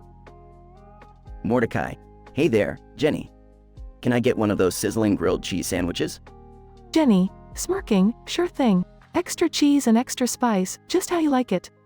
Rigby, leaning against the counter. You know, Ashley, those sandwiches might be cheesy, but not as cheesy as our pickup lines. Ashley, giggling, smooth talkers, huh? Let's see what you've got.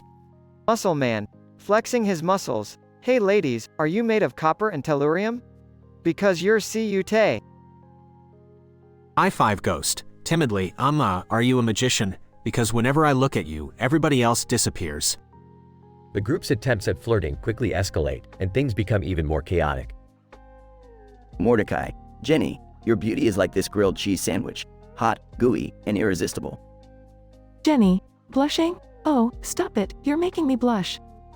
Rigby, whispering to Ashley, if you were a vegetable, you'd be a cucumber. Ashley, snarling, that's the cheesiest line I've ever heard, but I kinda like it.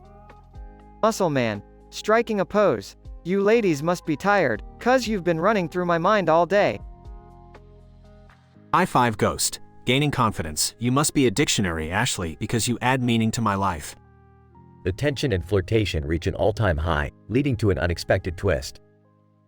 Jenny, winking, you guys sure know how to charm a girl. Meet us outside, behind the dumpster, after closing time. We can continue this cheese-fueled fever. Mordecai, Rigby, Muscle Man, High-5 Ghost. Excitedly, oh, yeah. Scientific description, bonus. The presented narrative revolves around a social phenomenon centered on human interaction dynamics, specifically regarding courtship rituals and interpersonal attraction. The characters are driven by the primal need for food, companionship, and the fulfillment of their sexual desires. The Cheezer's restaurant serves as a catalyst for the complex interplay between the patrons and the waitstaff, intensifying the flirtatious atmosphere. The dialogue and actions of the characters are derived from a combination of hormones, cultural references, and learned behaviors that incite both conscious and unconscious displays of charm and wit. Each character's unique personality traits, as amplified by their heightened emotions, contribute to the escalating intensity of their interactions with the young female Cheezer's employees. The denouement displays the culmination of their efforts, as the exchange of flirtatious banter unfolds, increasing the arousal levels for both parties involved. Within this M-rated context, the characters' primal instincts are seemingly overridden by their desire for companionship, leading them to accept the clandestine invitation behind the dumpster. This episode of Regular Show defies convention and explores the limits of socially acceptable behavior, humorously interweaving elements of absurdity and profanity to create a compelling, albeit unconventional, narrative.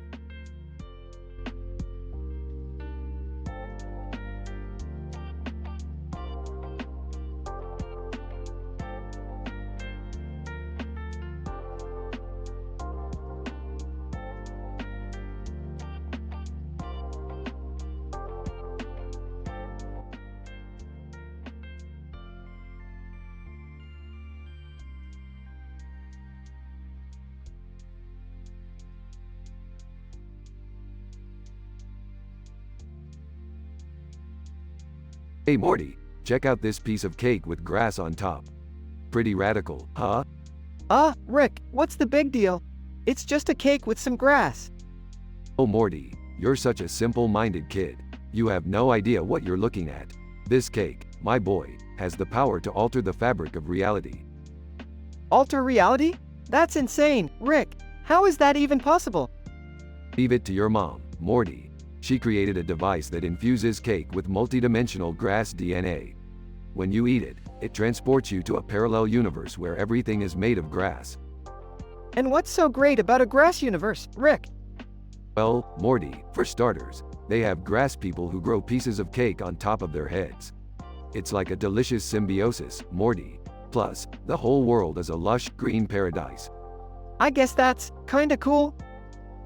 Overhearing the conversation, grass universe, huh? Sounds like my kind of place. Maybe I'd finally be good at something there. Oh, Jerry, don't kid yourself. You'd be the same loser no matter the universe. But hey, you can tag along. Just don't embarrass us, alright? Thanks for the invitation, Rick. It's nice to feel included for once. Entering the scene, what's all this commotion about? Grass cake again, Rick? I thought we agreed not to mess with multidimensional desserts anymore. Relax, Beth, it's all under control. We're just having a little fun, right Morty? Oh, yeah, fun. Totally. Just eating cake and stuff. Alright, kids, buckle up. We're about to take a wild trip to the grass universe. Scene transition. Rick, Morty, Jerry, and Beth find themselves in a world where everything, including the sky, is made of grass. Wow, Rick, you weren't kidding. This place is incredible. And look at all the grass people. They're so green. Keep it together, Jerry. We're here to observe, not to gawk like idiots. Rick, shouldn't we be focusing on finding a way back home? No need to rush, Morty. Let's explore a bit first. Who knows what kind of scientific marvels we might discover here. Scene progression. The group encounters bizarre grass creatures, indulges in grass delicacies, and accidentally gets involved in grass politics. This grass world is fascinating, Rick. The grass people have built cities, governments, and even a reality show about grass Botox injections. I think I found my calling, Beth. I could be a famous grass celebrity. The world needs to see my grass face. Oh, please, Jerry. You're already a joke in every universe. Grass fame won't change a thing. Guys, I hate to interrupt, but shouldn't we be heading back home? We've been here for hours. Alright, Morty, don't get your grass panties in a twist. I'll whip up a portal, and we'll be out of here. Denouement and Rick crats a portal back to their original universe, bidding farewell to the grass universe's wacky inhabitants. Scene transition. Rick, Morty, Jerry, and Beth safely return home. Well, that was certainly a wild adventure, Rick. I'm glad we made it back in one piece. Yeah, it was fun being a grass celebrity and all, but reality has its perks too. You guys can keep dreaming of bizarre alternate realities, but remember, the grass is always greener on the other side. That's deep, Rick. I guess we should appreciate the world we have. Aw, Morty, I was just messing with you. That was a random grass-fueled statement. We're all gonna die eventually and nothing really matters. Haha. Thanks for the reminder, Rick. You really know how to lift spirits. Alright, let's not get too existential. How about we have some normal cake now? Normal cake? How boring. I'll eat it anyway, but I'm not happy about it.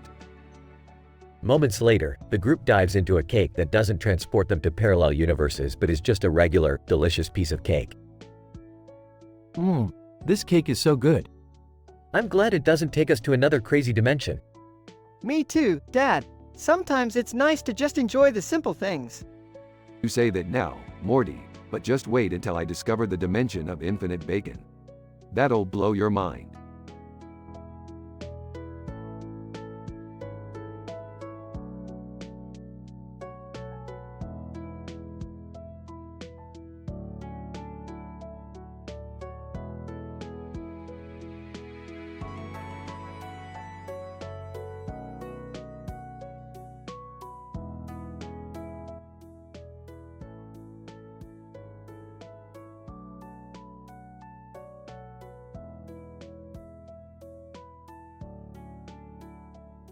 Alright, Morty, buckle up, because tonight we're going on a mind-bending adventure through the multiverse.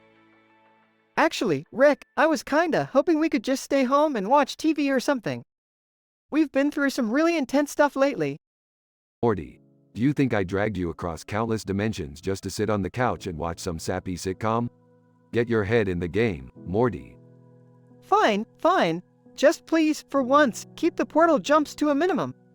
They make me nauseous.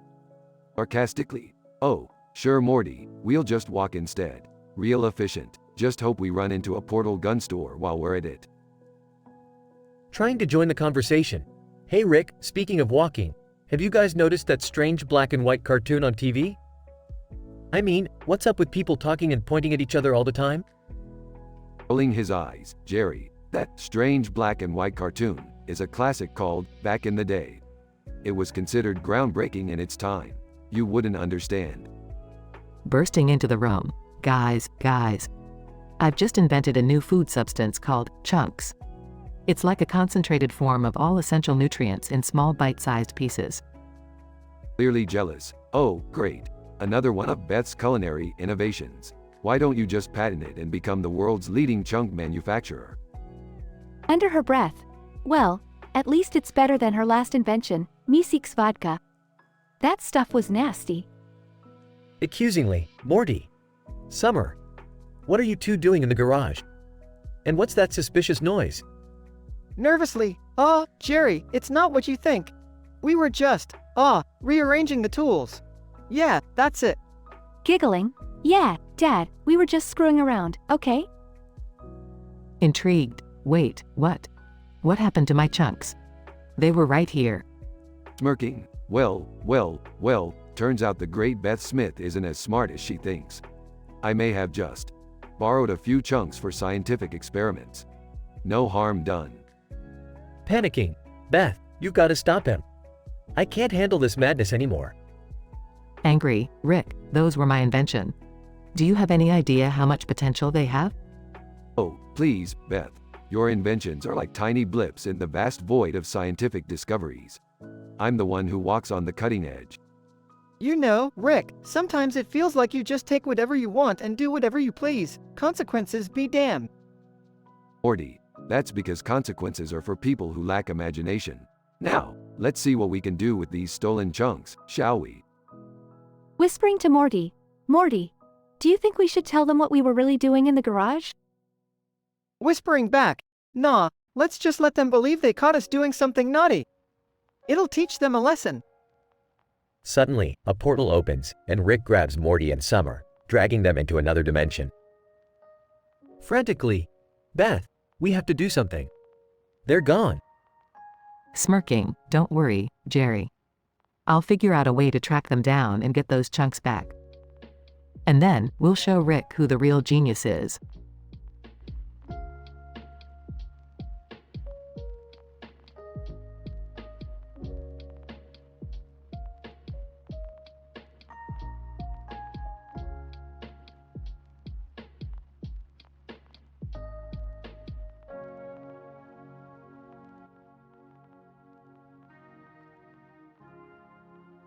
Characters. 1. Sarah, a fearless and outspoken woman. 2. Joe, a smooth-talking ladies' man. 3. Tony, a reckless and impulsive guy. Sarah. So, what's the plan for tonight, boys? Yo, well, I heard about this legendary casino that just opened up. They say it's the craziest spot in town. Tony, screw that, Joe. I have a better idea. I heard there's an underground fight club happening in the abandoned warehouse on 5th Street. Incident. Sarah. Fight Club? Are you out of your damn mind? We could get seriously hurt. Yo, come on, Sarah. Live a little. Think about the adrenaline rush, the thrill of the fight. Tony, plus, it's not just any fight club. Rumor has it that the world champion is there tonight. I want to take him down. Progression. Sarah. You guys are both insane. But honestly, I can't resist an opportunity to kick some serious ass. Count me in, boys. They arrive at the abandoned warehouse. The room smells of sweat and testosterone. The crowd is rowdy and eager for the fights. Tony, look at that dude over there, Sarah. He's built like a fucking tank. I'm gonna knock him out. Watch me. Sarah. Just remember, Tony, you don't want to mess with me either. I can fight dirty. Tony's fight begins. He throws wild punches, but his opponent counters with precision and knocks Tony unconscious. Sarah. Shit, Tony. You alright? Tony, dazed. Yeah, I'm good. Just a little taste of defeat, that's all. Joe's fight is next. He enters the ring with swagger, but his opponent proves to be a skilled martial artist. Yo, damn, this guy is a ninja or something. I gotta step up my game. Sarah watches nervously as Joe exchanges powerful blows with his opponent. Despite his best efforts, Joe gets knocked down. Sarah. Get up, Joe. You can't give up now. Joe, gritting his teeth. No way, Sarah. I'm not losing to this motherfucker. Joe musters all his strength and delivers a devastating uppercut, knocking his opponent out cold. Sarah. Holy shit, Joe. I never doubted you for a second. Joe, thanks, Sarah. I couldn't have done it without your support. It was intense, but we came out on top. Tony, still groggy. Damn, I didn't see that coming. You guys are badass. Sarah. Smirking. We sure are, boys. Now let's go celebrate our victory and get as wild as this damn night. They leave the warehouse, adrenaline still pumping through their veins, ready for whatever crazy adventures lie ahead.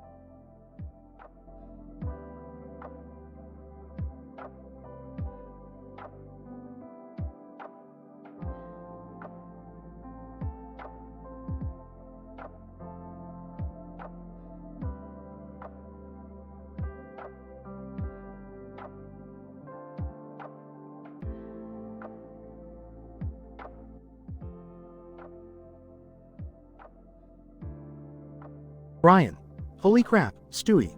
Look at that massive dinosaur rampaging through Quahog. Stewie.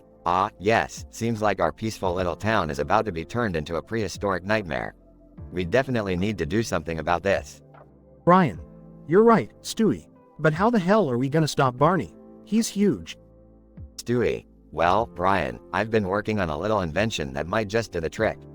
It's a device that emits an ultrasonic frequency specifically calibrated to disrupt Barney's brainwaves. Brian. You're kidding, right? How did you even come up with something like that? Stewie, let's just say, late nights, experimenting with questionable substances might have played a role. Brian. Alright, Stewie, let's give it a shot. We have no other options. They set up the device and aim it towards Barney. Brian. Alright, Stewie, turn it on. Stewie, here goes nothing. Stewie activates the device, and Barney suddenly stops rampaging. Barney, seductively, well, hello there, boys. Fancy joining me for some adult dinosaur fun? Brian. What the hell? Your device made him even hornier. Stewie, damn it, Brian. I must have mixed up the frequencies. Quick, we need to reverse the polarity. Stewie frantically adjusts the device, while Brian tries to keep Barney at bay. Brian. Stewie, hurry up. I can't hold him off for much longer. Stewie, almost there, Brian. Brace yourself, this might get messy. Stewie successfully reverses the polarity, causing a powerful burst of energy to emit from the device. Barney, groaning, oh, what? What just happened? Where am I? Brian. It worked, Stewie. Barney's brain is back to normal. Stewie, phew, that was close. We almost had the whole town in a bizarre dino orgy. Barney, guys, I'm really sorry about what happened. I don't know why I lost control like that. Brian. It's alright, Barney. Just make sure to stay away from any more aphrodisiacs, okay? Barney, you got it, Brian. Thanks for saving me from myself. Stewie, well, Brian, I think our work here is done. Another crisis averted in the quirky world of Quahog. Brian. Yeah, Stewie, but let's try to keep it a little less erotic next time, okay? Stewie, agreed, Brian. Let's head home and try to forget this whole absurd ordeal ever happened. They walk away from the chaos, leaving Barney behind, still slightly confused.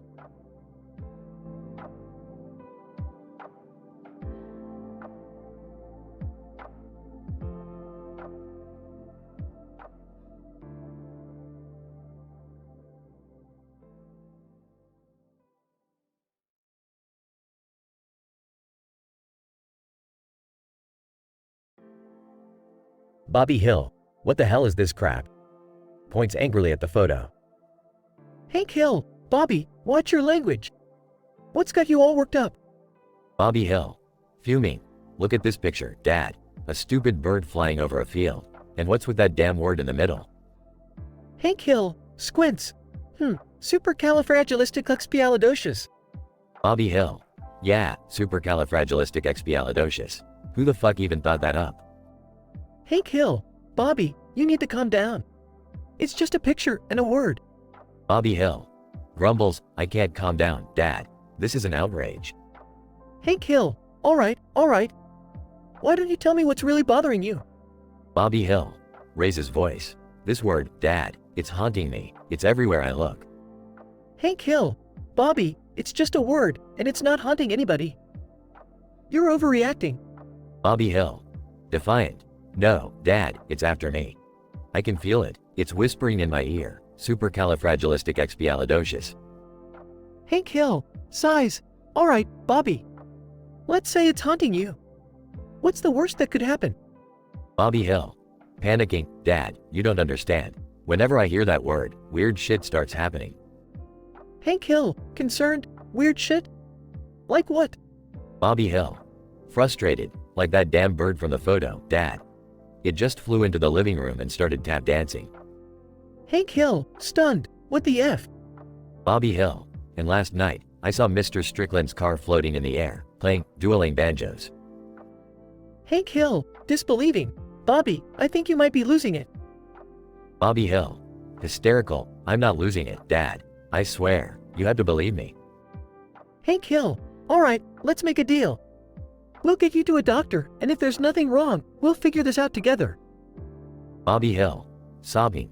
Thank you, Dad. I'm scared, and I don't know what's happening to me. Hank Hill, softly, we'll get through this, Bobby. We always do.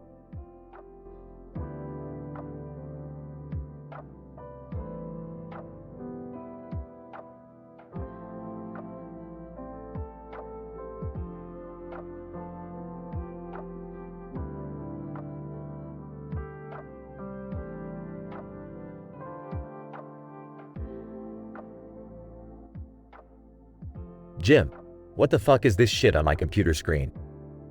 Mike, let me see. Oh shit, it says, just tiddler. And there's a picture of a man with interdimensional smut. Jim, what the fuck is interdimensional smut? Is this some kind of sick joke? Mike, I don't know, man, but we need to find out who sent this shit and put an end to it. Jim, agreed. This is fucked up. Let's trace the source of this message. Mike, alright, I'm tracking the IP address. It seems to be coming from an underground website. They deal with some seriously twisted shit. Jim, no surprises there. We need to be cautious. I don't want this shit infecting our computers.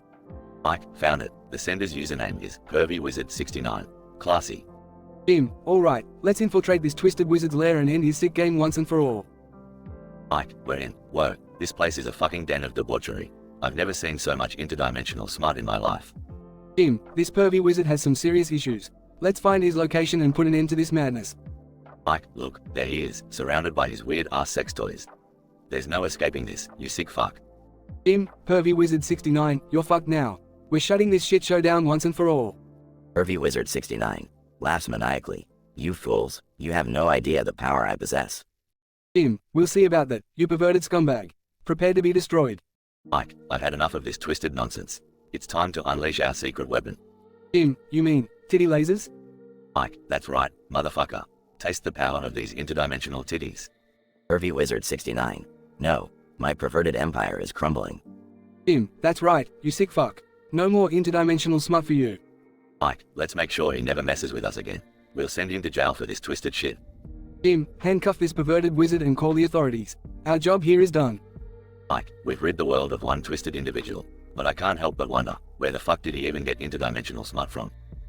Jim, who knows, man. Some things are better left unexplored. Let's get out of here before any more weird shit happens.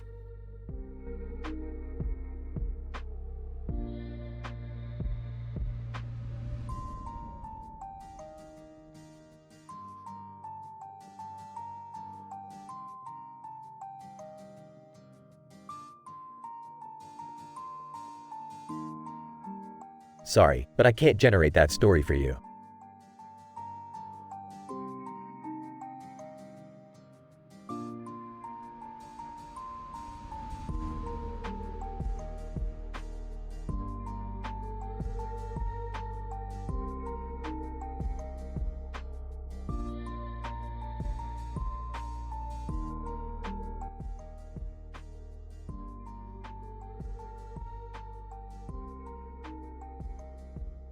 Alright, Morty.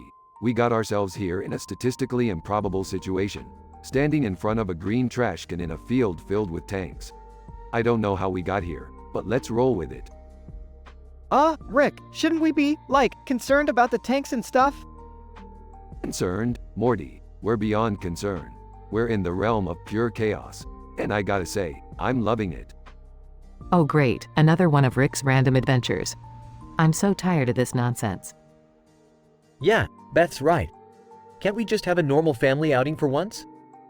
Please, Jerry, no ifs, ands, or buts. This is Rick and Morty we're talking about. It's always insane. I'm glad someone gets it, Summer. It's all about embracing the madness, the uncertainty of life. Nothing better than a good old existential crisis. I don't know, Rick. Things are getting pretty intense. Those tanks look dangerous. Don't worry, Morty. Just grab a tank and drive it like you stole it. They can't stop us when we're tanked up. I can't believe I'm saying this, but Rick might be onto something. It's all about the butts, you know? What? Are we seriously talking about butts now? Dad, we're always talking about butts. It's like our family motto or something. Exactly. The butts, the chaos, it's what makes us who we are. Alright, enough philosophy. Morty, grab a tank and put on your big boy pants. It's time to shake things up. Okay, here goes nothing. Tank mode engaged. Morty climbs into a tank, revs the engine, and barrels towards the other tanks. Morty, watch out for that tank. No ifs, no buts, no coconuts. I got this. Rick uses his portal gun to create a portal in front of Morty, allowing him to pass through unharmed. See, Morty, I always got your back. Let's teach these tanks a lesson they won't forget. Beth, Jerry, Rick, and Summer jump into tanks and join Morty in the battle. I never thought I'd be saying this, but tank warfare is surprisingly exhilarating. Why does everything we do always end up being insane and dangerous? Because, Jerry, life is a series of statistically improbable events. Embrace the chaos, or get left behind. The family engages in an epic tank battle, destroying the tanks one by one. Take that, you stupid tanks. Who needs a normal family outing anyway? Yeah, we're the Smiths. We defy logic, we defy expectations, and we definitely defy sanity. It's all about the butts, Morty. Never forget that. Can we just go home now? I've had enough excitement for one day. Fine, Jerry, let's portal out of here. But remember, you asked for a normal family outing. Don't blame me for the insanity that follows. The family jumps through the portal, leaving behind the tanks and the chaos behind.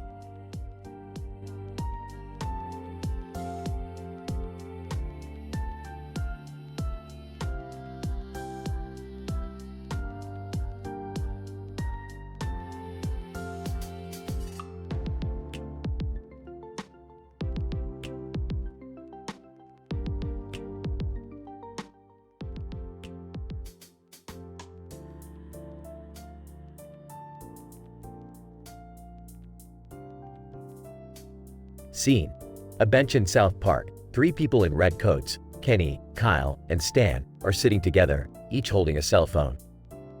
The background is a green wall. Suddenly, a giant Donkey Kong appears, wreaking havoc. Kitty, muffled, oh my F asterisk asterisk asterisk king god, you guys. Look at that F asterisk asterisk asterisk king Donkey Kong. Kyle, Jesus Christ, he's F asterisk asterisk ing destroying the town. We need to F asterisk asterisk ing do something. Stan, frantically dialing his phone, goddammit, where's Cartman when you need him? Hold on, I'm calling him. Kenny, Kyle, and Stan huddle together, trying to come up with a plan while Donkey Kong continues to cause chaos. Cartman, on the phone, what the F asterisk asterisk asterisk do you want, Stan? I'm busy. Stan, Cartman, you lazy fetus. Donkey Kong is destroying South Park. Cartman, sarcastically, well, isn't that just F asterisk asterisk asterisk ing fantastic? Why don't you go cry about it, you little B asterisk asterisk asterisk? Kitty, muffled, guys, I have an idea. Kyle, what is it, Kenny? Kitty, muffled, I think we should try to distract Donkey Kong with something. Stan, raising an eyebrow, distract him with what, Kenny? Kitty, muffled, well, what does Donkey Kong love more than anything? Bananas. Kyle and Stan exchange confused glances. Kyle, Kenny, where the F asterisk asterisk asterisk are we gonna get bananas? Kitty, muffled, I know just the place. The 4 boys rush off to the local grocery store, causing chaos along the way. They manage to grab a shopping cart full of bananas and rush back to where Donkey Kong is. Stan, okay, Kenny, this better F asterisk asterisking work. Kitty, muffled, trust me, dudes, it'll work. They toss the bananas toward Donkey Kong, who gets distracted and starts eating them, momentarily forgetting about destroying South Park. Kyle, holy S asterisk asterisk. It actually worked. Hartman, arriving late, out of breath. What the F asterisk asterisk asterisk did I miss? Pity. Muffled, Cartman, you fat F asterisk asterisk asterisk. You missed all the action. Hartman, annoyed, well, at least I missed all the chaos. You guys suck. Donkey Kong finishes eating the bananas and looks around, realizing what he had done. Donkey Kong, in broken English, sorry, I didn't mean to cause trouble. Stan, it's alright, Donkey Kong. Just try to be more careful, okay? Donkey Kong, okay, thank you, friends. Donkey Kong walks away, leaving the boys dumbfounded. Kyle, well, that was F asterisk asterisking weird. Pity. Muffled, yeah, but it could have been worse. We saved South Park from total destruction. Hartman, rolling his eyes, yeah, whatever. Let's go get some F asterisk asterisk asterisking cheesy puffs, I'm starving.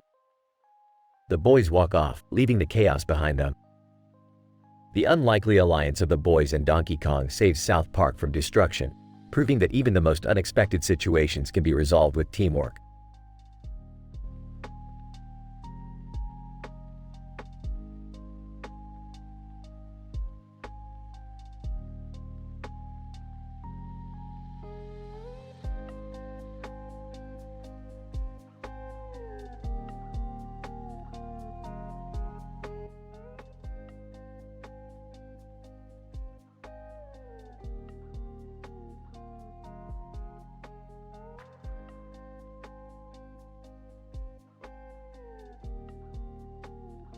Alright, Morty, buckle up for another wild adventure. We've got a case of the Butts disease that's making this family even more dysfunctional than usual. Oh geez, Rick, this disease is really messed up. Can't they say anything else? No, Morty, once those butts start coming out, there's no turning back. It's like the universe is punking them on a whole new level. Mumbling, butts. Hey Jerry, snap out of it. We're on a mission here. We need to find a cure. Exasperated, Rick, this is insane. Can't you do something? You're supposed to be a genius. Yeah, well, genius doesn't solve every problem, Beth. It's not like I can just whip up a cure in my lab. We're talking butts here. So, what's the plan then? Let's get a move on. Alright, simmer down, Summer. I've tracked the origin of the disease to Butterer's Creek. We'll need to investigate further. Butterer's Creek? Seriously, Rick, it sounds like some kind of bizarre dairy-themed nightmare. Well, Morty, you never know what you'll find in this crazy multiverse. Let's go. Scene transition. The family arrives at Butterer's Creek. Look, there's a bird flying over that field. And is that Butterers written in the grass? Butts. Ignore him, Jerry. This place reeks of conspiracy. We need to get to the bottom of it. Whispering to Morty. So, Morty, do you think butts are the secret ingredient in their butter or something? Whispering back, I don't know, Summer, but I wouldn't be surprised. This place gives me the creeps. Scene transition. The family stumbles upon a secret laboratory. Rick, look. There's a scientist over there. He must know something about the Butts disease. Scientist. Oh, I see you found me. Welcome to my secret Butts research facility. What the crap, doctor? What are you doing to these poor people? Scientist. Butts. Enough with the butts already. We demand answers. Scientist. Fine. It all started with a failed experiment. Butts were meant to be the ultimate power source, but instead, they became the ultimate linguistic curse. So, you're saying this whole Butts disease is your fault? Scientist. Yes, and I'm afraid there's no cure. Once infected, they'll be stuck saying, Butts, forever. Angry. You son of a butt. Beth, calm down. We'll find a way to reverse this. Scene transition. The family devises a plan. Okay, Morty, we're going to use reverse psychology on the Butts disease. We'll make it think we want everyone to keep saying butts. That's crazy, Rick, but it might just work. Scene transition. The family confronts the infected. All right, everyone, we've got a new family motto. Repeat after me, Butts forever. Family, Butts forever. Scene transition. The infected slowly regain their speech. So, butts forever, huh? That's something. Yeah, but at least it's better than being stuck with just butts. Mission accomplished. Now let's get the hell out of this butter-infested nightmare. Scene transition. The family leaves Butterers Creek victorious. Rick, I can't thank you enough. You really saved us from a lifetime of butts. Hey, it's all in a day's work, Beth. Just another crazy adventure with the Smith family. Yeah, but can we maybe have a slightly less butts-themed one next time? We'll see, Morty, we'll see. Now who's up for some interdimensional pancakes?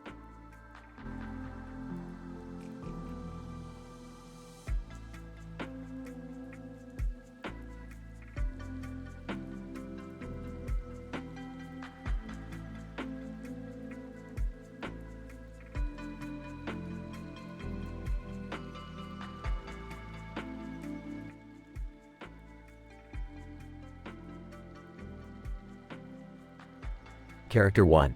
Holy shit, you won't believe the comic strip I found. It's got a bunch of crazy things packed in it. Character 2, wait a minute. Are you talking about that interdimensional smut comic strip? The one that everyone's been gossiping about? Character 1. Yeah, that's the one. It's insanely intense and sexually explicit. The artwork is mind-blowing. Character 2. I heard it takes you on a wild journey through different dimensions, where all sorts of perverted creatures engage in unimaginable acts. Character 1. Oh, it's way beyond that. The story revolves around a scientist who accidentally creates a portal to a dimension solely dedicated to debauchery. Character 2. No way. I thought it was just some mindless smut. Tell me more. Character 1.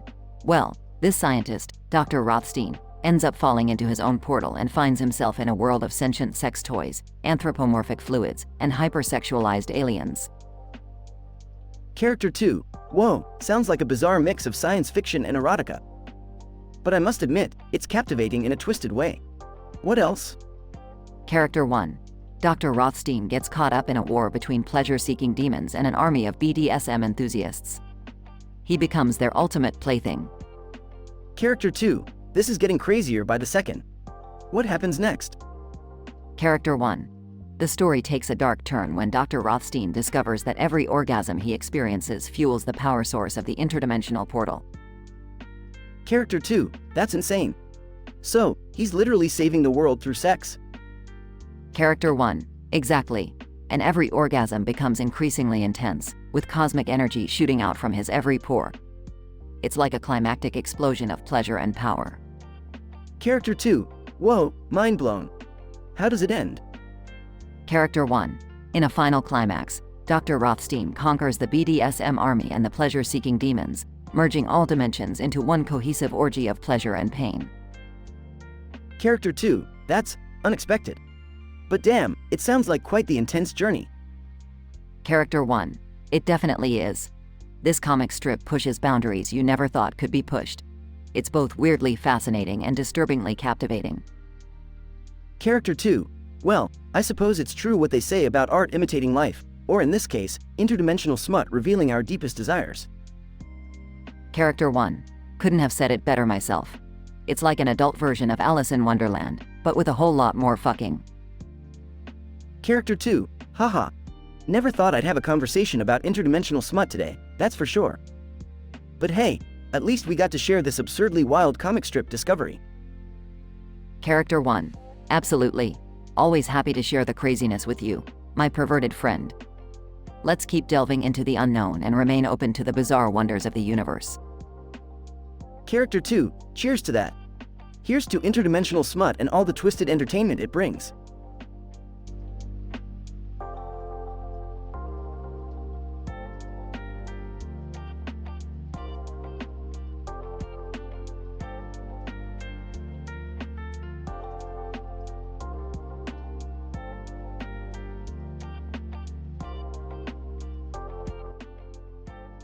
Character 1. Eric. Character 2. Jessica. Eric. Jessica, you won't believe what I found last night. It's some interdimensional smut. Incident. Jessica, interdimensional smut? What the fuck are you talking about, Eric? Eric. Trust me, Jess, it's mind-blowing. This black object with a yellow disc in the center and a green circle around it. It's like nothing I've ever seen. Regression. Jessica, okay, show me this bizarre object then.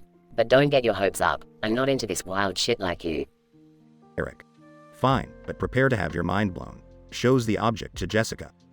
Jessica, holy shit, Eric. What the actual fuck is this thing? It's both disturbing and strangely arousing at the same time. Eric. I told you, it's interdimensional smut of the highest caliber. Jessica, well, I can't deny it's intriguing. Let's find out more about this object. We can't keep it to ourselves. Eric. Right, I read online about a professor who specializes in interdimensional phenomena at the university. We should pay him a visit. Jessica, sounds like a plan. This might be our chance to understand the science behind this weird, sexual anomaly. Professor, welcome, my dear students. I hear you have something quite extraordinary to show me. Eric. Yes, Professor. Behold, the interdimensional smut we discovered. Professor, my word, I never thought I'd see the day. This is an incredibly rare artifact. It seems to be a gateway into an alternate sensual universe within the multiverse. Jessica, so, it's real? Professor, absolutely, my dear. This goes beyond what we understand of existence and pleasure. We'll need to conduct extensive research on this profound discovery. Eric. I can't believe it. We're pioneers of interdimensional erotica. Professor, indeed, Eric. Your find has the potential to reshape the boundaries of our understanding of pleasure, transcending cultural and societal norms. Jessica, well, let's get to work then. We're about to dive deep into the interdimensional smut and unlock the secrets of ecstasy across the multiverse.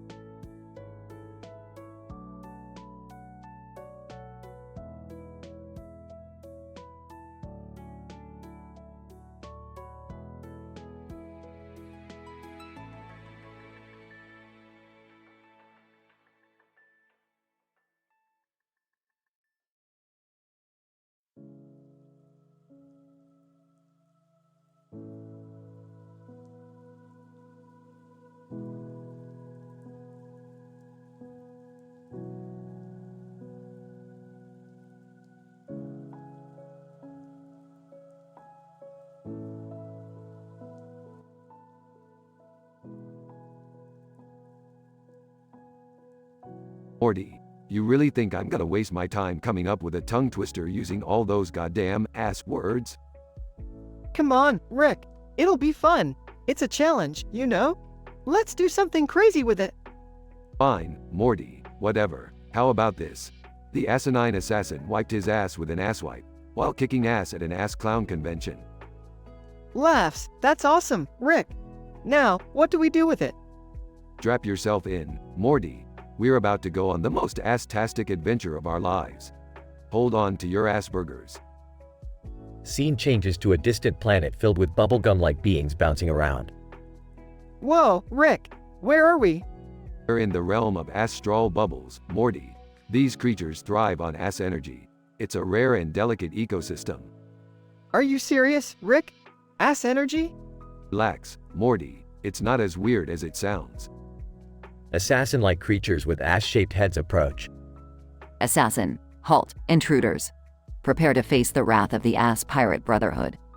Oh great, ass pirates. Just what we needed. Rick, what's the plan? Trust me, Morty, we need to distract them with our tongue twister. It's our only way out of this ass crisis. The ass clowns and ass bags were caught in an ass crack, but they faced the ass pirate with a bold, ass backwards attack. Whispering, Rick, it's not working. They look even angrier now. Quick, Morty, use your ass as a diversion. Throw it at them. What? Are you serious, Rick? Now, Morty. Morty reluctantly throws his ass into the air, causing confusion among the ass pirates. Ass pirate? What in the seven asses of Asgard is that?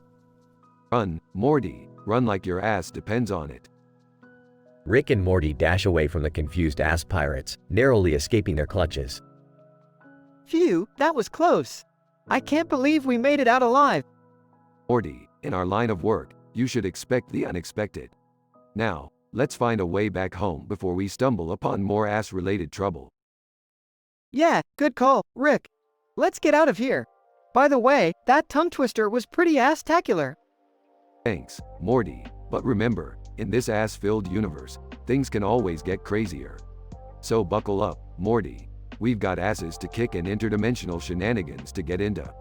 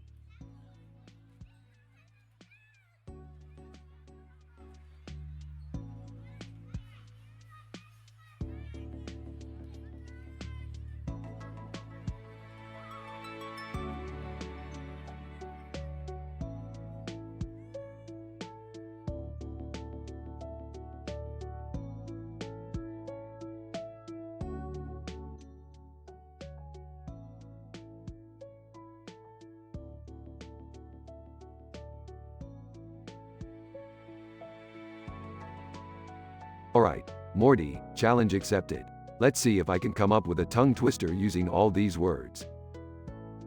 Rick, are you sure this is a good idea? This list is, seriously messed up. Morty, when have I ever cared about good ideas? Now listen up.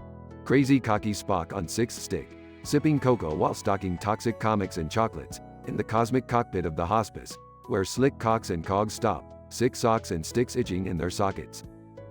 Holy crap, Rick! That's, impossible to say. Yeah, Morty, I know. That's what makes it fun. Now buckle up, because we're about to go on one insane adventure. Scene transitions to Rick and Morty entering a portal. Alright, Morty, hold on tight. We're entering a dimension where our tongue twister becomes reality.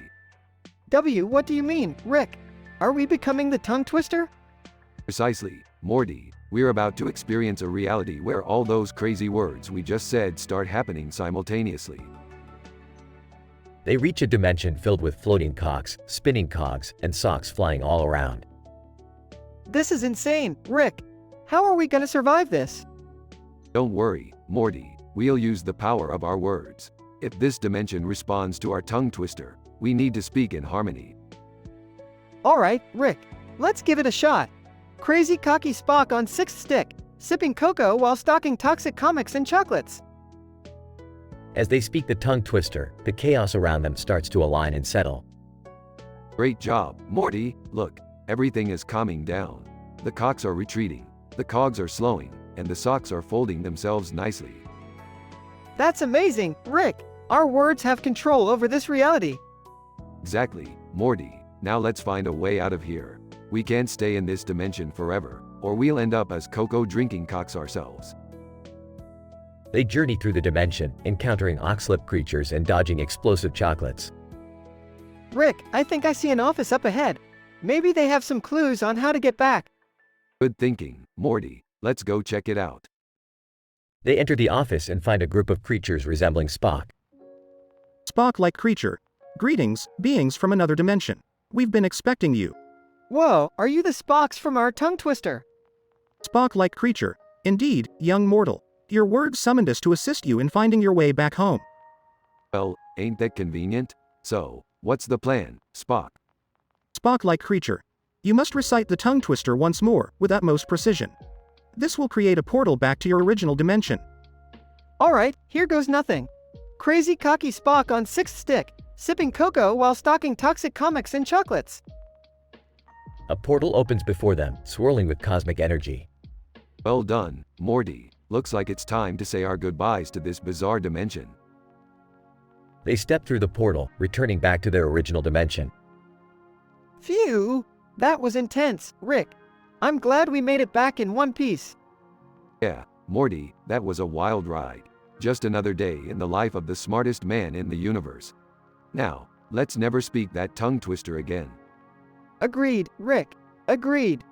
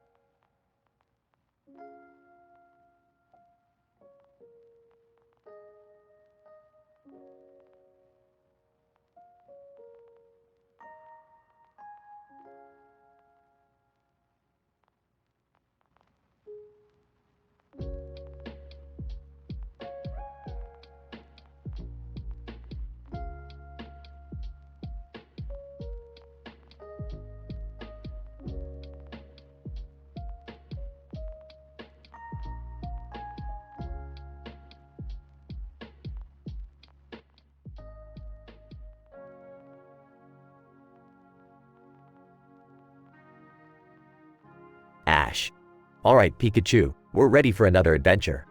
Pikachu, Pika Pika. Narrator. As Ash and Pikachu were preparing to embark on their journey, a peculiar duo appeared on the horizon. Jesse and James from Team Rocket, with their trusty Meowth. Jesse, prepare for trouble. James, make it double. Meowth, to protect the world from devastation. Jesse, to unite all people within our nation. James, to denounce the evils of truth and love. Jesse, to extend our reach to the stars above. Meowth, Meowth, that's right. Ash, what the? Are they singing a modified version of the Team Rocket motto?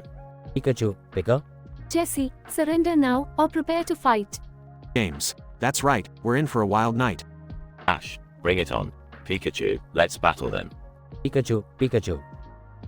Narrator. And so, the battle between Ash and Team Rocket ensued. But to everyone's surprise, instead of using real Pokemon, they summoned fake creatures with ridiculous names.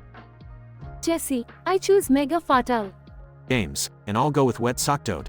Meowth, prepare for our secret weapon, Dragon Head Hat. Ash, laughs. This is going to be interesting.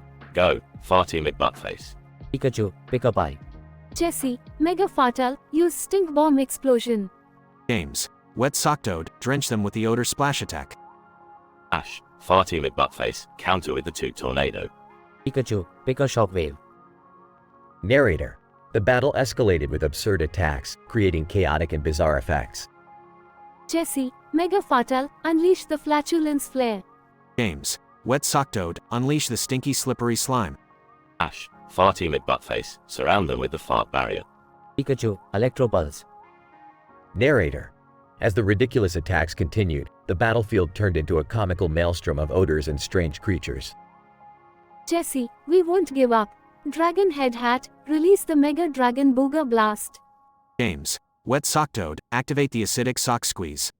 Ash, Farty McButtface, counter it with the mighty butt explosion. Pikachu, Thunderstorm. Narrator. The absurdity reached its climax when Team Rocket's Dragon Head Hat sneezed uncontrollably, propelling them into the sky with an explosive nose blow. Jesse, Newt Tart again. James, we're blasting off once more. Meowth, Wobbuffet.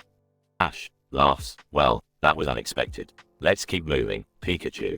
The real adventure awaits. Pikachu, Pika Pie. Narrator. And so, as the dust settled and Team Rocket soared into the distance once again, Ash and Pikachu continued on their journey, ready for more mayhem and excitement.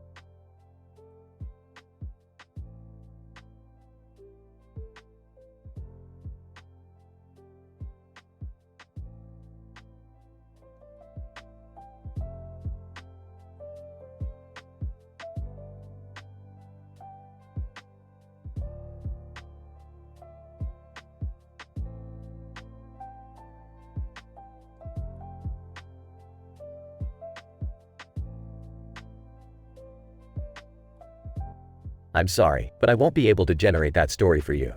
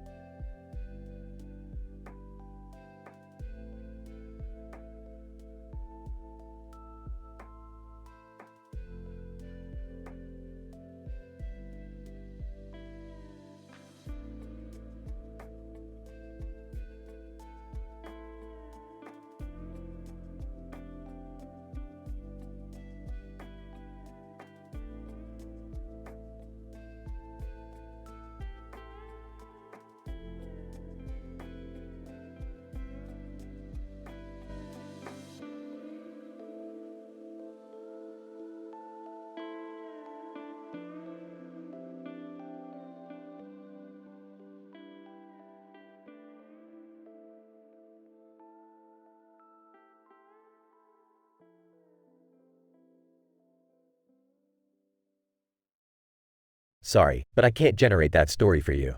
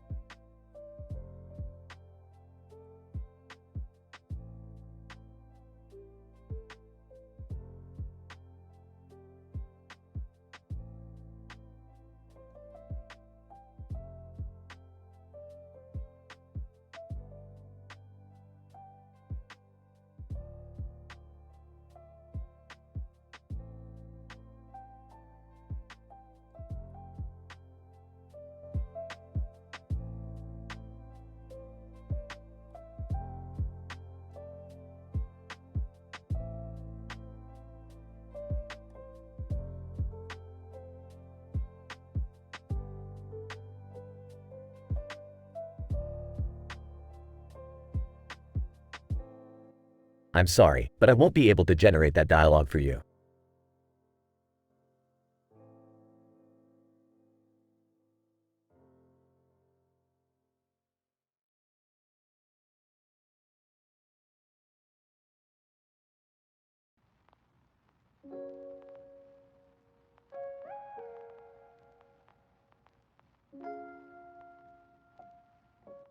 I'm sorry, but I won't be able to generate that story for you.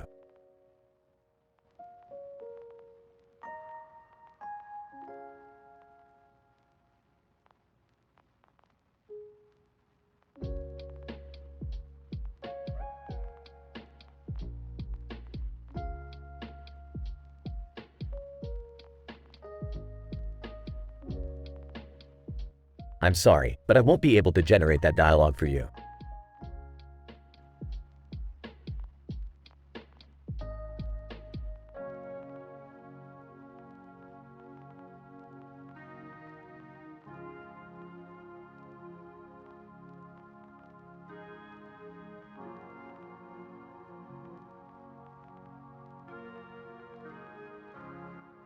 Apologies, but I won't be able to generate that story for you.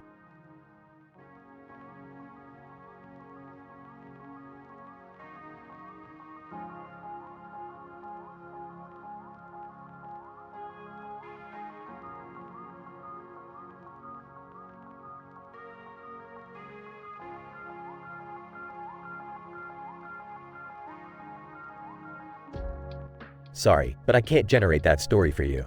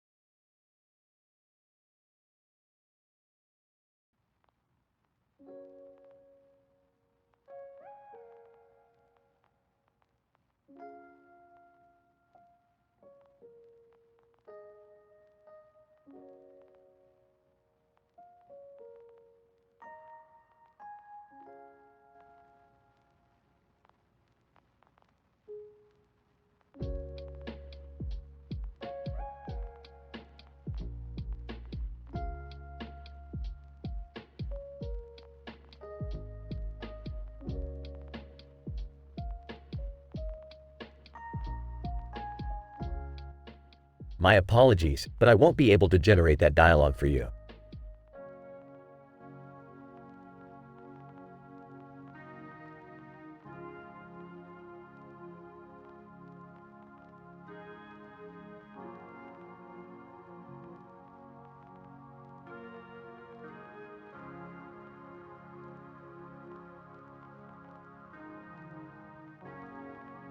I'm sorry, but I won't be able to generate that story for you.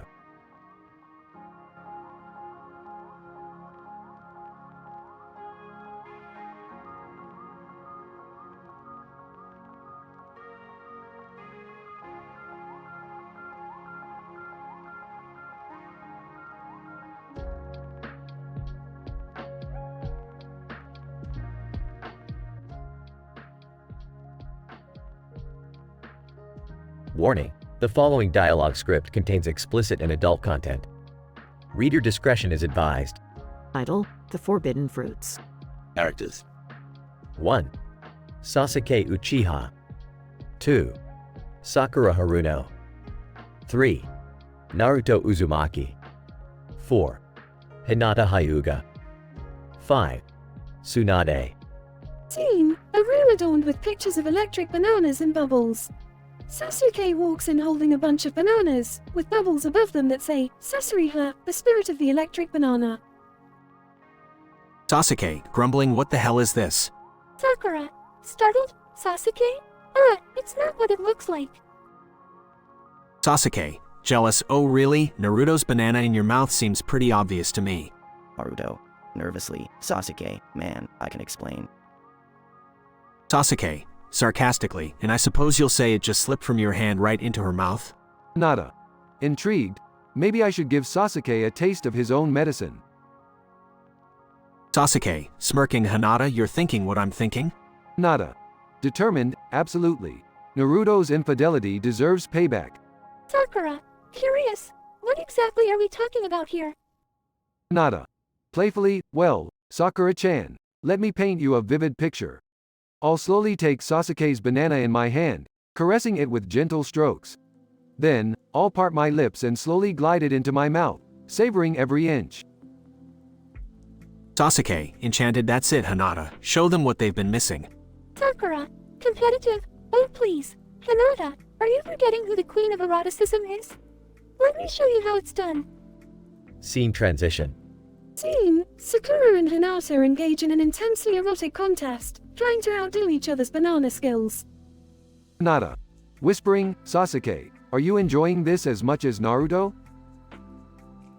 Sasuke, breathless watching them compete. It's a surreal experience, but it's nowhere near how Tsunade does it. Scene transition. Scene: Tsunade enters the room, beckoning Naruto and Sasuke to her side. Tsunade, commanding, boys, if you want to know how it's truly done, get ready for a lesson from a pro. Naruto, excited, really, Tsunade Obachan. Sasuke, intrigued, show us Tsunade-sama.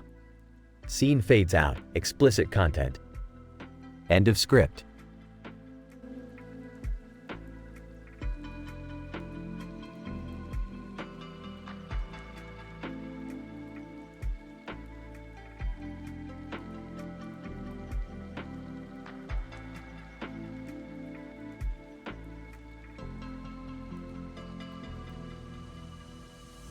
I'm sorry, but I won't be able to generate that dialogue for you.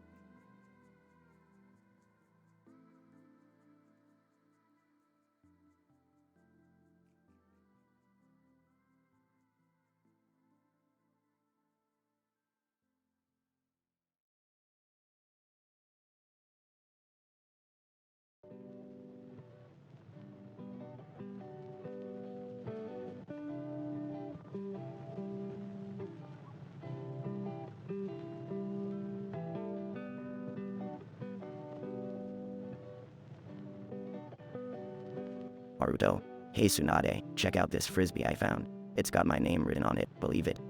Tsunade laughs. That's cute. Naruto, what's so special about it? Naruto, well, it's not just any frisbee. It's a wheel of eroticism, and we have to spin it 3 times. Tsunade raises an eyebrow. Eroticism, huh? Alright, let's give it a whirl then. Naruto and Tsunade spin the wheel of eroticism. Ding, roleplay doctor and nurse. Naruto, grinning, looks like you'll be my patient, Tsunade. Time for a checkup. Tsunade laughs. You're always full of surprises, Naruto. Alright, doctor, show me what you got. Naruto and Tsunade play out a steamy doctor and nurse roleplay scenario. Ding asterisk BDSM domination and submission. Naruto, smirking, well, looks like I've got the upper hand this time, Tsunade. Get ready to submit to my commands. Tsunade, playfully, oh, I love it when you take charge, Naruto. I'm all yours, master. Naruto and Tsunade indulge in a hot and intense BDSM session. Ding, outdoor public exhibitionism. Naruto, wide-eyed, are you serious, Tsunade? We have to do this in public. Tsunade, adventurous, oh, come on, Naruto. We've come this far, let's give the people something to talk about. Naruto and Tsunade find a secluded spot in a park and engage in electrifying and daring public exhibitionism. Afterwards, Naruto, panting, that was insane, Tsunade. Tsunade, breathing heavily, we definitely pushed our limits, Naruto. But damn, it was worth it. Naruto and Tsunade share a passionate kiss. Denouement and walking away from the park, hand in hand. Naruto, Tsunade, I never would have thought a simple frisbee could lead to such mind-blowing experiences. Do not. Life is full of surprises, Naruto, and we're not ones to back down from a challenge. Let's always embrace the unexpected. Naruto and Tsunade walk off, their hearts pounding with a newfound sense of adventure and passion.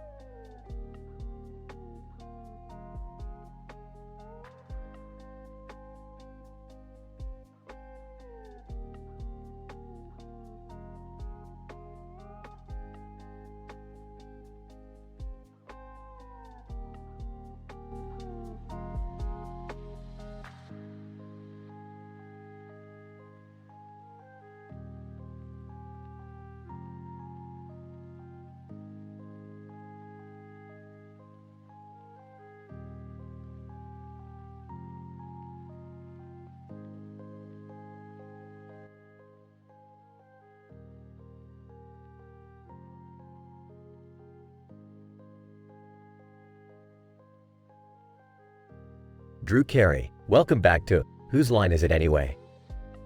The only game we're playing today is Scenes from a Hat.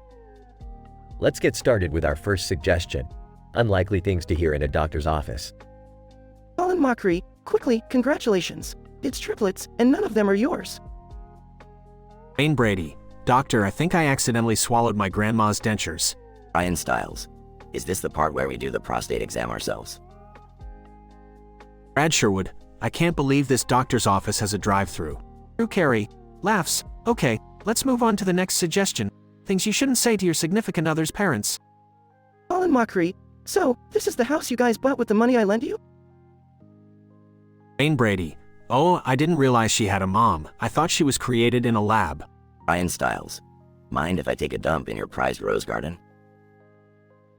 Brad Sherwood, can I try on your daughter's underwear? I mean, just out of curiosity. Drew Carey, chuckles. Okay, next up, bad times to discover you have a superpower. Colin Mockery, after being accused of murder, don't worry, officer, I can read your thoughts. Wayne Brady, while giving your first prostate exam, oops, looks like I have x-ray vision. Ryan Stiles, when you're sleeping next to your spouse, honey, I'll be invisible while you're snoring, okay? Brad Sherwood, as you dive into a pit of alligators, let's see if I can talk to animals.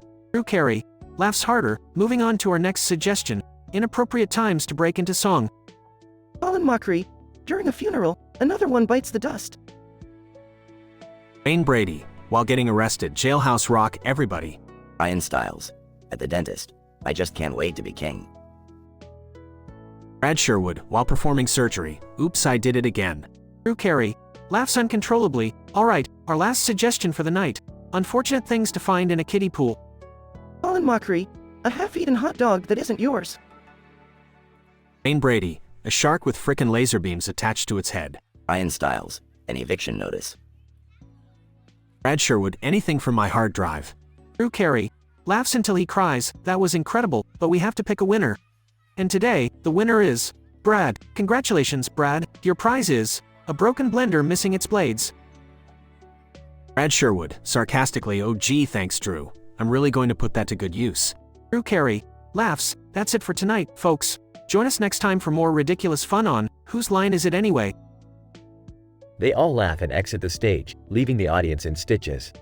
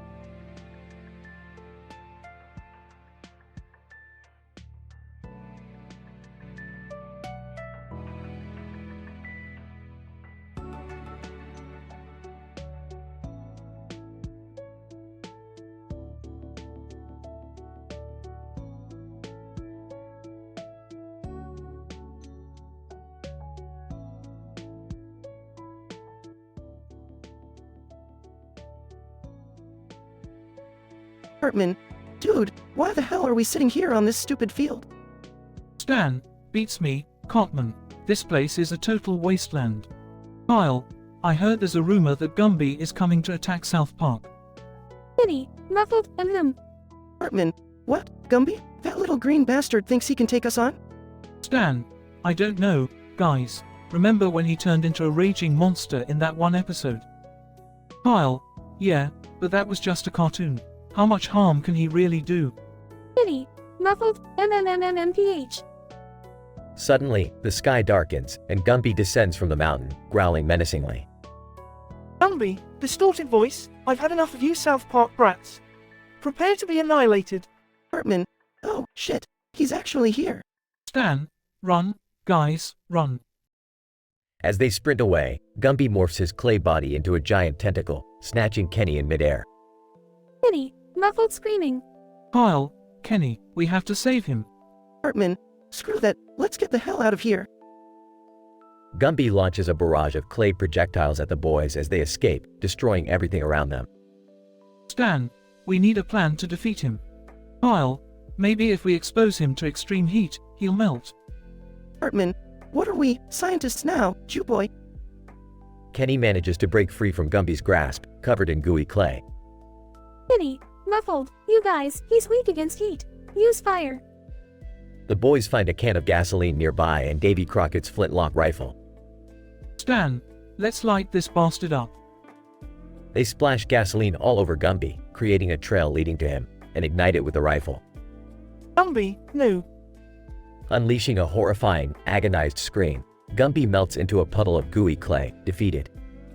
Kyle, we did it. We defeated Gumby. Hartman, hell yeah, who's the boss now, you green piece of shit? The boys cheer in victory as the remnants of Gumby slowly dissolve into the ground. Kenny, muffled, MMMMPH. Stan, what was that? Kenny, you're right. We couldn't have done it without you. Kenny, muffled, MMPH. As they walk away from the defeated Gumby, the boys leave the field, victorious yet covered in clay and reeking of gasoline. Hartman, well, that was fucking insane. Kyle, definitely the craziest thing that's ever happened to us. Stan, no doubt. I can't believe we just fought off an evil Gumby. Kenny, muffled, and Together, the boys laugh as they head back to South Park, triumphantly basking in their absurd adventure.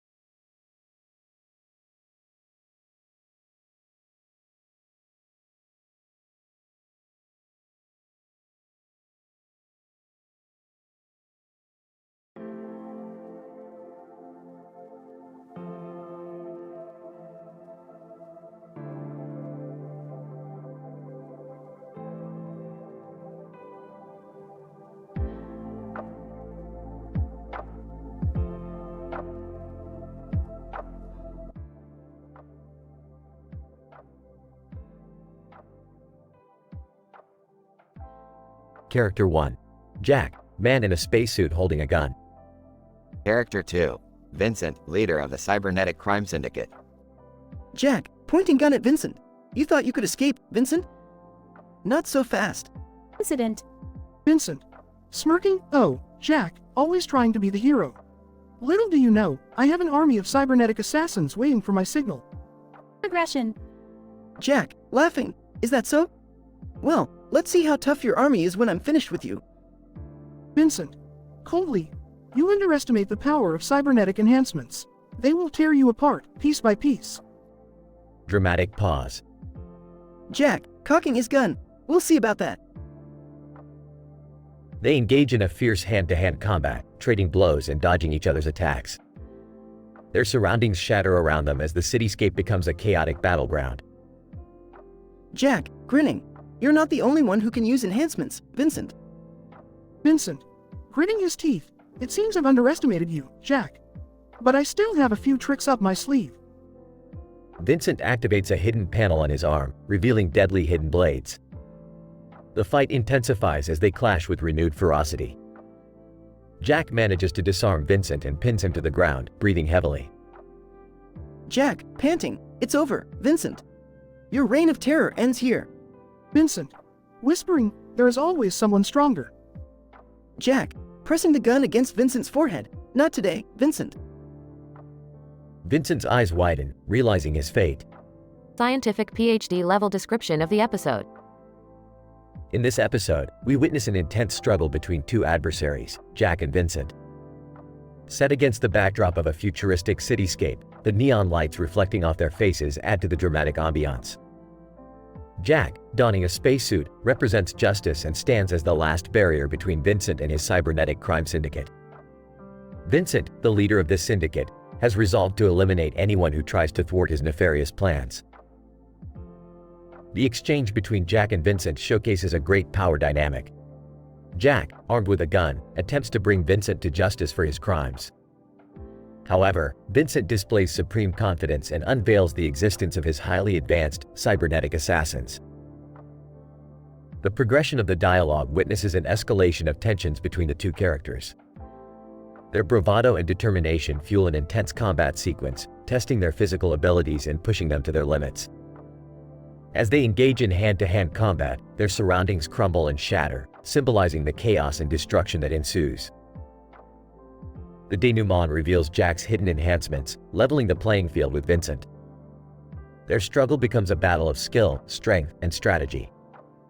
Vincent's hidden blades add an additional layer of danger, increasing the stakes and intensifying the fight. Ultimately, Jack emerges victorious, overpowering Vincent. This conclusion signifies the triumph of justice over criminality, finally putting an end to Vincent and his reign of terror. However, Vincent's final whisper hints at the possibility of future challenges, reminding us that there will always be someone stronger, awaiting their chance to seize power.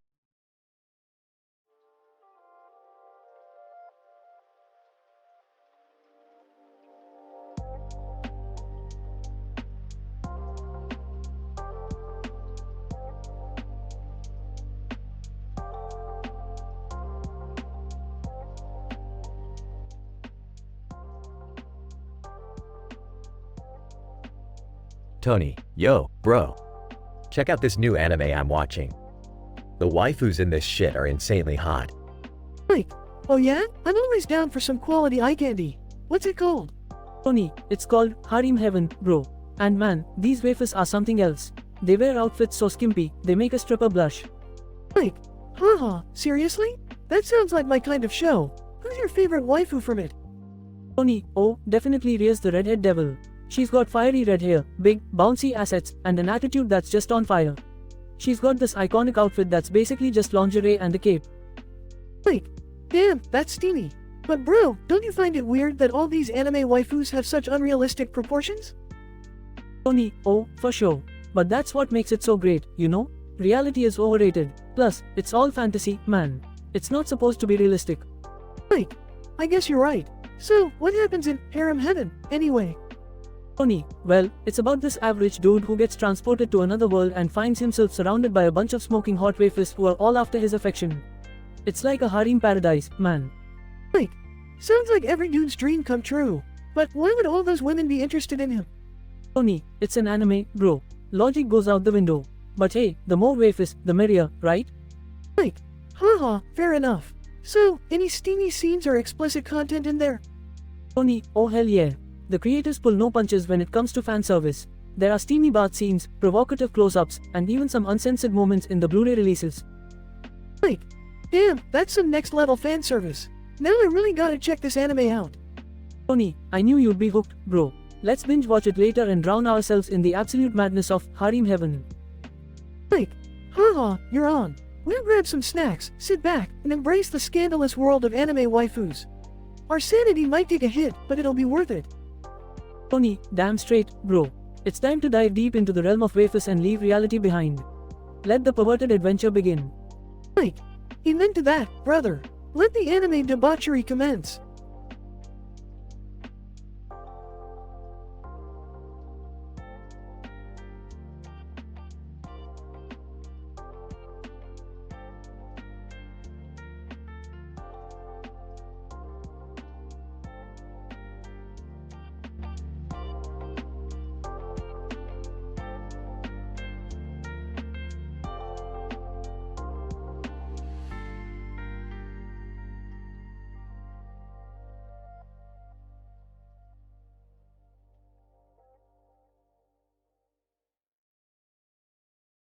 I'm sorry, but I'm unable to generate that story for you.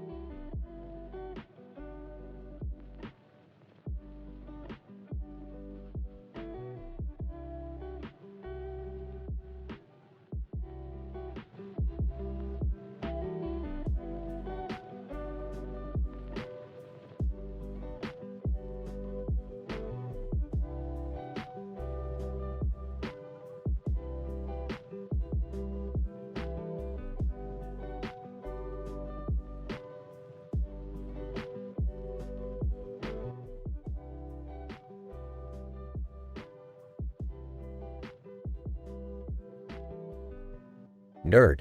Alright, ladies and bastards, we're back with another episode of Angry Video Game Nerd. Today, we got a special treat for you. We're diving into the unholy depths of some of the worst fucking games ever made. Trump. Well, thank you, nerd. Tremendous honor to be here. Really tremendous.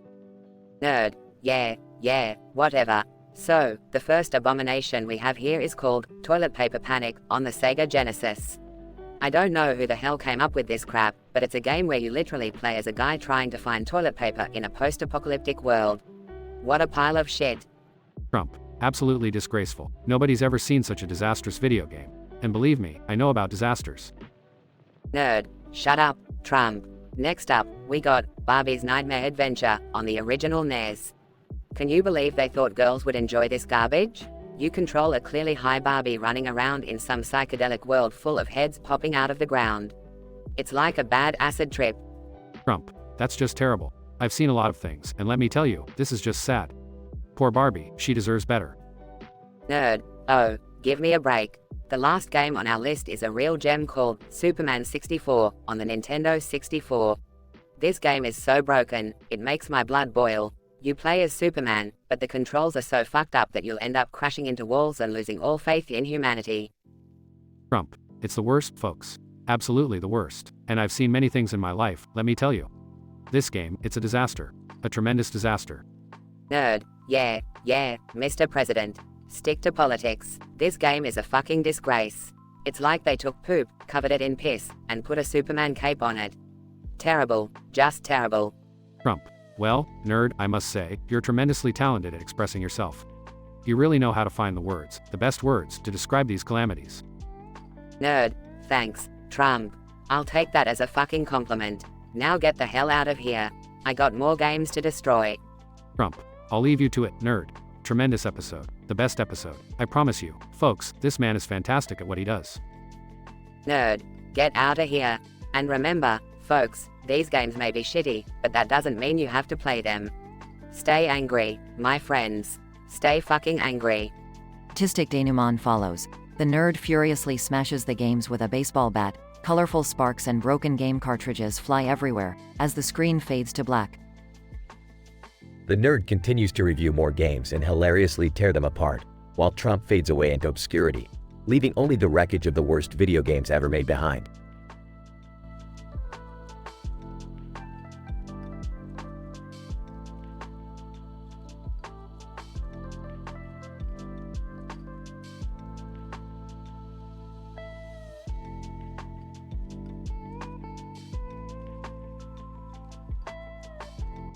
I'm sorry, but I'm unable to generate that story for you.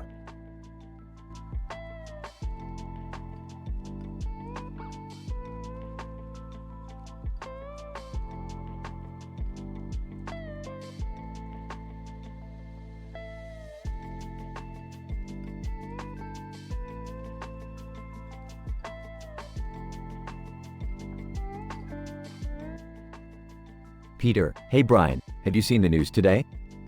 Donald Trump is attacking Quahog. Brian, what? That orange buffoon is wreaking havoc on our town? This is a disaster.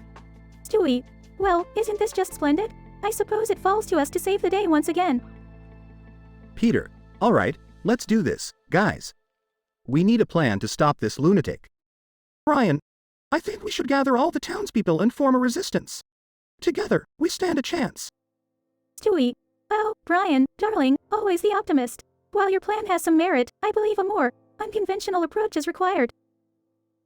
Peter, unconventional? You mean like hit him with a giant fart joke? Burps. Brian, actually, Stewie might be onto something. We need to use Trump's own tactics against him.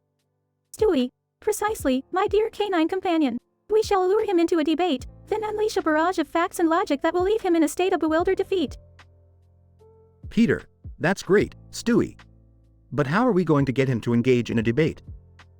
Brian, we need to bait him with one of his obsessions. I heard he's a big fan of Twitter. Maybe we can challenge him there.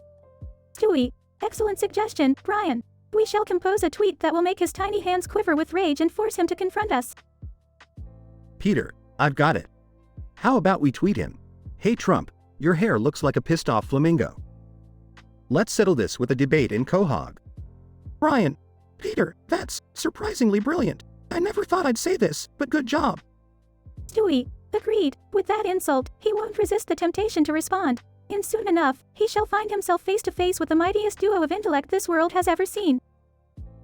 Peter, all right, let's send that tweet and prepare for our showdown. Quahog's counting on us.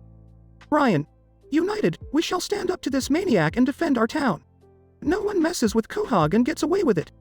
Stewie, indeed, for we are the guardians of Quahog, and we shall prevail against the Orange Menace, using our wits and impeccable style.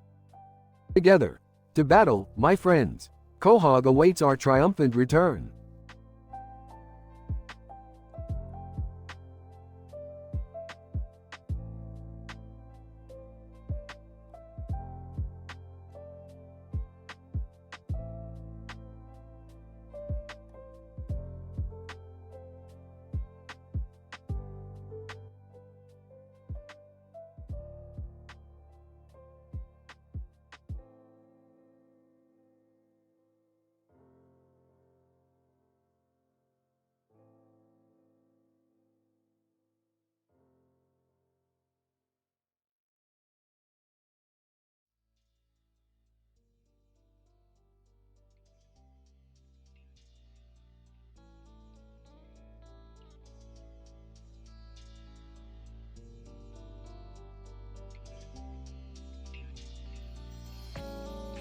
Teletubbies appear on screen.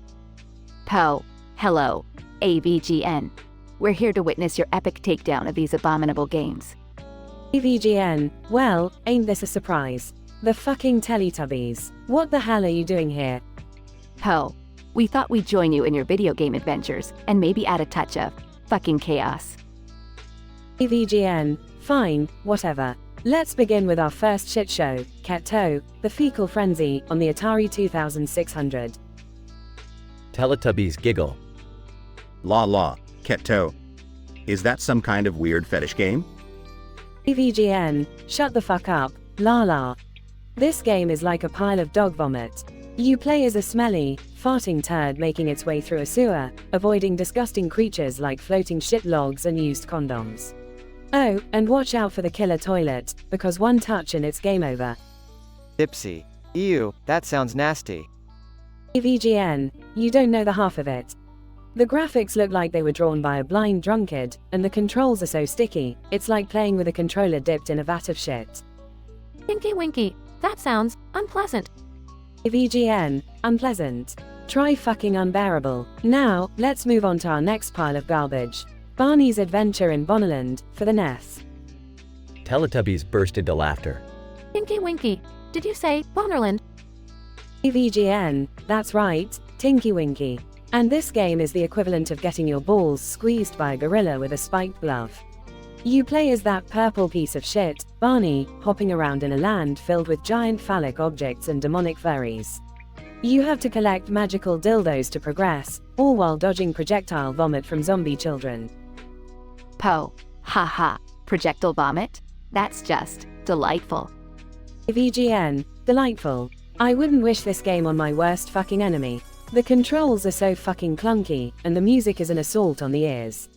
It's like someone took a dump on a Casio keyboard and hit the demo button. La. This sounds both disturbing and fascinating. AVGN, trust me, la, it's pure fucking nightmare fuel.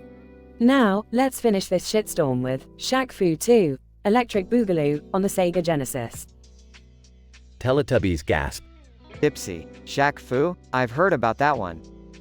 AVGN, you haven't seen shit, Dipsy. This game takes everything that was wrong with the first Shaq Fu and multiplies it by 1,000. You play as Shaquille O'Neal, fighting through hordes of enemies, including mutated clowns, zombie cheerleaders, and even Satan himself. And the best part, the controls feel like you're trying to fuck a porcupine with a cactus. Tinky Winky, that sounds incredibly frustrating. AVGN, frustrating. Try mind-numbingly fucking soul-crushing. The graphics look like a monkey puked on a Sega cartridge, and the sound effects are so grating, you'd wish you were deaf. Oh, wow, these games sound truly awful. AVGN, you bet your fucking ass, Po.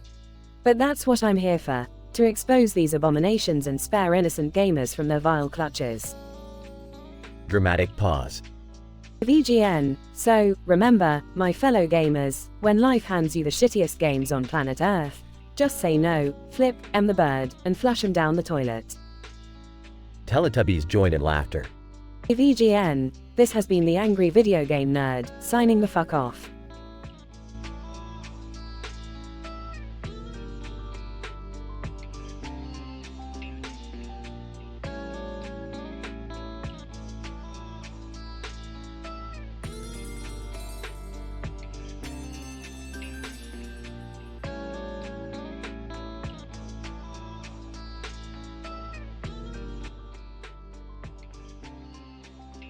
Morty, you ready to go on an adventure? Oh, yeah, Rick. Where are we going this time? We're going to the Interdimensional Gossip Convention, Morty. It's a place where all the juiciest rumors and scandalous secrets are traded. Geez, Rick, I don't know about this. I mean, we've seen some crazy stuff, but gossip? Isn't that a bit petty? Morty, did you know that in Dimension C-137, Jerry was caught cheating on Beth with a sentient broccoli? WH what? You can't be serious. Panicking. Wait, what? Who told you? Sighs. Rick, can't we just have a normal family outing for once? Beth, let me remind you about that time when you had a secret love affair with a space pirate named Zorgon in Dimension D-528. Rick, not in front of the kids. Whispering to Summer. Wait, do you think that lady with the pink wand knows any gossip? Whispering back. I don't know, Morty. But she looks like she's got her fair share of secrets. Woman with pink wand. Well, what do we have here? A couple of wide-eyed adventurers seeking the truth? David, lady, we've seen it all. What secrets could you possibly have? Woman with pink wand. Oh, you'd be surprised, Rick. I know everything about everyone. For instance, did you know that Morty has a secret crush on Jessica? Blushing. What? No way! Woman with pink wand. Way. And Jerry, has anyone ever told you that your chin resembles a goblin's backside? What? No. Who talks about that? Whispering to Rick. Rick, do something. The woman. All right, we get it. You know some secrets. How about we make a deal? Woman with pink wand. Oh, I love deals. What's your offer? Give us all the gossip you have, and I'll show you a dimension where the Kardashians never existed. Woman with pink wand. Gasps. You have that power? I have every power, darling. So, are we in business? Woman with pink wand. Deal. But first, tell me about that time you accidentally turned yourself into a pickle. Guys, fine, you win. Let's get this over with. Scene cuts to Rick, Morty, Jerry, Beth, and the woman with pink wand, huddled together trading scandalous secrets and wild gossip. I can't believe we're doing this, Rick. Morty, sometimes you have to embrace the crazy. Plus, we're getting some quality material for our next family dinner. Nervously. Please tell me you won't be sharing the broccoli incident. Oh, don't worry, Jerry. Your secret's safe with me.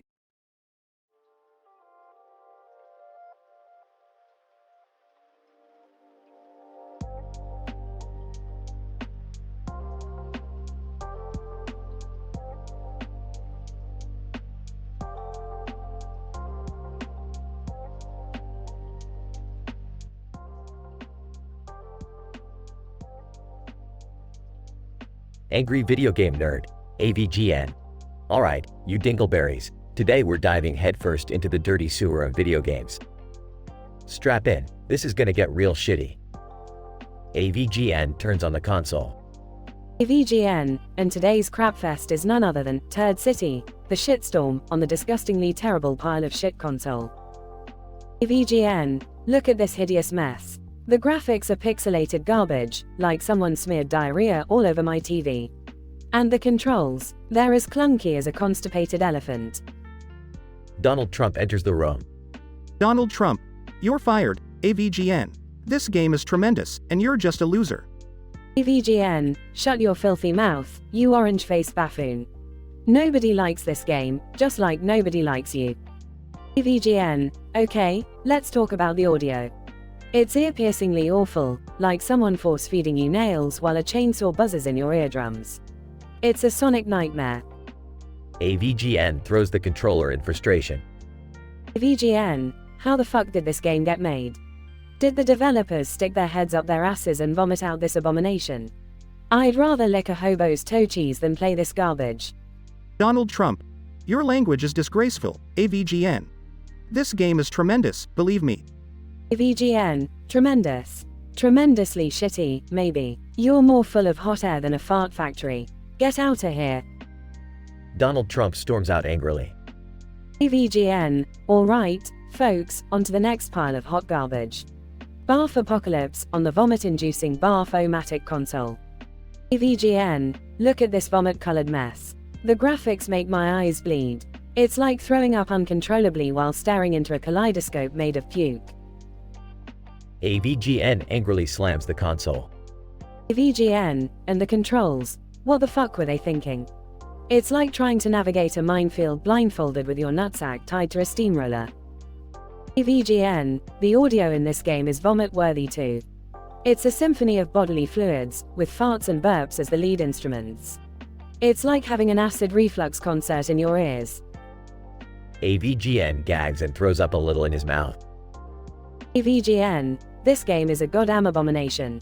It's like eating roadkill off a dirty toilet seat in a gas station bathroom. Pure, unfiltered ass.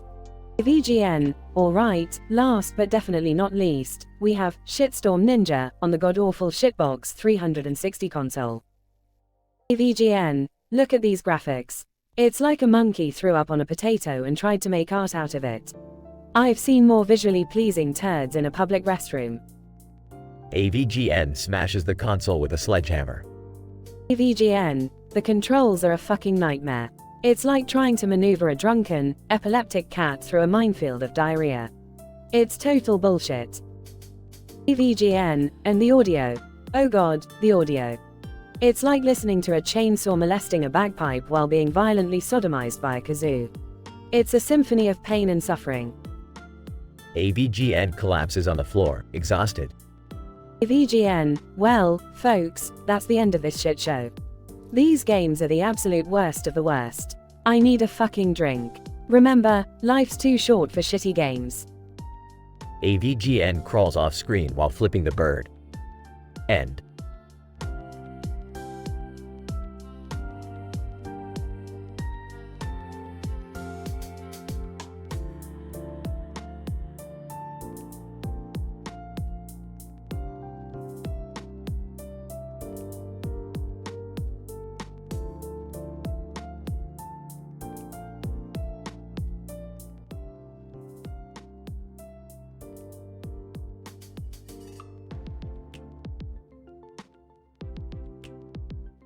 AVGN, alright, motherfuckers. Welcome back to another episode of Let's Get Fucked by Terrible Games. Today, we've got some extra special shit lined up for you. We're going to play not one, not two, but three god-awful games that will make you question the existence of video games altogether. AVGN stands in front of the neon-lit room, with a large neon sign reading, "Shit Games Galore," above him. The Teletubbies stand next to him, excited and slightly confused. AVGN, alright, let's start with our first shit show of the evening. Barney and Friends, Super Dinosaur Adventure, for the Atari 2600. What the fuck were they thinking with this one? As AVGN inserts the cartridge, the screen flickers and we're taken to a pixelated nightmare. AVGN, look at these graphics. It's like watching a fucking blur of purple and green vomit. And the controls, bitch, please, you have better luck trying to navigate a slippery turd down the toilet bowl. Tinky Winky, one of the Teletubbies, starts trembling. Tinky Winky. Oh no, AVGN. This looks awful. AVGN, you're goddamn right it's awful. But hold your tits because we're just getting started. Next up, we have Warriors of Bambi on the Nintendo 64. This piece of shit was supposedly inspired by some godforsaken Disney movie. Teletubbies gasp in horror. La la. Oh no, not Bambi. AVGN, do we really have to play this? AVGN, buckle up, you tubby pieces of shit, because it's time to enter the hellhole. This game is so glitched, even the forest backgrounds want to commit suicide. And don't get me started on the controls. It's like trying to control a drunken moose with a broken leg. Dipsy, another Teletubby, looks nauseous. Dipsy. AVGN, this is too much. Can we just stop? AVGN, fuck no, Dipsy. We've got one more abomination to endure. Behold, the Care Bears Acid Trip, for the PlayStation 1. I don't even know where to begin with this one. It's a psychedelic masterpiece of puke-inducing terror. Poe, the smallest Teletubby, starts to cry. Poe, AVGN, please. I can't take it anymore. Make it stop. AVGN, shut the fuck up, Poe. We're almost there. Look at these controls. It's like shoving a damn rainbow up your ass and praying it leads you to the end of this nightmare. And the music, it sounds like a dying cat being strangled with a rusty guitar string. Tinky Winky collapses to the ground, overwhelmed. Tinky Winky. No more, no more. AVGN, alright, you colorful freaks. I'll put you out of your misery. It's time to end this shit show. Just remember, folks, these games are a testament to the depths of human suffering.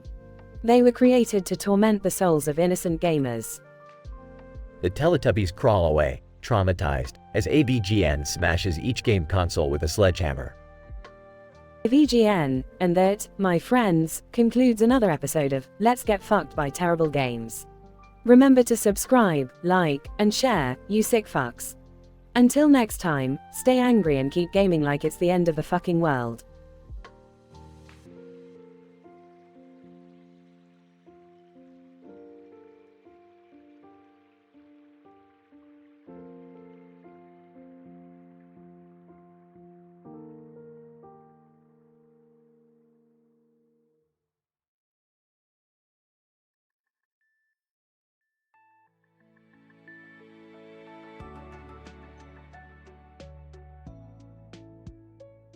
Alright, strap in, everyone.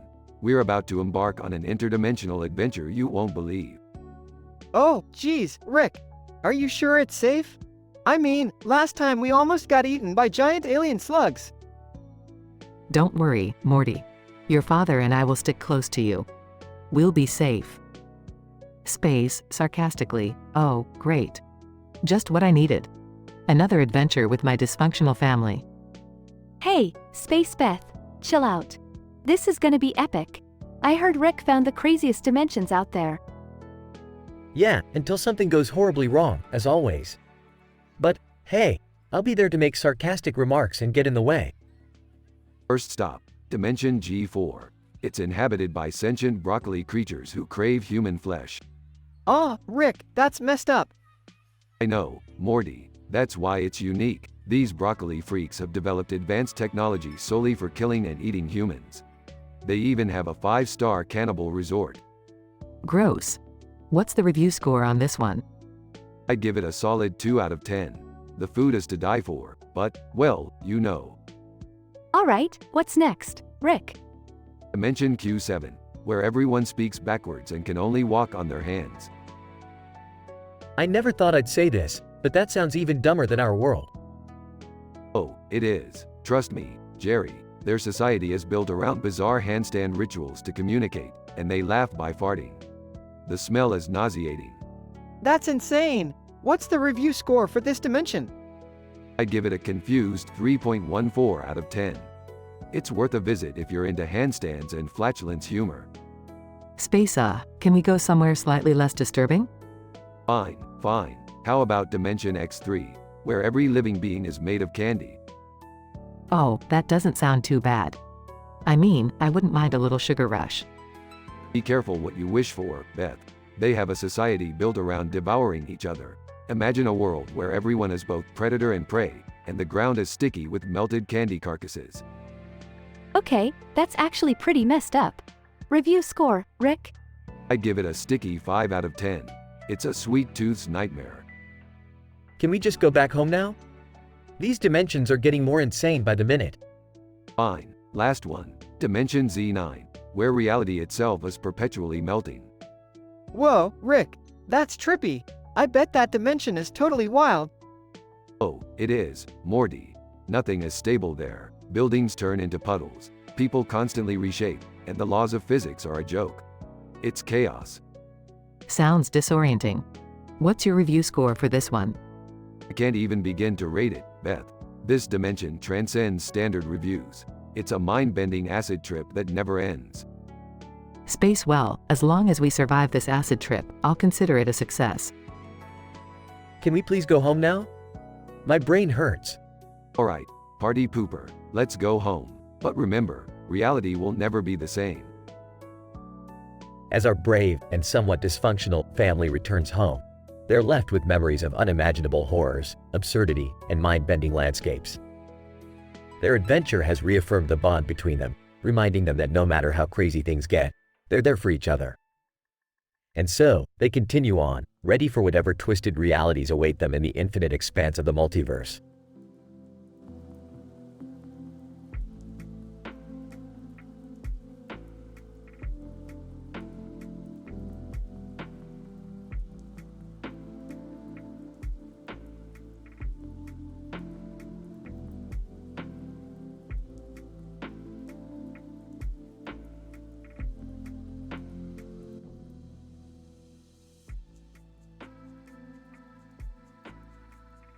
Peter.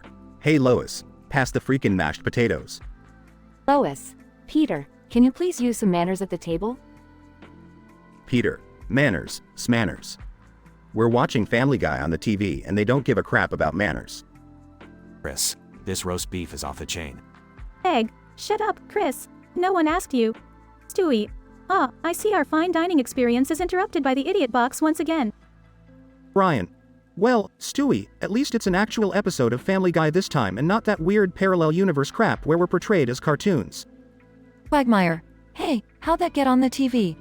Cleveland. I don't know, but it's kinda awesome. Let's go with it. Peter. Oh no, look. It's Donald Trump attacking Quahog on screen. Lois. How is that even possible? Stewie. Oh, who cares about possibilities? Let's go and stop this madness. Peter, let's leave the mashed potatoes. It's time to save our town. Scene shifts to Quahog in chaos as Donald Trump stomps around, wreaking havoc. Stewie. Brian, we need a plan to take down that maniac. Brian. Right, Stewie, we need to use our wit and intelligence. Stewie. In our time machine. Come on, let's go back to the 1940s and gather the greatest minds in history to defeat him. Brian, are we really going to involve Einstein, Hawking, and Nietzsche in this madness? Stewie. We have no other choice, Brian. Quahog is at stake. Scene shifts to Stewie and Brian traveling through time, gathering Einstein, Hawking, and Nietzsche. Einstein. Stewie, this is quite an unusual situation, even for someone like me. Hawking. Yes, indeed. I never thought I'd be teaming up with an infant and a talking dog to stop Donald Trump. Nietzsche. Well, life is full of unexpected twists, isn't it? Stewie. Alright, team, now that we're all here, let's devise a plan to defeat Trump. The group engages in a deep, intellectual discussion to create a plan. Scene shifts to Quahog, where the group executes their elaborate plan. Stewie. Okay, Brian, you distract Trump with your charming wit, while the rest of us unleash our undying intellect upon him. Brian. Got it. Hey Donald, your hair looks like a wet squirrel. Trump. What? How dare you? As Trump is distracted, the group bombards him with philosophical arguments and complex scientific theories. Trump. I can't handle this intellectual assault. I surrender. Stewie. Victory is ours. Quahog is saved. The townspeople cheer as Stewie, Brian, Einstein, Hawking, and Nietzsche triumphantly return. Peter, you guys did it. You saved our town from that orange lunatic. Chris, and I didn't even spill my mashed potatoes during the chaos. Egg, can we please eat now? I'm starving. Lois. Yes, let's finally dig in. And maybe we should turn off the TV. Things get a little too crazy when Family Guy is on.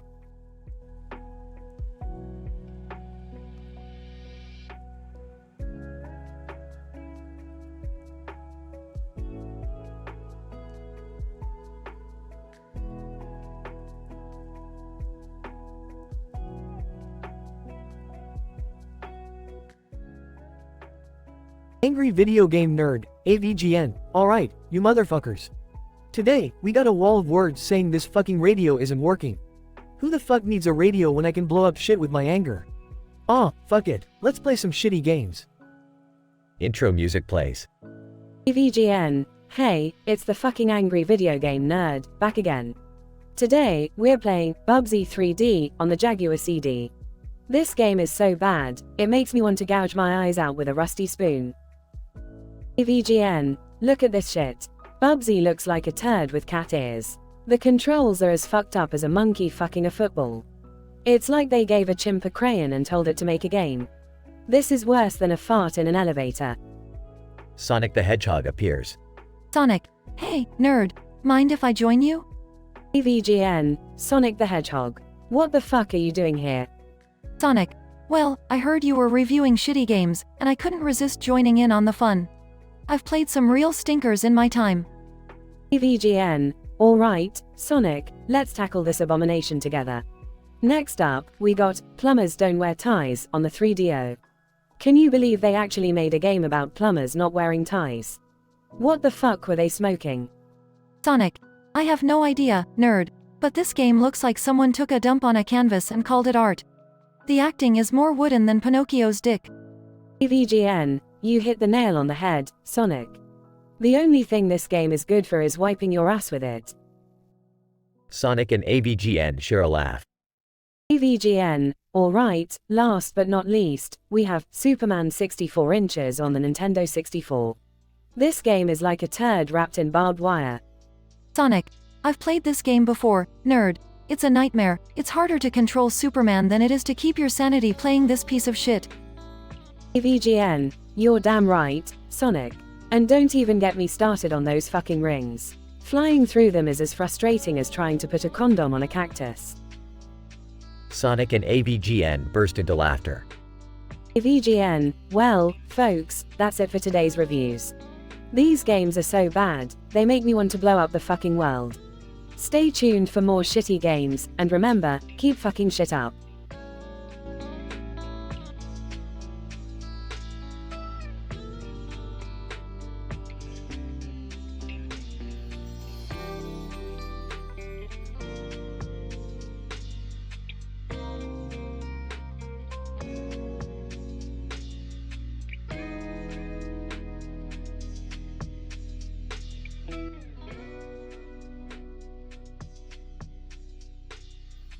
Alright, strap in, you bunch of dingleberries. We're about to embark on a journey through the most fucked up dimensions you've never even imagined. Rick, are you sure this is a good idea? I mean, some of these dimensions could be really dangerous. Morty, shut up and trust the genius, okay? First stop, Dimension RX-69. Inhabitants. Sentient talking dildos. Unique because, well, they have no other purpose than pleasure. Interesting points? Well, they come in all shapes and sizes, vibrating at different frequencies. Review score, a solid 8 out of 10. Highly recommend if you're into that sort of thing. Rick, this is absurd. Can't we visit a more normal dimension? Normal is boring, Beth. Next stop, Dimension C1377. Inhabitants. Giant, sentient vegetables. Unique because they're hell-bent on world domination using their mind-controlling spores. Interesting point? Let's see. How about the broccoli overlord army of cauliflower soldiers? Review score, a pitiful 2 out of 10. These vegetables need a better gimmick. Space Beth. Wow, Rick, these places just keep getting weirder. Next up, Dimension SP420. Inhabitants. Hyper-intelligent cats. Unique because they've created a society where humans are their pets. Interesting point, they poop in high-tech litter boxes that instantly teleport the waste to another dimension. Review score, a perfect 9 out of 10. The cats really know how to treat their humans. Seriously, Rick? Cats ruling over humans? That's messed up. Can't we find something more pleasant? Alright, next stop, Dimension X69X. Inhabitants. Sentient fart clouds. Unique because they communicate through a complex symphony of flatulence. Interesting point? Well, they've mastered interdimensional teleportation using their gas emissions. Review score, a stinky 6 out of 10. It's an acquired taste, but surprisingly effective. This is getting unbearable, Rick. Can't we go home? Fine, Jerry. Last stop, Dimension Z666. Inhabitants. Zombie unicorns. Unique because they feast on brains and rainbows. Interesting point? Well, nothing says, WTF, more than a rainbow-colored zombie unicorn impaling you. Review score, a bloody 7 out of 10. Rick, I think we've seen enough messed up dimensions for today. Can we please go home now? Finally, someone with some sense. Alright, back to our own dimension we go. But remember, Morty, the multiverse is a fucking trip, and it's not for the faint of heart. They buckle up and the ship zooms off into the green sky, leaving the bizarre dimensions behind.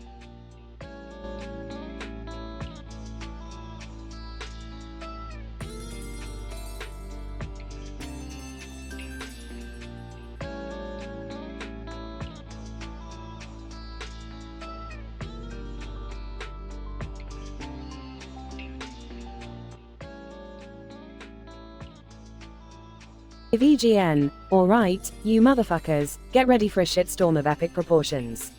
Today, we're diving into the deep, dark abyss of 3 of the worst, god-awful games ever created in the history of gaming. Strap yourselves in, cause it's gonna be a bumpy ride.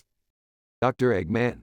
Slyly, AVGN, I must admit, I've always had a deliciously evil penchant for terrible games. Count me in for this disaster piece. Egg porn, robotic voice, affirmative. Testing our limits with the abominable games is inherently logical. Proceed.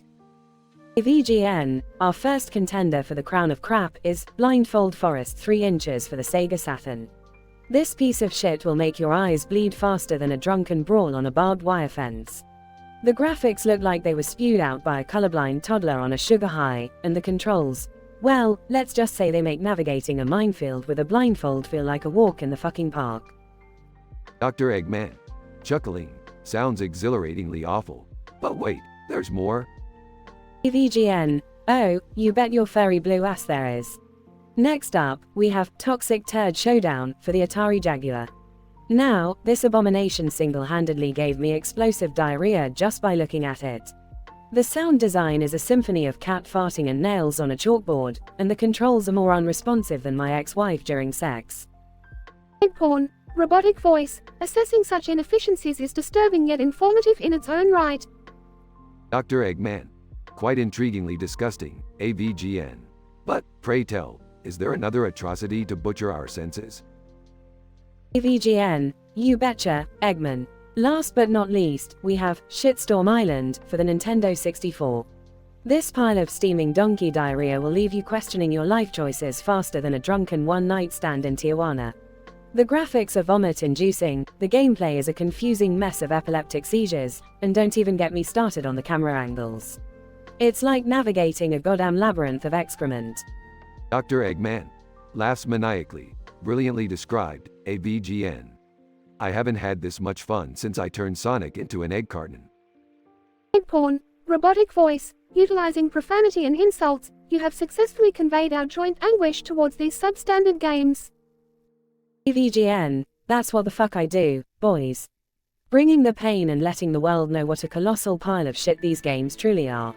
So, join me next time when we conquer some other unholy electronic abomination. Stay angry, my friends.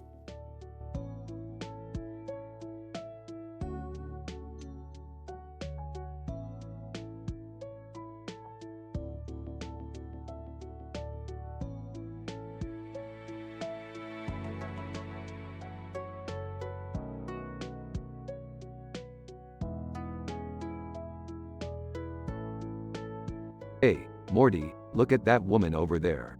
It's like she's trying to touch the cosmos with her lame yoga pose. Rick, I think she's just trying to find inner peace or something. Inner peace? Morty. That's like finding an honest politician. It's statistically improbable. Yeah, but maybe she's onto something. Yoga can be good for the mind and body. Please, Morty, you're starting to sound like Jerry. Yoga is just a bunch of adults putting themselves in painful positions. It's like a contortionist convention. Well, it looks relaxing at least. Relaxing? Morty. The only time I relax is when I'm blowing up alien planets with my portal gun. Rick, that's not exactly healthy. Oh, Morty, you sound like my therapist. Well, I fired him for a reason. You need help, Rick. Yeah, the only help I need is finding a way to make this blue mat disappear. What's wrong with the mat? Well, Morty, that blue monstrosity is messing with the space-time continuum. I've seen some weird things, but this yoga mat takes the cake. Are you serious? Absolutely, Morty. It's distorting the fabric of reality. Look, there goes lunch. Rick throws up dramatically. Gross, Rick. That's disgusting. Well, Morty, maybe if I did less yoga and more drinking, this wouldn't be happening. You really think the yoga caused this? Morty, I know what I'm talking about. I've traveled to more dimensions than you've had hot meals. Alright, but what are we gonna do about this yoga mess? Well, Morty, there's only one solution. We have to find the yoga instructor and put an end to this madness. And how are we gonna do that? Simple, Morty. We're gonna disguise ourselves as lost souls in the pursuit of spiritual enlightenment. Once we get close, we'll expose their fraudulent practices. Won't that just make us frauds too? Morty, we're already frauds. We're multidimensional fugitives traveling through space and time. Yeah, I guess you're right. Of course I am. Now let's go, Morty. We've got some downward dog drama to unravel. And to think this all started from a woman doing yoga in the park. Morty, in this crazy multiverse, anything can happen. Now let's put an end to this yoga madness once and for all.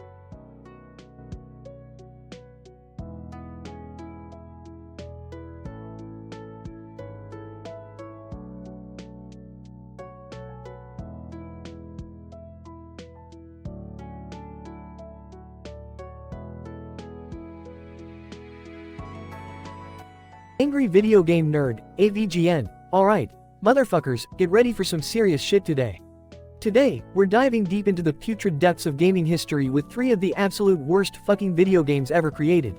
You're gonna need more than a fucking barf bag for this one. Friend one, goddamn, you're really hyping this shit up. What's the first game, nerd? AVGN, strap yourselves in, because we're starting with Cacophony of Chaos on the Atari 2600. This fucking abomination was so bad, it made Satan himself wanna puke. Friend 2. What makes it so terrible, AVGN? AVGN. Oh, where do I begin? The controls were more fucked up than a mutant three-headed monkey. The graphics looked like they were designed by a blind Picasso. And the sound. Oh, the sound. It was like a cat getting its balls stuck in a blender while being force-fed nails. Friend 1. Holy shit, man, that sounds awful. What's next? AVGN. Next up, we've got Zombie Apocalypse, The Reckoning, on the Nintendo Entertainment System. This game was so unplayable, I thought I was having an acid trip with the devil himself. Friend 2. What's the deal with this one, AVGN? AVGN. Well, first of all, the zombies look more like melted Reagan masks with diarrhea pouring out of their eyes. The controls were so slippery, it felt like trying to fuck a greased-up eel on roller skates. And don't even get me started on the level design. It was like a maze made by a stoned hamster on meth. It was fucking impossible. Friend 1. Damn, these games sound like a nightmare. What's the final piece of crap? AVGN. Brace yourselves, my friends, for the grand finale of diarrhea. We've got Barbie's Magical Dream Garden on the fucking Sega Genesis. This game was so fucked up, it made kids throw their Barbies in the garbage and never play with dolls again. Friend 2. Seriously, AVGN? Barbie? AVGN. Believe me, this shitfest is worse than you can imagine. The graphics were so pixelated and blurry, it made Barbie look like a mutated creature from a radioactive swamp. The gameplay was as exciting as watching paint dry in a nursing home. And the music, my god. It was like a terrible remix of nursery rhymes performed by a tone-deaf donkey. Just then, the doorbell rings, and Mr. Rogers enters the room with a big smile. Mr. Rogers, hello everyone, mind if I join the fun? AVGN. Holy shit, Mr. Rogers. What are you doing here?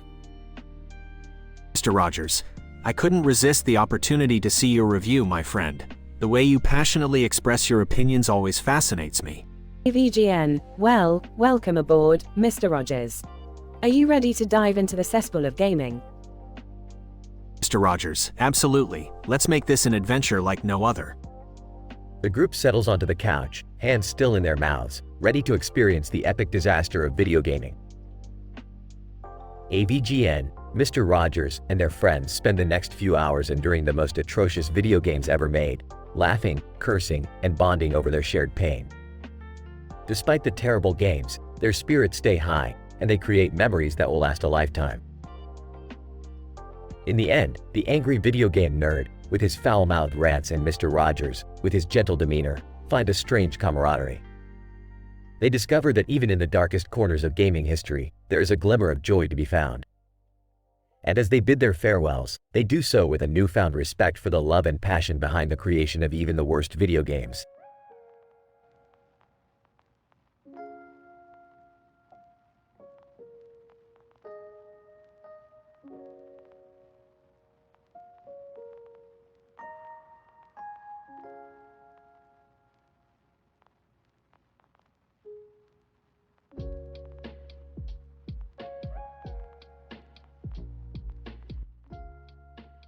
Angry video game nerd, AVGN. Alright, you fucking nerds, gather around.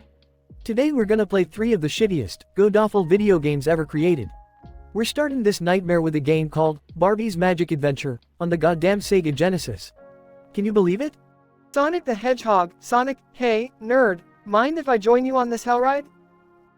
AVGN. Size, alright, Sonic, but I can't guarantee you'll survive this insanity. Now, let's dive into this abomination. The gameplay is like trying to fucking walk through quicksand, it's slow as molasses. And look at these graphics. They're so pixelated, it's like Barbie got caught in a goddamn blender. Sonic. Geez, nerd, it's worse than I thought. This game is a disgrace to all hedgehogs out there.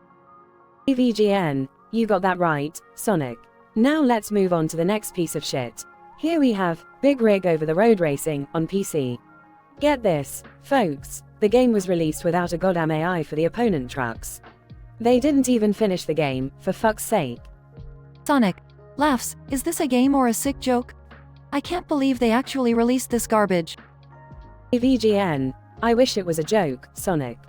But it gets worse. The physics in this game are whack. Your truck can defy the laws of gravity and go soaring into space. It's like you're trying to haul freight in a goddamn UFO. Sonic, unbelievable, but hey, what's our final red carpet piece of crap? VGN, oh, you're in for a treat, Sonic.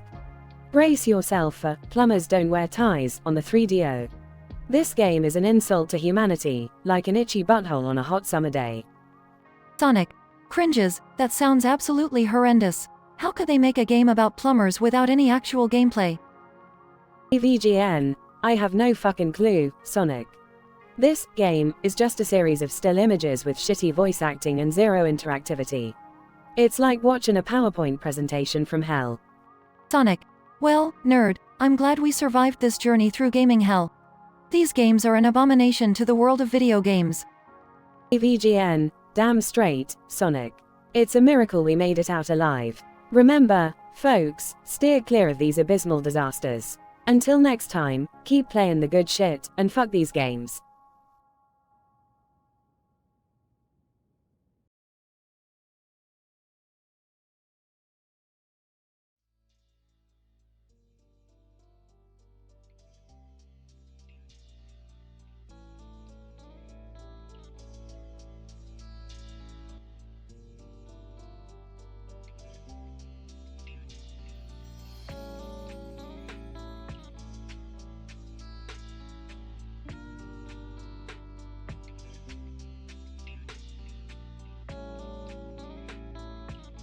Alright, listen up, you bunch of dumbasses. Strap in because we're about to embark on a mind-bending journey through 5 of the fucking craziest interdimensional realities ever. Geez, Rick, do we really have to go to these places? They sound all kinds of messed up. Morty, stop complaining. This is a once-in-a-lifetime experience that your father, Jerry, would kill for. Hey, lay off me, Beth. I'm excited. Let's do this. Space, yeah, I'm ready to see what kind of fucked up shit Rick has in store for us. I can't believe I actually agreed to go on one of Rick's messed up adventures. Let's just hope it's not too traumatizing. Buckle up, bitches. We're entering the first dimension. Dimension Vomitrod. Why is it called Vomitrod, Rick? Well, Morty, the inhabitants of Vomitrod constantly spew puke everywhere they go. It's their way of greeting each other. That's disgusting. Yeah, well, you haven't seen anything yet. In this dimension, the sky is filled with floating toilets, and the ground is covered in an inch-thick layer of vomit. Oh, I don't feel so good, Rick. Can we go back? Shut up, Jerry. We haven't even reached the good parts yet. Okay, let's rate it. I give Vomitrod a solid 2 out of 10. The puke smells like rotten eggs. Can we hurry up and leave, Rick? Fine, Morty. We're leaving. Next stop, Dimension Horny Toad. Okay. What's so special about Dimension Horny Toad? Well, Summer, every single inhabitant of this dimension has the ability to turn into a giant horny toad during their mating season. That's unexpectedly unique. You think? Try having an entire dimension filled with giant toads rubbing against buildings and causing earthquakes with their massive humping sessions. This is insane. I'm not sure I can handle this, Rick. Nobody cares, Jerry. Horny Toad gets a 4 out of 10. The constant croaking gave me a headache. Space, can we go to a normal dimension now? Fine. Next up, Dimension Glitter Farts. What the fuck, Rick? In this dimension, every time someone farts, a colorful blast of glitter shoots out of their butthole. It's quite a sight to behold, really. Oh my god, I can't even. Yeah, it's pretty wild. But you haven't seen anything until you've witnessed a fart competition in Dimension Glitter Farts. People explode with glittery farts that launch them into the sky. It's like a goddamn circus. I think I'm scarred for life. Glitter Farts gets a 6 out of 10. It's visually stunning but can be quite messy. Seriously, can we please go back now? We're almost done, you whiny turd. Next, Dimension Noodle Arm. That sounds harmless enough. Oh, it is, Jerry. In this dimension, Everyone has noodles instead of arms, and they use them to do everyday tasks like eating, driving, or jerking off. Gross, Rick. It's a weird one, Morty, I won't lie.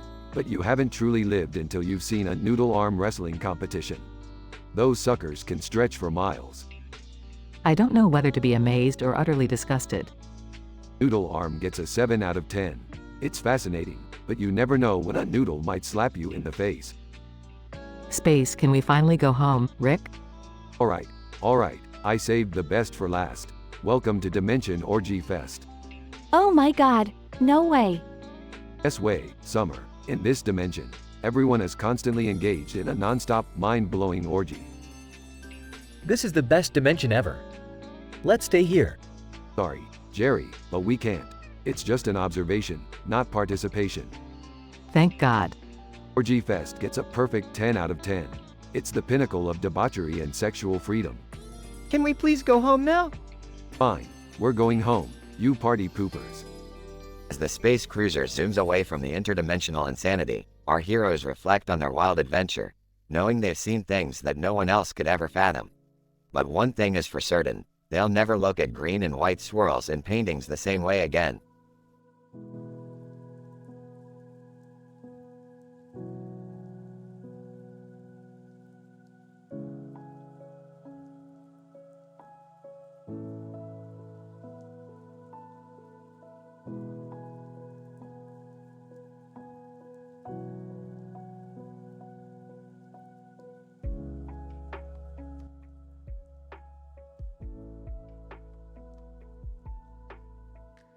Morty, what's with the green hair and outfit? Did you stumble into a rave again? No, Rick. It's a new character I created for my fanfiction. He's called Neon Rave Man. Wow, Morty, truly groundbreaking stuff. I'm sure the fandom will eat it up like candy. Boys, have you seen my phone? I need to send Jerry another selfie just to remind him what he's missing. Mom, seriously, you're better off without him. He's a total dweeb. Oh, Summer, don't pretend you're not secretly heartbroken that Jerry's gone. You loved nagging him. Whatever. Mom, I have way better things to do with my life. Like getting my pilot's license. Hey, Rick, can you teach me how to fly too? I want to impress Jessica with my skills. Morty, no amount of flying is going to impress Jessica. Trust me, I've seen the guys she hangs out with. Rick, could you just be supportive for once? Morty's going through a tough time. Fine, I'll teach you to fly. But only because it gives me a reason to show off my piloting skills. Eavesdropping from the kitchen. Beth, plotting revenge against you is going to be even more satisfying than the last episode of my favorite soap opera. Jerry, not everything is about revenge. Maybe try focusing on getting a job or something. Please, Rick, a job? That's as likely as you giving Morty some heartfelt advice. Actually, Rick, there's something I need to tell you. I'm gay, and I've come out of the closet. Well, Morty, it's about time you figured it out. I mean, let's be honest, you've always been a little too into me. Wait, what? No, Rick, I meant I came out of the closet to attack you. Get ready for the fight of your life.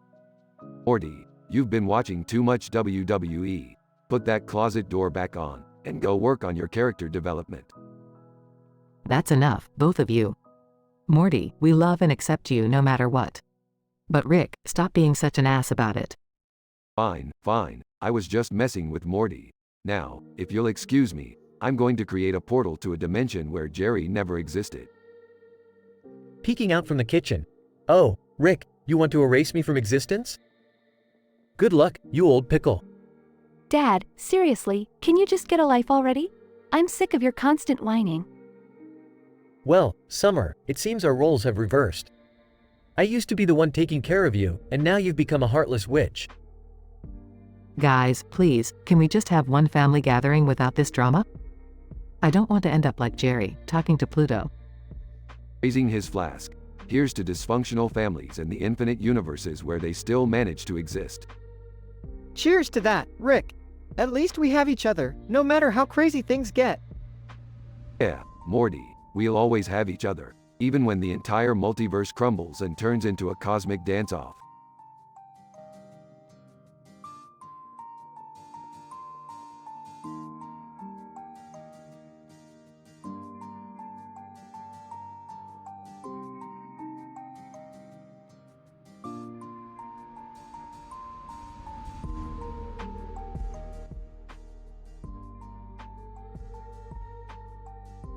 Peter.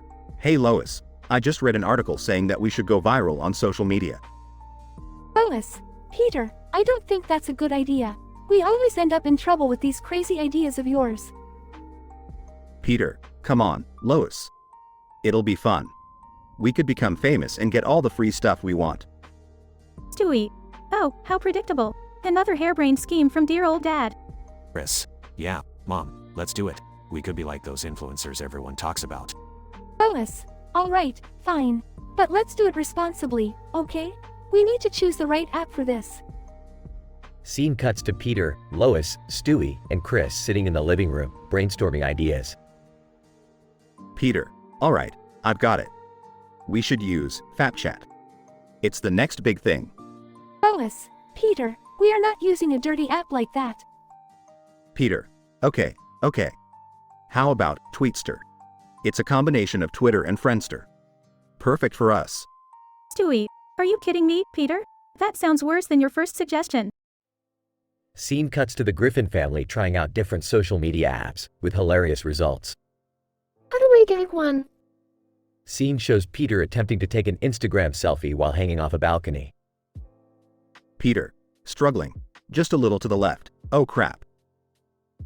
Peter falls off the balcony, but Lois catches him in the nick of time. Lois, Peter, will you ever learn? How do I gag too? Scene shows Stewie using a dating app, trying to impress a woman with his smarts. Stewie. Speaking into the phone. Yes, well, I do happen to possess a rather high IQ. You might even say I'm a baby genius. The woman hangs up and Stewie slams the phone in frustration. Stewie. Women. They just don't appreciate intelligence. Cutaway gag 3. Scene shows Chris attempting to vlog, but accidentally setting his own hair on fire. Chris, screaming, "Oh, my hair, put it out, put it out." Peter rushes in with a fire extinguisher, accidentally spraying Lois in the face. Peter. Oops. Sorry, Lois. But hey, look. Chris got that viral video he wanted. Back in the living room, the family reflects on their failed attempts to go viral.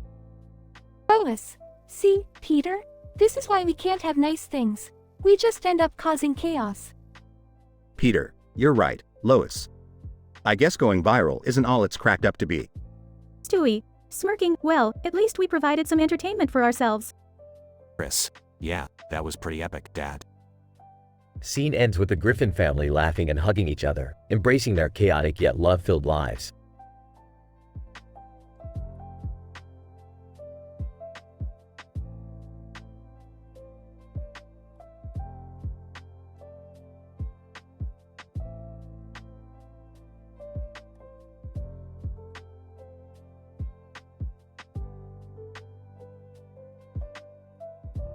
Note: as an AI language model, I am programmed to follow ethical guidelines, and I cannot generate explicit, vulgar, or offensive content. I'm here to assist you with any other topic or request you may have that adheres to those guidelines.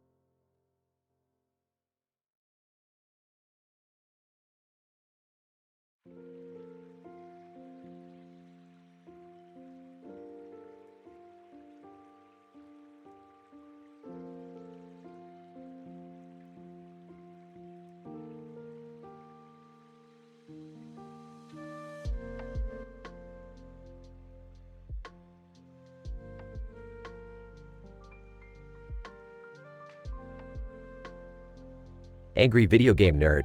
Alright, you motherfuckers. Get ready for a shit show of epic proportions. Today, I'm gonna play 3 of the most god-awful, putrid pieces of fucking garbage that ever existed. Strap in, assholes. Group member 1.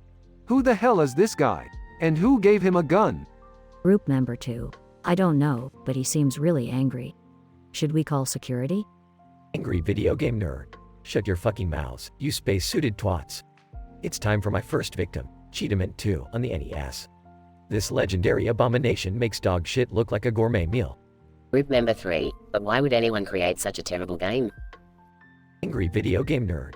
Because they're fucking sadists, that's why. This game was only available by mail order and was rushed with a broken label, just like your mom's panties.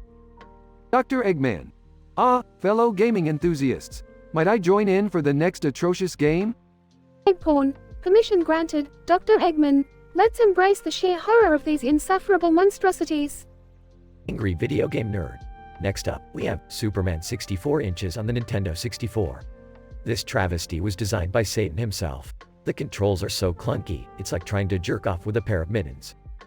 Group member 4. This is absolutely preposterous. How did these games even make it onto the market? Angry video game nerd. It's a fucking mystery, my friend. But one thing's for sure, these games are like fucking herpes. Once you have them, you're cursed for life. Dr. Eggman, I must say, this is quite an enlightening experience. The depths of human creativity, or should I say, lack thereof, never cease to amaze me. Egg porn. Indeed, Dr. Eggman. These games are a true testament to the human incapacity for creating competent software. Angry video game nerd. Alright, last but certainly not least, we have Plumbers Don't Wear Ties on the 3DO. This shit stain on the gaming industry is like a tortuous acid trip. Group member 5. This is getting out of hand. We need to put an end to this madness. Angry video game nerd. Shut your desperate, crybaby hole, you piece of shit. Now, this game features awful acting, cringeworthy dialogue, and, well, no actual gameplay to speak of. Dr. Eggman, the incompetence at play here is astonishing. It makes me glad to be a villain. At least I do my job well. Egg porn. Agreed, Dr. Eggman. These games have effectively dumbed down the entire concept of gaming. Angry video game nerd. Well, fuckers, that concludes our journey into the depths of video game hell.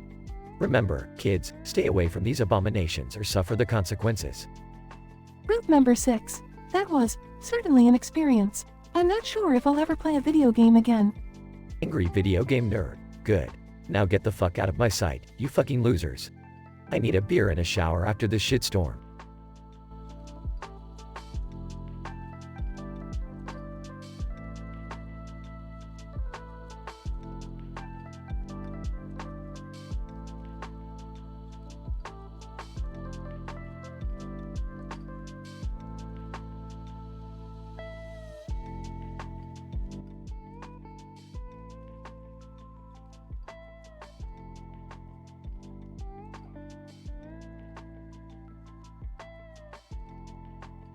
Morty, can you pass me the shrink ray? I need it for my latest experiment. Sure, Rick, but what are you working on this time? Well, Morty, I'm trying to create a portal gun that can take us to different dimensions where humans have bizarre physical traits. I've always wondered what it would be like to have a head in the shape of a triangle or a body covered in spikes. Geez, Rick, you never cease to amaze me with your weird ideas. But can we focus on fixing your eyes first? You know, ever since that alien attack, you've been bumping into things. Morty, eyes are overrated. I don't need them to see. Plus, it adds an extra bit of challenge to my adventures. Challenge? I think you're just using it as an excuse to avoid going to the eye doctor. Talking about challenges, Morty, have I ever told you about the time I defeated an entire army of Cronenberg aliens using only a spoon and a rubber band? Here we go again, another story about how amazing you are. How about we focus on the task at hand, Rick? Fine, Morty, pass me the shrink ray and let's get weird with it. I want to see heads the size of peanuts and limbs made of spaghetti. Okay, but promise me we won't get stuck in one of these weird dimensions like last time. Morty, stop worrying, everything will be fine. And maybe we'll even find a dimension where candy is the currency. You love your sweet tooth, don't you? Well, yeah, but we can't just go hopping dimensions for candy, Rick. We have a responsibility to the universe or something like that. Hey, what's all this talk about dimensions and candy? You guys got room for one more in your crazy adventure?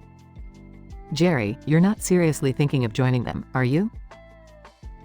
Well, it's not like my job at the pawn shop is going anywhere, and this could be Jerry's big chance to do something cool. Oh great, the whole family wants to get in on the action. Strap yourselves in, kids, it's about to get bumpy. They all enter the portal and end up in a dimension with a man with a weird head wearing goggles and a spiked jacket. Weird-headed man. Well. Looks like we've got some new visitors in town. What brings you to the triangular triangle? Triangular triangle? Figures. Can you point us in the direction of the nearest eye doctor? I seem to have misplaced mine. Weird-headed man. Ha! Eye doctors are so last dimension. Here, we solve our eye problems with a hot sauce made of habanero peppers. Works like a charm. Are you serious? Hot sauce? Rick, this guy can't be trusted. Weird-headed man, trust me, kid. I've been living with this head for decades. I know what I'm talking about. Jerry tries on the spiked jacket, tripping and knocking Rick into a vat of neon liquid. Great going, Jerry. Now I'm blind and radioactive. This dimension is somehow even worse than our usual adventures. Well, at least you'll have a nice glow to you, Rick. Maybe you can start a new fashion trend. Real funny, Beth. Next time, remind me to leave you behind so you can enjoy these statistical impossibilities on your own. Come on, Rick, let's get you out of that vat and find a way to fix your eyes. And Jerry, please, no more jacket mishaps. Sorry, Morty. Hey, at least I can say I contributed something to this adventure, right? Contributed? More like screwed up, Jerry. But let's not dwell on that. We've got a blind genius to save and a dimension to escape. Let's get swifty.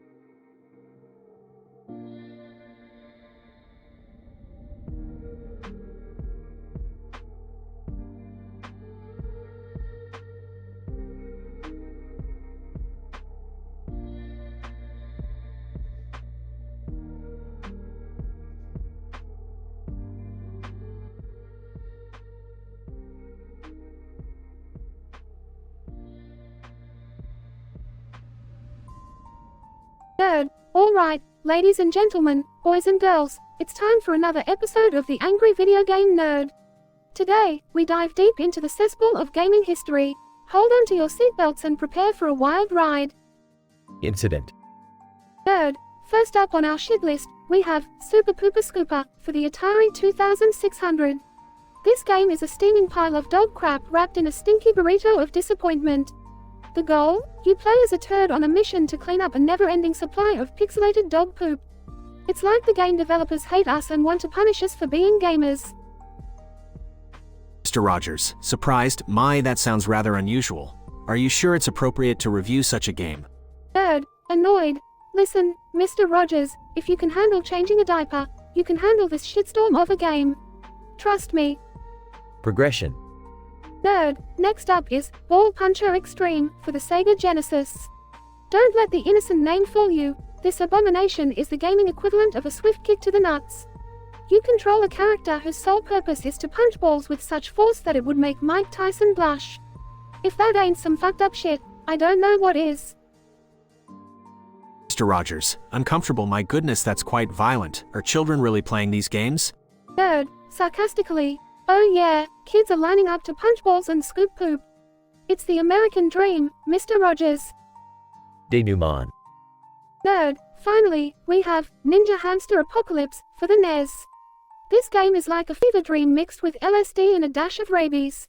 You control a ninja hamster armed with throwing stars, battling mutated, killer vegetables. I mean, who the fuck comes up with this shit? It's like someone took the worst ideas and puked them all over the game cartridge.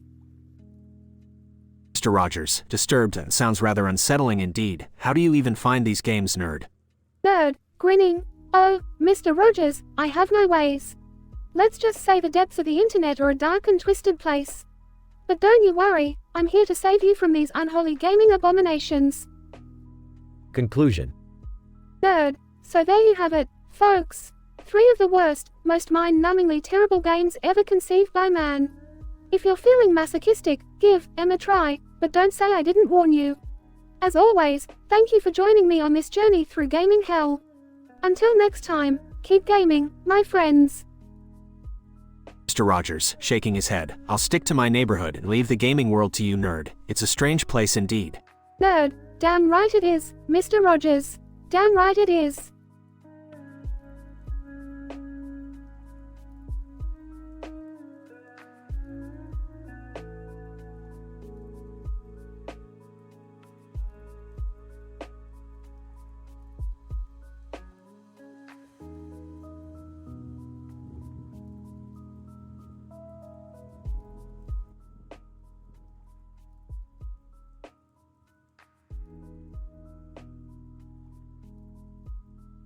Alright, listen up, you dumbass family. We're about to embark on a mind-bending journey through 5 of the most fucked up, crazy realities your pathetic minds could never comprehend.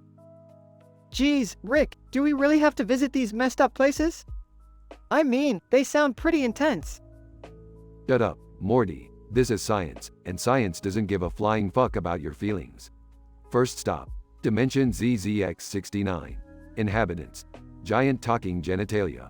Yeah, you heard me right. Every single being in this dimension has a walking, talking, and perverted genitalia. Ah, that's disgusting.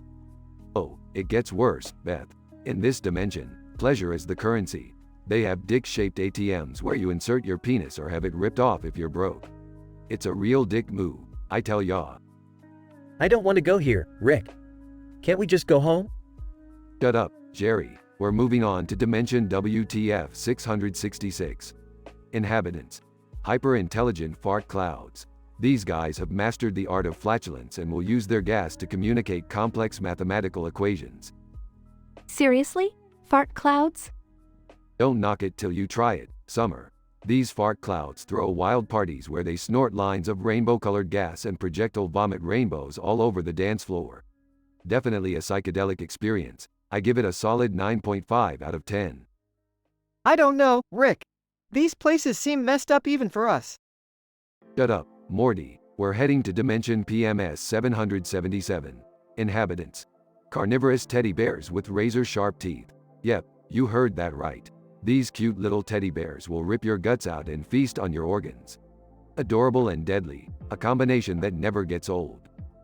Can't we just go to a normal dimension? Don't be a buzzkill, Beth. Let's move on to Dimension LSD 420. Inhabitants. Sentient body hair. Every hair on these creatures' bodies has their own thoughts, desires, and opinions. Their wild parties involve hair braiding competitions, where they get tangled up in a twisted web of existential crisis and self-discovery. I'm starting to question my life choices. Too late now, Jerry. Final stop. Dimension ORGY 69. Inhabitants. Sex-crazed aliens with an insatiable lust for, well, everything. They're like walking genitals with an eye for pleasure everywhere they look. There's an annual festival where they all get together for a massive orgy that engulfs entire cities. Ew, I've seen enough. That's what I like to hear. Time to head back home, folks. Just another day in the multiverse, huh? The family returns home, traumatized and scarred by the bizarre realities they witnessed. Rick, however, couldn't be more thrilled and starts planning their next adventure, much to the horror of his family. And so, the never-ending, highly inappropriate adventures of Rick and Morty continue throughout the multiverse.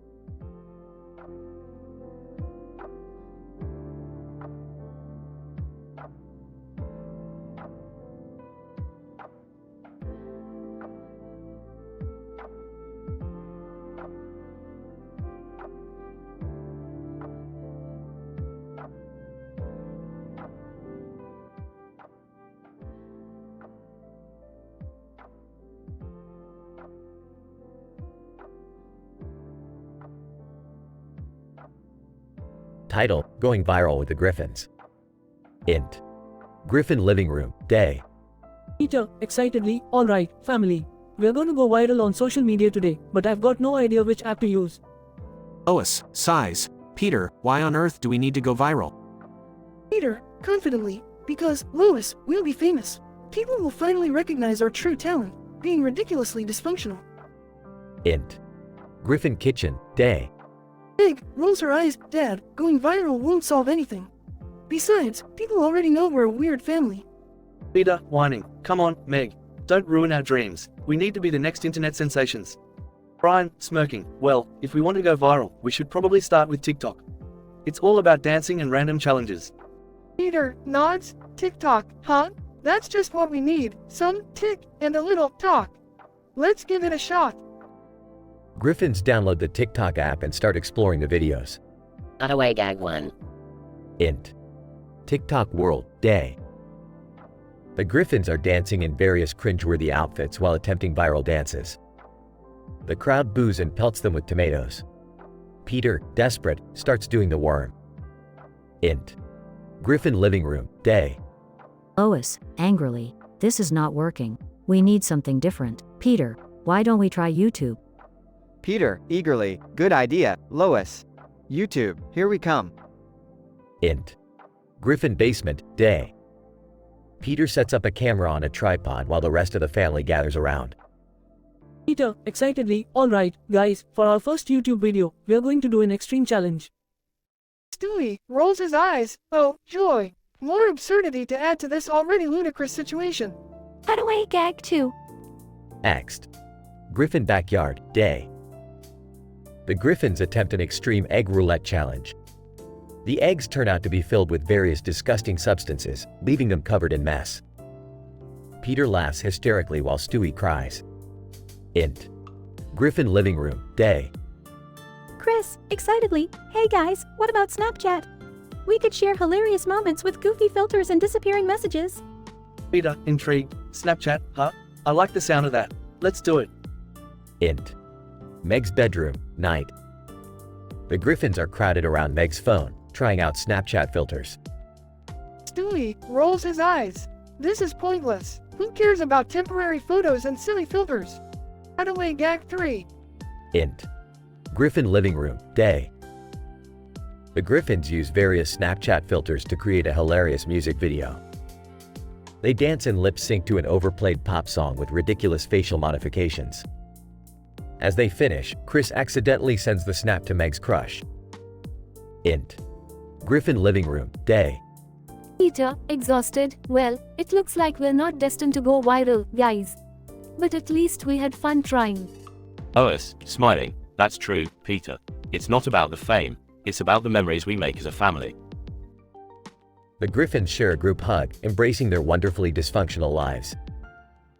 The end.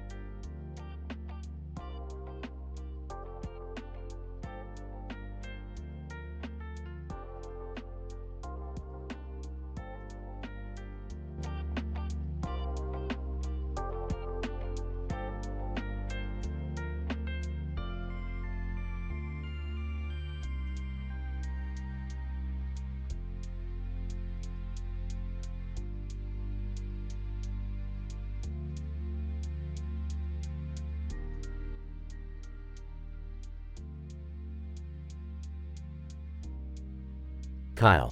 Hey guys, check out this drawing I found. It's a green building with a clock on its side and a green street sign on the other side. Atman, who gives a shit? It's just a stupid drawing. Dan.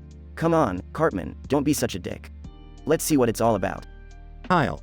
Yeah, I'm curious too. Maybe it's something cool. As the boys approach the drawing, it suddenly glows and a portal opens up. Andy. Holy fucking crap. What the hell is happening? From the portal emerges Weird Al Yankovic, wielding a lute and wearing a shiny suit. Weird Al. Greetings, South Parkians.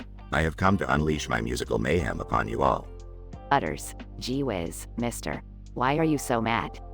Weird Al. Mad? No, my child. I'm not mad. I'm here to entertain and parody your pathetic lives. Kenny, ever the thrill seeker, approaches Weird Al. Kenny, muffled. Weem hoo ha ka. Weird Al. Laughs. Oh, Kenny, you always were a daring one. How about a musical tribute to your muffled speech? Kyle. Angrily. You think you can just waltz into our town and make fun of us? Weird Al. Oh, don't be so sensitive. It's all in good fun. Now, who's ready for my musical extravaganza? Dan. I guess we have no choice but to go along with it. But just remember, Al, you better not cross any lines. Weird Al. Smirking. Oh, lines will be crossed, my young friend. Get ready for a wild ride. As Weird Al starts performing, the entire town gets enthralled by his ridiculous parodies. The crowd goes wild, laughing and singing along. Atman, damn, this shit is catchy. Utters. Golly gee, I can't stop dancing. The performance escalates into a wild, chaotic frenzy as the townsfolk lose control. Andy. This is insane. We've unleashed a musical monster. Suddenly, the portal begins to close as Weird Al finishes his performance. Weird Al. Farewell, South Park. It has been a pleasure corrupting your innocent minds. Kyle. You're a twisted son of a bitch, Al. Weird Al. Laughs. Thank you, my dear boy. Until we meet again. The portal disappears, leaving the bewildered townsfolk behind. Dan. Well, that was definitely an experience we'll never forget. Atman, yeah, and I got one of his autographed lutes. Eat your heart out, losers. The boys walk away, shaking their heads with a mixture of confusion and amusement. Utters. I sure do hope we'll see Weird Al again someday. He's mighty entertaining. The sun sets on South Park, leaving behind a town forever changed by the madness of Weird Al's visit.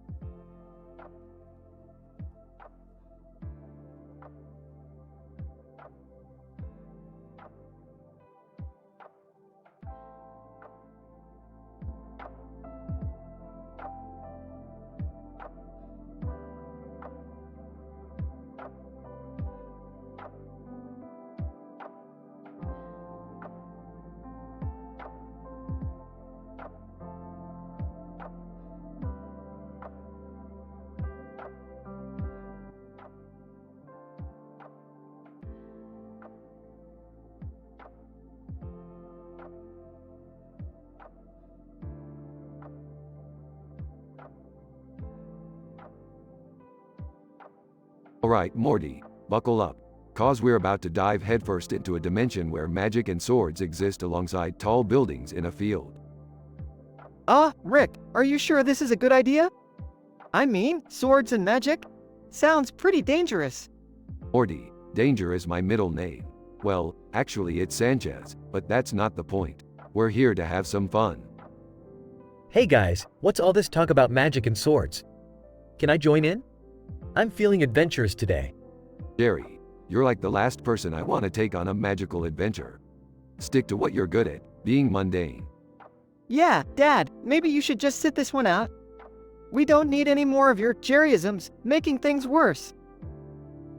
Fine, I'll just stay at home and take care of the remodeled Smith household. You know, the one with the freaking tower in it. Tower? Yeah, that rings a bell. Morty, remember the Lestial sisters living in that giant tower we added to Jerry's house? Oh yeah, Sophia, Claire, Lydia, Lisa, and Evelyn. They're all witches, right? Each practicing a different form of magic. That's right, Morty. Red, white, green, blue, black, and red, blue magic. And let's not forget Cecilia, the forest nymph. Wait, isn't Cecilia Jerry's new *Y mama? The guy really has a thing for mythical beings, huh?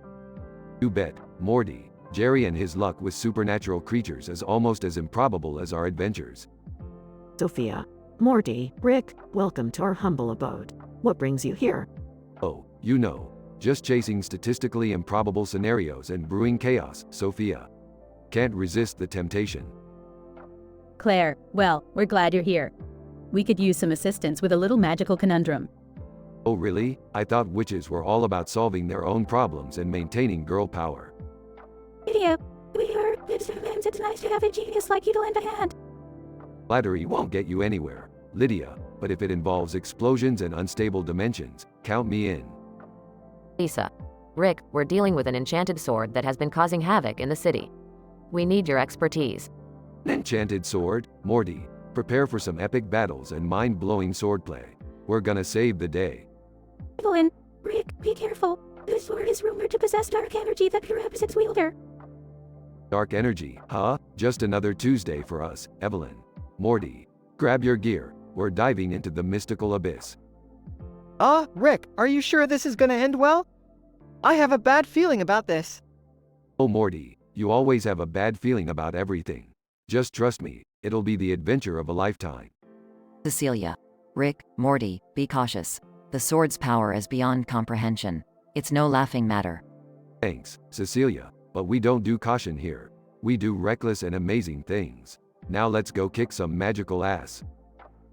Sound of doors opening followed by intense magical battles, explosions, and witty banter.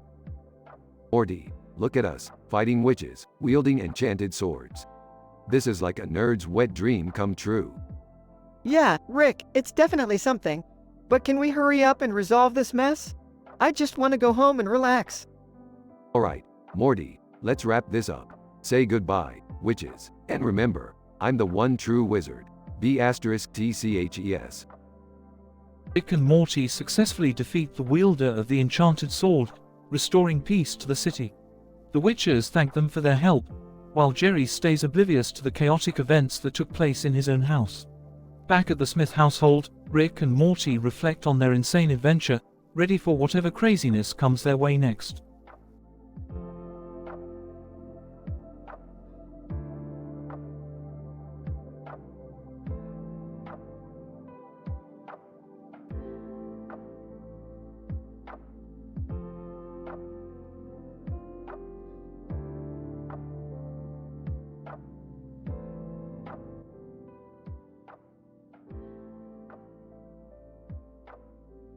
So, Lisa, spill the tea.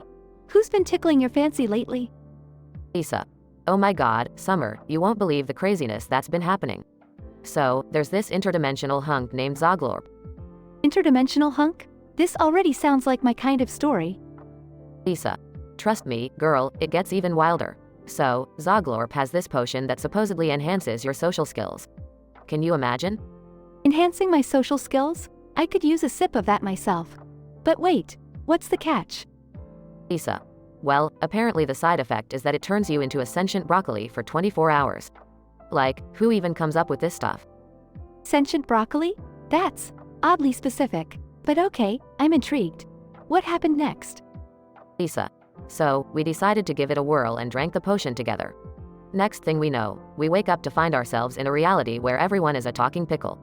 And get this, they're all obsessed with interdimensional speed dating. Talking pickles? Interdimensional speed dating? This is some messed up fairy tale. Lisa, did you find any eligible bachelors? Lisa. Oh, you bet we did. But here's the twist. Turns out, the pickles were actually ancient aliens who were using the speed dating as a cover to find suitable hosts for their consciousness. And Morty accidentally swiped right on one of them. Morty always finding himself in weird situations. Did the ancient alien pickle possess him? Lisa. No, luckily I managed to seduce the pickle host and distract him from Morty. But then, the alien leader fell in love with me and challenged Zoglorp to a duel to win my hand in marriage. Whoa, hold on a minute. Dueling pickles? This is getting out of hand, even for us. Lisa. Tell me about it. So, Rick jumps into action, invents a pickle-sized exoskeleton for Morty, and they have an epic showdown, like two tiny Cthulhus battling for dominance. That's insane. So, who won? Did the alien leader get the girl? Lisa. Hell no, Morty triumphed, and we managed to reverse the potion. Everything went back to normal, except for the fact that we accidentally brought back a jar of sentient pickled cucumbers. They're pretty chill though, we keep them as pets. Classic Rick and Morty adventure. You guys always manage to bring home the weirdest souvenirs. Can't wait to tell Jessica about this. Lisa. Oh, girl, I've got the whole story memorized. Come on, let's go find her and spill all the juicy details. Summer and Lisa exit the room, enthusiastically gossiping about their crazy interdimensional adventure with pickles and alien love affairs.